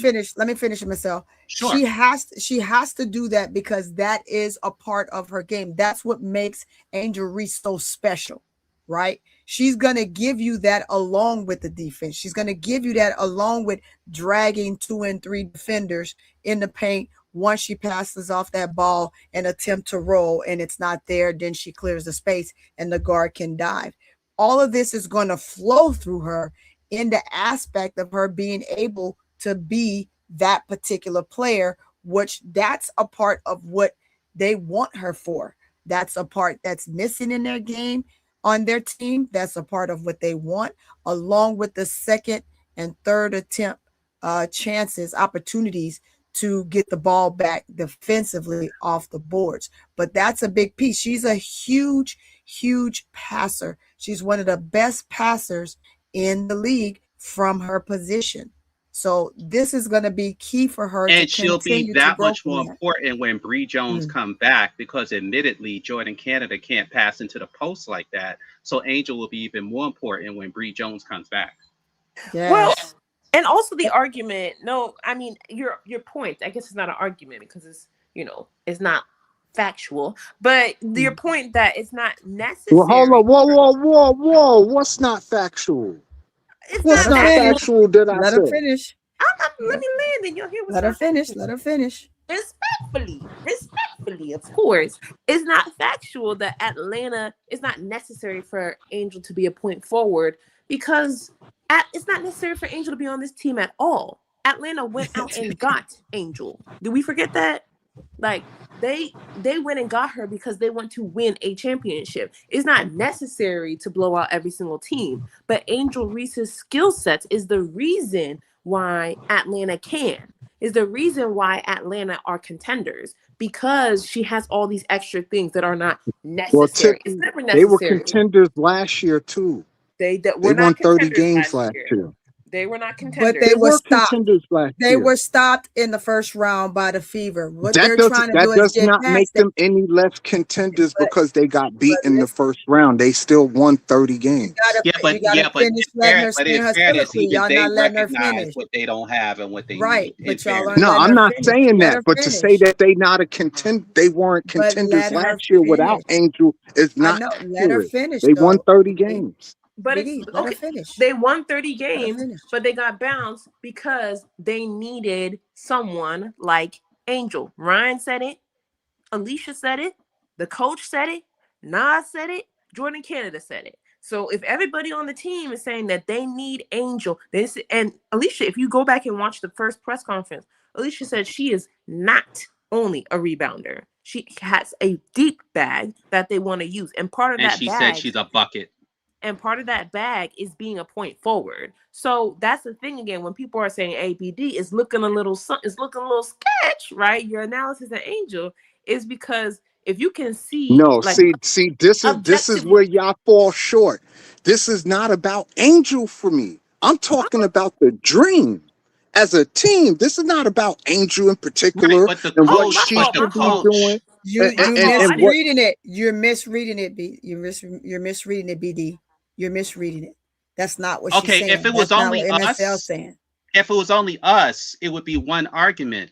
But it's us and the coach. Like, in other words, the coach said it before we did. Because if you remember, Toni, when we first heard about the trade, one of the first things we started talking about, Angel would fit in perfect with that team because they got all these shooters, so she could do the point forward thing and she can pass out the post. But the question was, did the coach feel that way? And then when we heard that the coach was new age and all this other stuff, for those that didn't know, they were like, okay. And sure enough, on the very, very first thing, they asked him, and I'll repeat what he said, paraphrase, he said, we know she's a great rebounder and we know she's a great defender, but we're more excited to speak about her as a playmaker, as a distributor, about her versatility, her in the pick and roll. These were the things he talked about. Playmaker, decision maker, versatility. Right. Those are the words that he used. Pushing the ball on the break. Yeah, I get that. But let's do this. Let's do this because we have not let Tiffy Cole finish Go ahead, words like at all because she keeps getting interrupted. So I'm sorry, Tiffy. I'm gonna put Tiffy back on, and what I'm gonna do is I'm sorry too. I'll cut my mic. Yeah, I'm about to say I'm gonna cut mics. Go ahead, Tiff. No, I appreciate it. I mean, it's a good discussion, and I think it's a well-rounded discussion. It's a healthy discussion, yes. Yeah, we're actually talking about the game, and I think that's the difference. Listen, I'm an Angel Reese fan. It's true, but I had to when we talk about the game, when I talk about the game, when Toni talks about the game, when most Angel Reese fans, when MSL talks about the game, we talk about how she contributes to the team. It's not, and that's the difference between your fan base that you from on the other side, part-time, and this fan base over here, because we're supporting the team. We don't just want Angel to get her stats. And you can't be a point forward on your own. Who you passing the ball to? You know what I'm saying? So it's like, you got to, like, part of that utilization is so that she can work with her teammates to make it easier for them. Like she said in the last press conference, yeah, she's fine having the ball. And if they double team her, no problem. She'll pass it out to the other guards who are open, because it doesn't make sense to double team Angel. She's at the top of the scouting report. Double team Angel when you have so many shooters on the team. So, of course, them exploiting that in Portland tells teams, okay, you can't cheat the system, because there are all-star shooters on that team. There's Jordan Canada on that team. There's a most improved player, 6th man of the year on that team. You can't keep playing it like, Angel's no longer in Chicago. And even when she was in Chicago, it doesn't make sense to say that, it doesn't quite work. They don't need it. Like, Angel got a triple-double with Haley Van Lith, no disrespect to her, right? Rachel Banham, all the disrespect to her. Bam. And Ariel Atkins. She got a triple-double. And Kia Nurse. And she doing triple donuts. Kia Nurse is doing triple donuts in Toronto. And Angel Reese got a triple-double with them. That tells you that this player, as a point forward, is a value add. If she's a value add to those bums in Chicago last year, you don't think she's going to be a value add to the All-Stars, the Atlanta Dream, who quote-unquote were contenders last year and who are most definitely contenders this year? Like, come on. It's not about necessity. It's necessary for all of Atlanta Dreams players to play smarter, not harder. And when you have somebody who can draw double and triple teams and pass the ball out, somebody who is 6'4" and has good court vision, it would be malpractice. It would behoove you to utilize that. No, it would be malpractice, like Tyler Marsh last year before he was letting her play point forward. Malpractice, not to use her skill set to its fullest potential because you don't want her to be tired. She is 24 years old. She's not going to get tired. No, she got this is something that she wants. It'd be different if it was something that she was forced to do. And you can come from unmute, BD. It's not something that like she's forced to do. This is something that she wants to do. This is something that's a part of her game that she's big on getting better at and showing her skill sets because she has so many others, right? So many. And she has a lot to offer to the W. So I wouldn't limit any player, just like I would limit, and I'm just going to say I wouldn't limit Cece, right? I think that the sky's the limit for her to learn how to play defense. So I'm not going to put her in a box and say shove her away because I'm a basketball fan. I'm not just a player fan, as Tipico said, right? You want to take a player like that and you want to try to get them the best of training and help that they need, but she has to be the player that's also willing. She has to be a player that's coachable. She has to be a player that's willing to take the extra steps. And so when you come to a player like Angel is like, sure, whatever you want me to do, whatever you need me to do. This is a part of my game that I used to be really good at. I like to get back to that. If you get a coach that says, sure, go ahead, this is what we're going to work this in, this is how this is going to work, and let you be best at it, then I wouldn't take that away from them, right? I don't think that kills this team. And to your statement that you were making, BD, that Atlanta was indeed, in fact, and the 30 games they won straight, right, made them a playoff contending team. It got them to the playoffs. But once they got there, they couldn't hang on. They're hoping to get there. Right, they're hoping to get there and utilize having the extra skill sets that Angel have that will help them afford to move past that first round this year is something that we have to allow Angel to grow in the positions that they want to see her excel at, although she may not be in your eyes the best at it, or you think another player has a better avenue to get there. You know what I'm saying? Versus her or the ball in her hand. How is she ever going to grow and learn to do that with her team if we pull that away from her and say, hey, no, this is the best place that I think, and it's just your opinion, that you think she should play at versus as a whole with the team that can actually fit in and be extremely successful. It doesn't look great now, but it will look fantastic later. Sometimes we have to let it go. Yeah, it's not a finished product. And I agree with what Tiffy said. No Angel fan that has watched all the Sky games last year or the year before will suggest something for Angel that we didn't think she can do. That's the first thing. We'll be honest. We'll go, nah, she's not ready for that. Nah. Well, she needs to work on that. That's the first thing. The second thing is that if we see it and the coach sees it and the other players see it, remember when Ryan Howard said, hey, if they're dumb enough to double her while we're out here as shooters, she'll kick us the ball and we can shoot. They also played against her with Unrivaled. And if I remember correctly, and remember this, BD, when she played at Unrivaled, you remember who she ran with, right? She ran with Chelsea Gray. And Chelsea Gray, when Angel got the rebound, would shoot down to the other side of the court and take her shooting position ready to shoot the ball. So Chelsea Gray. Real quick, I think that's just it's comparing apples to oranges. 3-on-3 basketball isn't 5-on-5 I'm saying this for a reason. Okay, well, I'll tell you what Chelsea said. I mean, because the dynamic is different.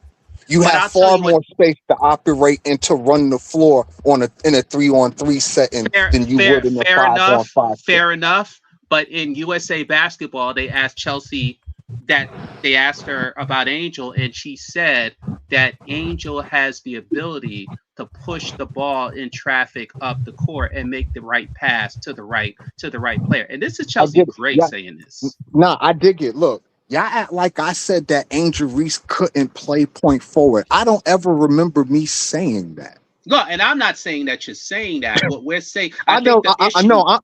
And this not against y'all on the panel. I'm talking to the chat in particular because they killing me in the chat. But you know what? Hate me and then sub to my channel so you could come hate me some more. Because I'm for all that shit. Y'all know who y'all dealing with. Is that your MO, big dog, to get people excited so they can argue with you on your channel? No, because I've been on here and never even mentioned my channel. I come up here, I've been messing with these people. That's fair. Yeah. What I am gonna do, guys, had a channel, is I'm gonna say this, and we definitely got to get off because Bro Claw gonna kill me, right? It's great conversation, and do come back on Wednesday for another show because I am here Monday, Wednesday and Friday at 5 p.m. every single Monday, Wednesday, God, Friday. we're gonna have to go through so And much nonsense between Wednesday and Thursday. Yes, we got a lot going on. We got a game on Tuesday. We got a game on Thursday. We got a game on Saturday. So, and Toni, thank you so much for putting up with me. I know it takes a lot to put up I with am me, a very patient person. Trust me, I'm but very patient. But y'all know I come from a good place, though. Y'all know I'm just not up here just to be, you know what I'm saying? Y'all know I come from a good, noble place. Of course. That I'm not just I'm not trolling y'all and anything like that. We just have difference of opinions on how, you know, we see the game. It's okay to have a difference of opinion, right? That's the nature and it's okay to agree to disagree.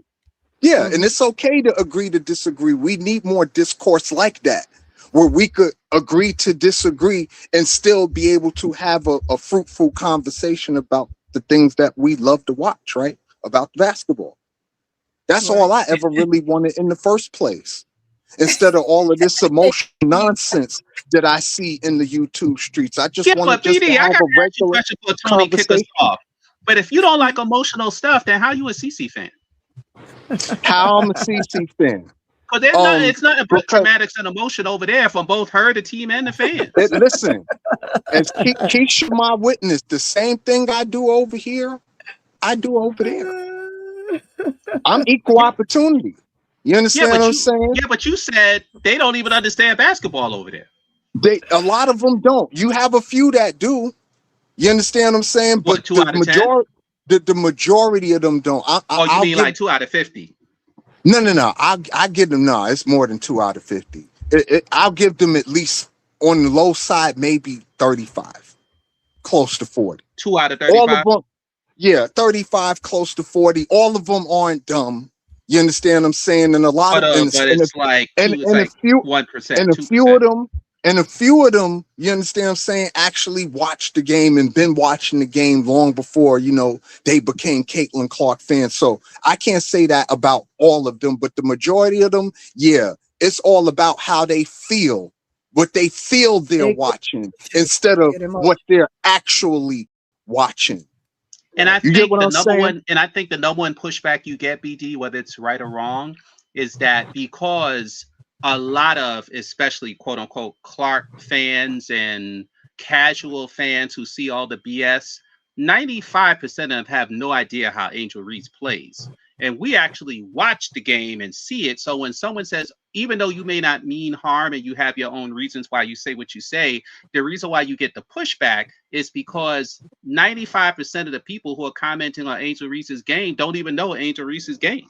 Okay, well, then I shouldn't get no pushback at all because I know Angel Reese's game. Hell yeah, you will.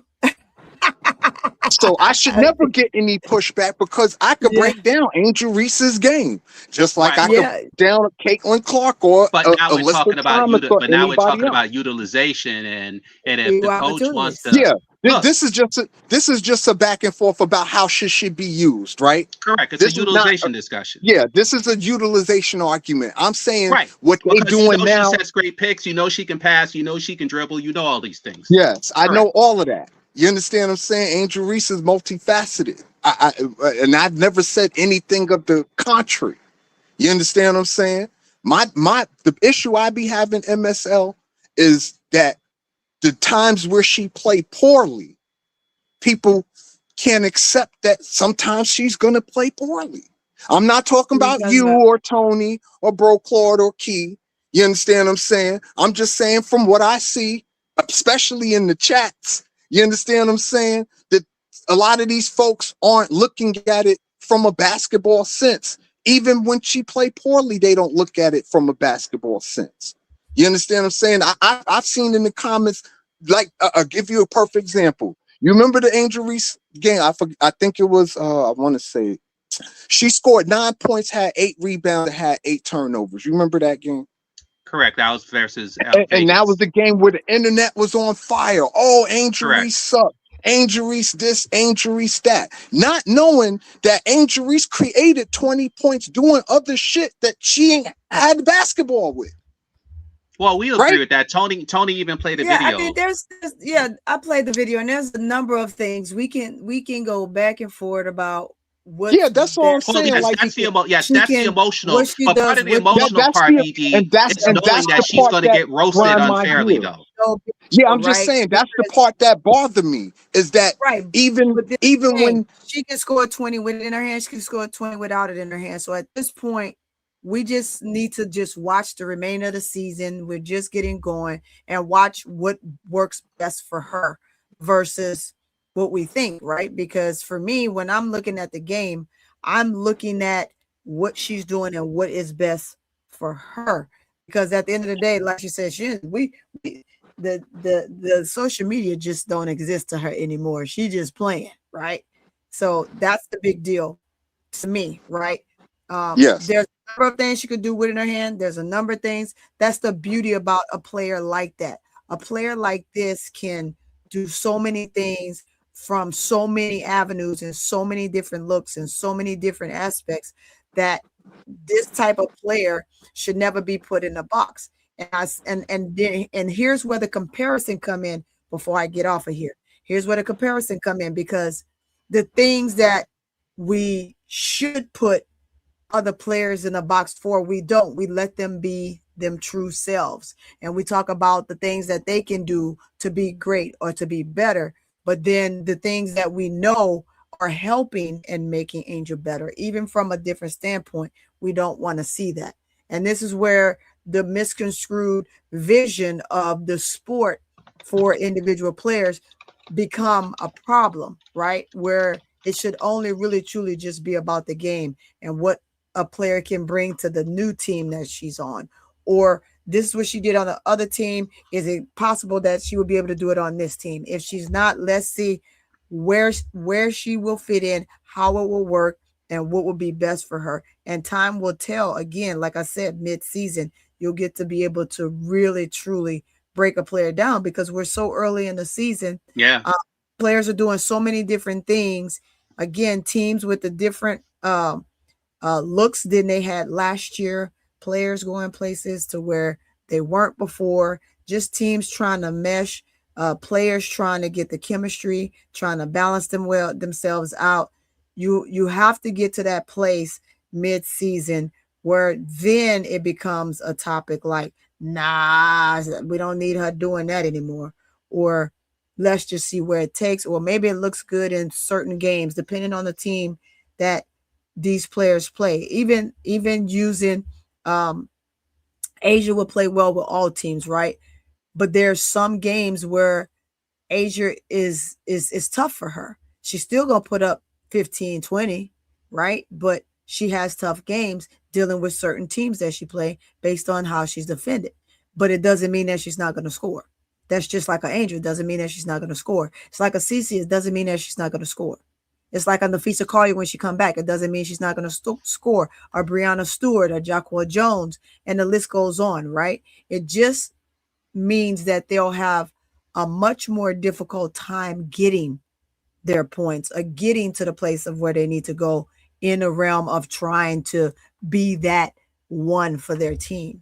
But I think part of that problem falls back to what Tiffy Co was saying in the whole argument with BD. I think part of the problem is that Smesco does not want to have a decree, right? He wants the players to work it out amongst themselves, or maybe he wants to see Angel have like a 12 or 10 assist game, and then he may make a suggestion. Because if you look at the dynamics between her and Canada is getting better at giving up the ball, but Smesco has said to the media that Angel has the green light when she gets the rebound to push it up the court.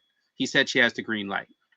Right. Angel talked to Canada. They had a nice conversation, and ever since they talked, things are different, right? She's making sure that she looks. But in the half and it's comfortability, right? I think, and don't mean to cut you off. I'm gonna let you go. No problem. I think the comfortability when it comes to Jordan just had to get comfortable with where Angel was going to be and how she's going to maneuver amongst their plays that they have and how they shift on the floor. She reverted to just going to what was comfortable for her, constantly going to Ryan, constantly going to Leash because she's comfortable with them, constantly, even here and there, giving the ball to Nas. That is just something she was comfortable with. While Angel, like Semesco said, is learning how to figure out her place, right? They know what they want for her. They know their vision, but learning the place. And then again, Canada is too small to really get Angel the ball how she needs it. Where, as you can see, a different look with Ryan giving her the ball.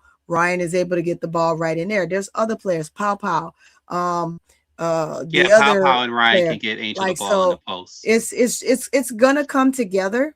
It's gonna look better. And I can even go as far as to take it back to Fever, right? They having a rough patch right now, but we saw this before. We've seen this before the year before, right? And then they figured it out. Again, when did they figure it out? They figured it out after 11 to 12 games in the season. So again, you got to get to that midway point. You got to get to the midway point. I'm thinking 20 games in. Once they get the game number 20, we should already know what the dream is going to be.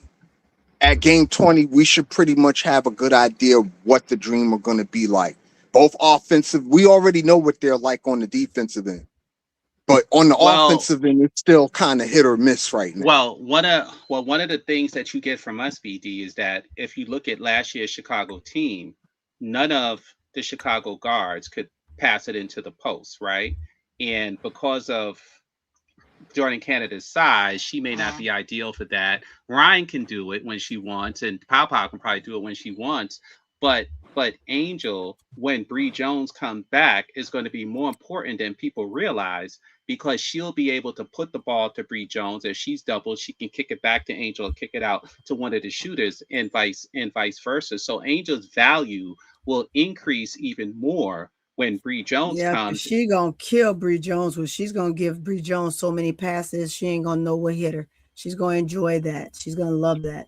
I got one last thing for you though, MSL. I see you not very high on Jordan Canada. I guess that's where me and you disagree at, respectfully, because I think Jordan Canada is the winner, and she's going to contribute to this team. In a perfect world, if you could trade Jordan Canada and get something back, who would that be and why? I mean, technically, there aren't a lot of true point guards in the league, but I wouldn't trade Jordan Canada unless it was someone a little taller than her, because Jordan, first of all, is very fast. You don't have that type of explosiveness in the league much. She's very fast. She's a scorer, and she's a better shooter now than she was when she came into the league. So she can be fine on the team. It's just that the same way you say you think Angel should be the lead rebound and grab 15, 17 a game, we think that Angel should be the one at the top passing. She doesn't have to do it all the time, and she doesn't even have to be the ball handler, but just be in the high post, deciding on who gets the ball. Because from what I've seen in her career and for what I've seen on this team, her decision making is not always the best. She doesn't always see the floor, or if she does, because of her height and her arm length, she doesn't always feel confident making the bounce pass or the weave pass to the post or the player on the other side of the court, because she may not feel it would be successful. But these are the same passes that we see Angel make all the time. You remember when in the Phoenix game, she told Nas, go to this part of the court, and they knew she was going to make the pass. And we saw this all the time with Camilla. They know Angel's going to make the pass, but she passes it in a way to only where the person she's passing to will get the ball, and then Nas got the ball, made a move, and scored the basket. Jordan Canada could not make that pass. So it's nothing against Jordan Canada. It's just the post pass is not necessarily her thing. And yeah, she had that 14 assist game. So you know what? We all said, great. If she can do that every game, then Angel will just have to get in where she can fit in. But if she's not going to play like that, then Angel should also be on that high post, because she can see over the defense the same way Ryan Howard can. Is that fair? Does that make sense? I like Jordan Canada. She's got stuff that you can't duplicate. And last year she scored 30 on CC. So T. Camilla, what's your take on that? So like BD asked T. Camilla that same question. I mean, Tiffy Cole that same question. I'm talking about Tiffy Cole, because Tiffy Cole says she. I love Tiffy Cole's response. How you feel, Tiffy Cole? Yeah, I'm not a fan of Jordan Canada. I think that she's a good And again, the season just started, so she can learn these skill sets. She's a decent, she's a good combo guard. I'll give her that. She's not a point guard, right? She's not very good on the pick and roll. And to me, it's not about height, right? Because I've seen Hannah Hidalgo do a great pick and roll. I've seen, what's that little girl's name? Ari McDonald do a really great pick and roll. Mm-hmm. Yeah. So it's not about height to me. It's about, skill. And passing to a big and putting in the pocket where they need it is a skill. And a lot of people don't have that skill. I could give you that. Yeah, that's true. So that is a true fact. That is a true fact. I got to say right. That is a true fact. And so I feel like because, she is very ball dominant, unless she can learn to move and play off ball a little bit more, this team cannot have her be the primary ball handler. I actually like the sets when they have Ryan Howard at the top of the key more. I was just about to say that. The offense looks much more fluid when Ryan Howard is the one kind of like initiating, at least so far, right now, 9 games in. Right. And just right now. Because she can sort of, kind of. And she can pass the ball into the post. She can kind of do that. Sometimes, Ryan Howard overestimates her abilities, but I would rather it be a turnover. Yes, she does. Sometimes she's a little bit, she's a little bit too happy. A little too happy. Right. But it's like, okay, I would rather it be turnovers now because you can fix that in practice, right?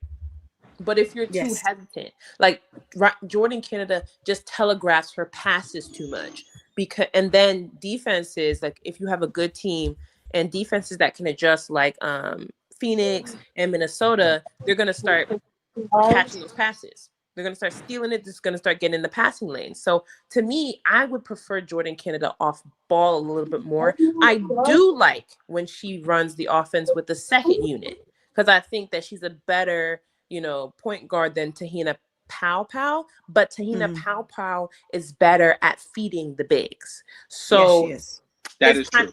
It's kind of like, what I'm saying? So I'm not saying that Jordan Canada needs to be off the team today, but I think that she's like, well, when I find the guard I want, sayonara. Listen, I'm looking real close. That's basically what she's saying in a nutshell. When I find the guard I want, she like, give me Raven. She like, give me Raven, and she gone. Yeah. Two chips be damned though. Not Jordan Canada has 1-2 chips. It's not okay. That's fine, but she's not. She's a great player, but in this system, point guard for this team. She's a great player, but in this system, she doesn't need to be the type of explosive guard. That, in other words, she could be the explosive guard without being the combo guard, which is what Tiffy Co is saying. So, and I think, and to be honest with you, that's what I think Smesco saw it. No, I would rather see Ryan. On here. Mm-hmm. I would rather see Ryan, and I'll land my plane here to answer that question. I prefer when Angel or Ryan are leading the offense, and I prefer Jordan Canada leading the second unit. I prefer when Angel is point forward and she has Tahina Pow with Nas or Sika or Okot, any one of those three as the other big. And that's because Angel doesn't have to fight for the ball with Pow, where she has to fight for the ball with Canada. No, that's what I'm saying. Because Pow knows how to play off ball. Like she's an off ball guard, an OBG, an off ball guard. She can pass into the bigs too. Jordan Canada is a combo guard, so she's much more comfortable playing the point. But she's not comfortable playing the point with a dominant big. And so, you know what I'm saying? So she's much better in those systems where the big doesn't need touches necessarily. And that's with like the second unit when you have Okot and Kone who can kind of like get the ball at the last second. Just, they somewhere up there. Just throw it up there. Okot 6'6", she gonna get it somehow, right? But when you have a 6'4" big who's getting double and triple teams, or you have to get her quickly on the slip, right? She doesn't spot it fast enough to get the ball quick enough. That's a great point, Tiff. And it's not even just about spotting. It's about anticipating it, right? Jordan Canada is much more comfortable passing to the wing, passing to Nas, passing to Ryan, which is okay, but that's last year's dream. This year, we got a big dog in the paint, baby. And so if you can't pass to it, I'm going to need you to scoot on over and play with the second unit. That's it. Up. Yep, you said that. Y'all's like fire and kerosene, boy. Tiffy and BD. One is fire, one is kerosene. One's a volcano, one's an earthquake. Now, like everything just exploded. Boom.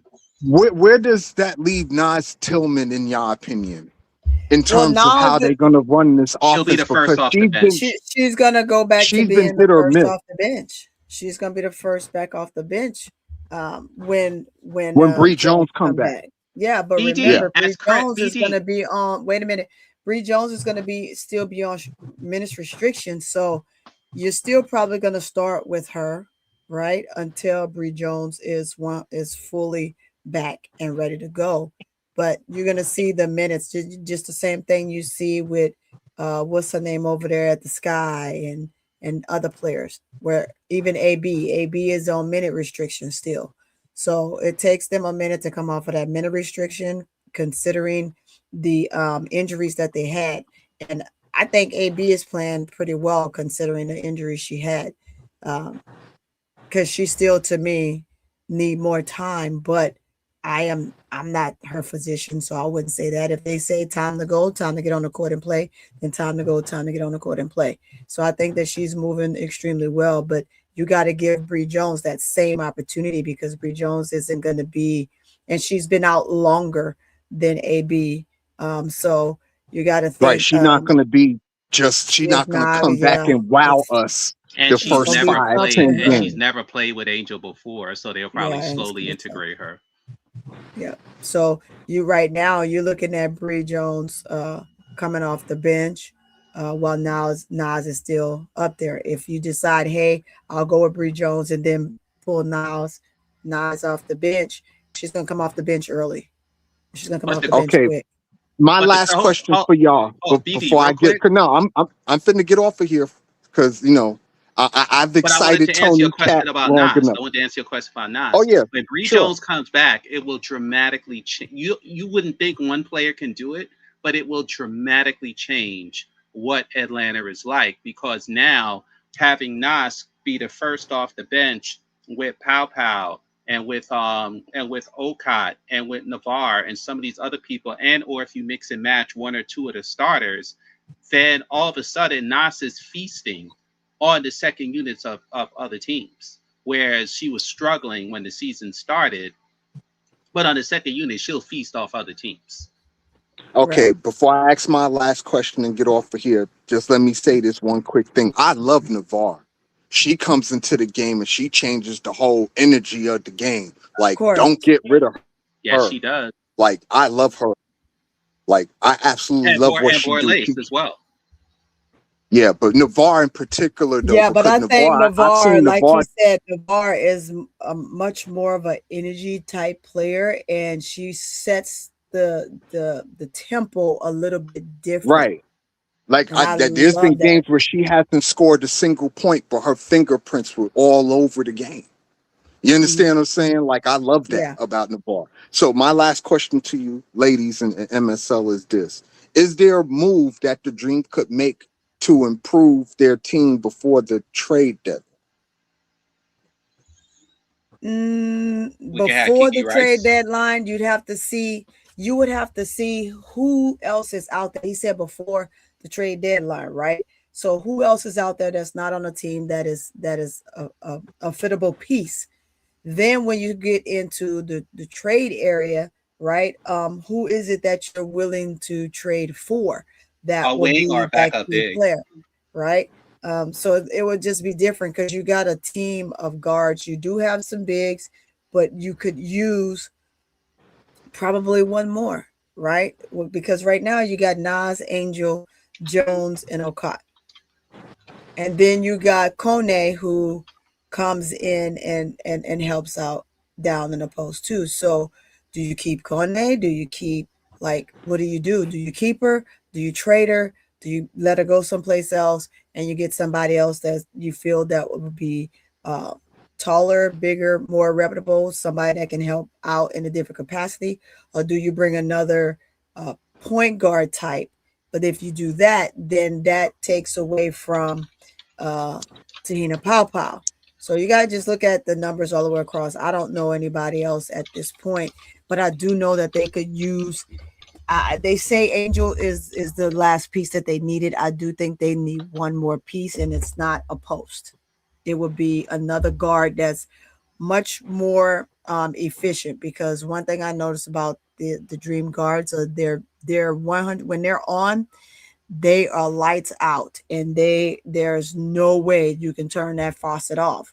But when that faucet is slowly dripping, you can't get a peep out of them, right? So you got to find something that clicks and works when those moments happen. And early on, we're seeing it now. Possibly. I don't know. I mean, for me, I would almost say Burleigh, right? Because she looks good. She's doing a pretty good job, but Burleigh is another one that has to get ready, right? She's another player that has to show more. So it's just different. But guys, I've really got to get off here. It is 10:03. This great conversation. I'd stayed on a whole nother hour for this segment right here. And we appreciate you for that, Toni. This has been lovely for me. Thank you. Yes. And thank you, Michelle. And thank you, Tiffy, too. I love arguing with you. I love arguing with you all. You know, and I'm going to holler at y'all on the next show, but I'll stay in the chat this time. And I'll let somebody else come up and talk whatever they're going to talk. Toni you know what I'm saying? She ain't staying on no more. Yeah, no. I'm talking about next time. I was supposed to eat like 2 hours ago, but it's all good. Yeah, no, let's go get something to eat. Like while y'all were talking, I ate. When I took a break, I went to the bathroom, I went with my food, and I ate. I don't play around. I gotta eat. I eat before 7 o'clock. If I don't eat before 7 o'clock, stay healthy. I got a problem, right? I don't. All right, but thank you again, Miss Toni. Thank you, Tiffy. Thank you, Miss L. And all right, I'll let y'all. Welcome. Thanks, chat. Thank you all so much. Absolutely. You know, you are always welcome, Tifico, all the time. You're definitely always welcome. I am here Monday, Wednesday, Friday at 5. Keisha and I go on twice a week on Full Court Trio. Make sure y'all catch us over there. If you are not a member of this channel, please become a member. But before you become a member, make sure you sub up, right? Be a sub of this channel. Also hit the like button on your way out the door. If you have not, this has been great conversation, almost 5 hours in. It's been a long time since I've been on this long. I think the last time I was on this long, we were watching the baseball World Series, and I ended up falling asleep on those guys because ain't no freaking way. I know, Tierra V, you just think come up here. We get ready to get on, baby girl. Who's on now? For 5 hours. I got to get up out of here. She's gonna watch it on the playback. She's gonna go look at the playback. But again, thank you. That was Keisha? No, it's Tierra V. It's one of our super members out there, right? Oh, okay. But again, thank y'all so much. I appreciate you, Miss L. You know you're always welcome. I love when you come up here. It's great conversation, good take. You, Tifico, y'all are just always welcome. ADP, it was good to have Miss D come up. I'll send her a thank you in her DM for coming up. And chat, you all have been extremely, extremely wonderful. Thank you all so much. I've seen you all's comments. It's been great commentary. And again, it is time to get out of here. So with that being said, I am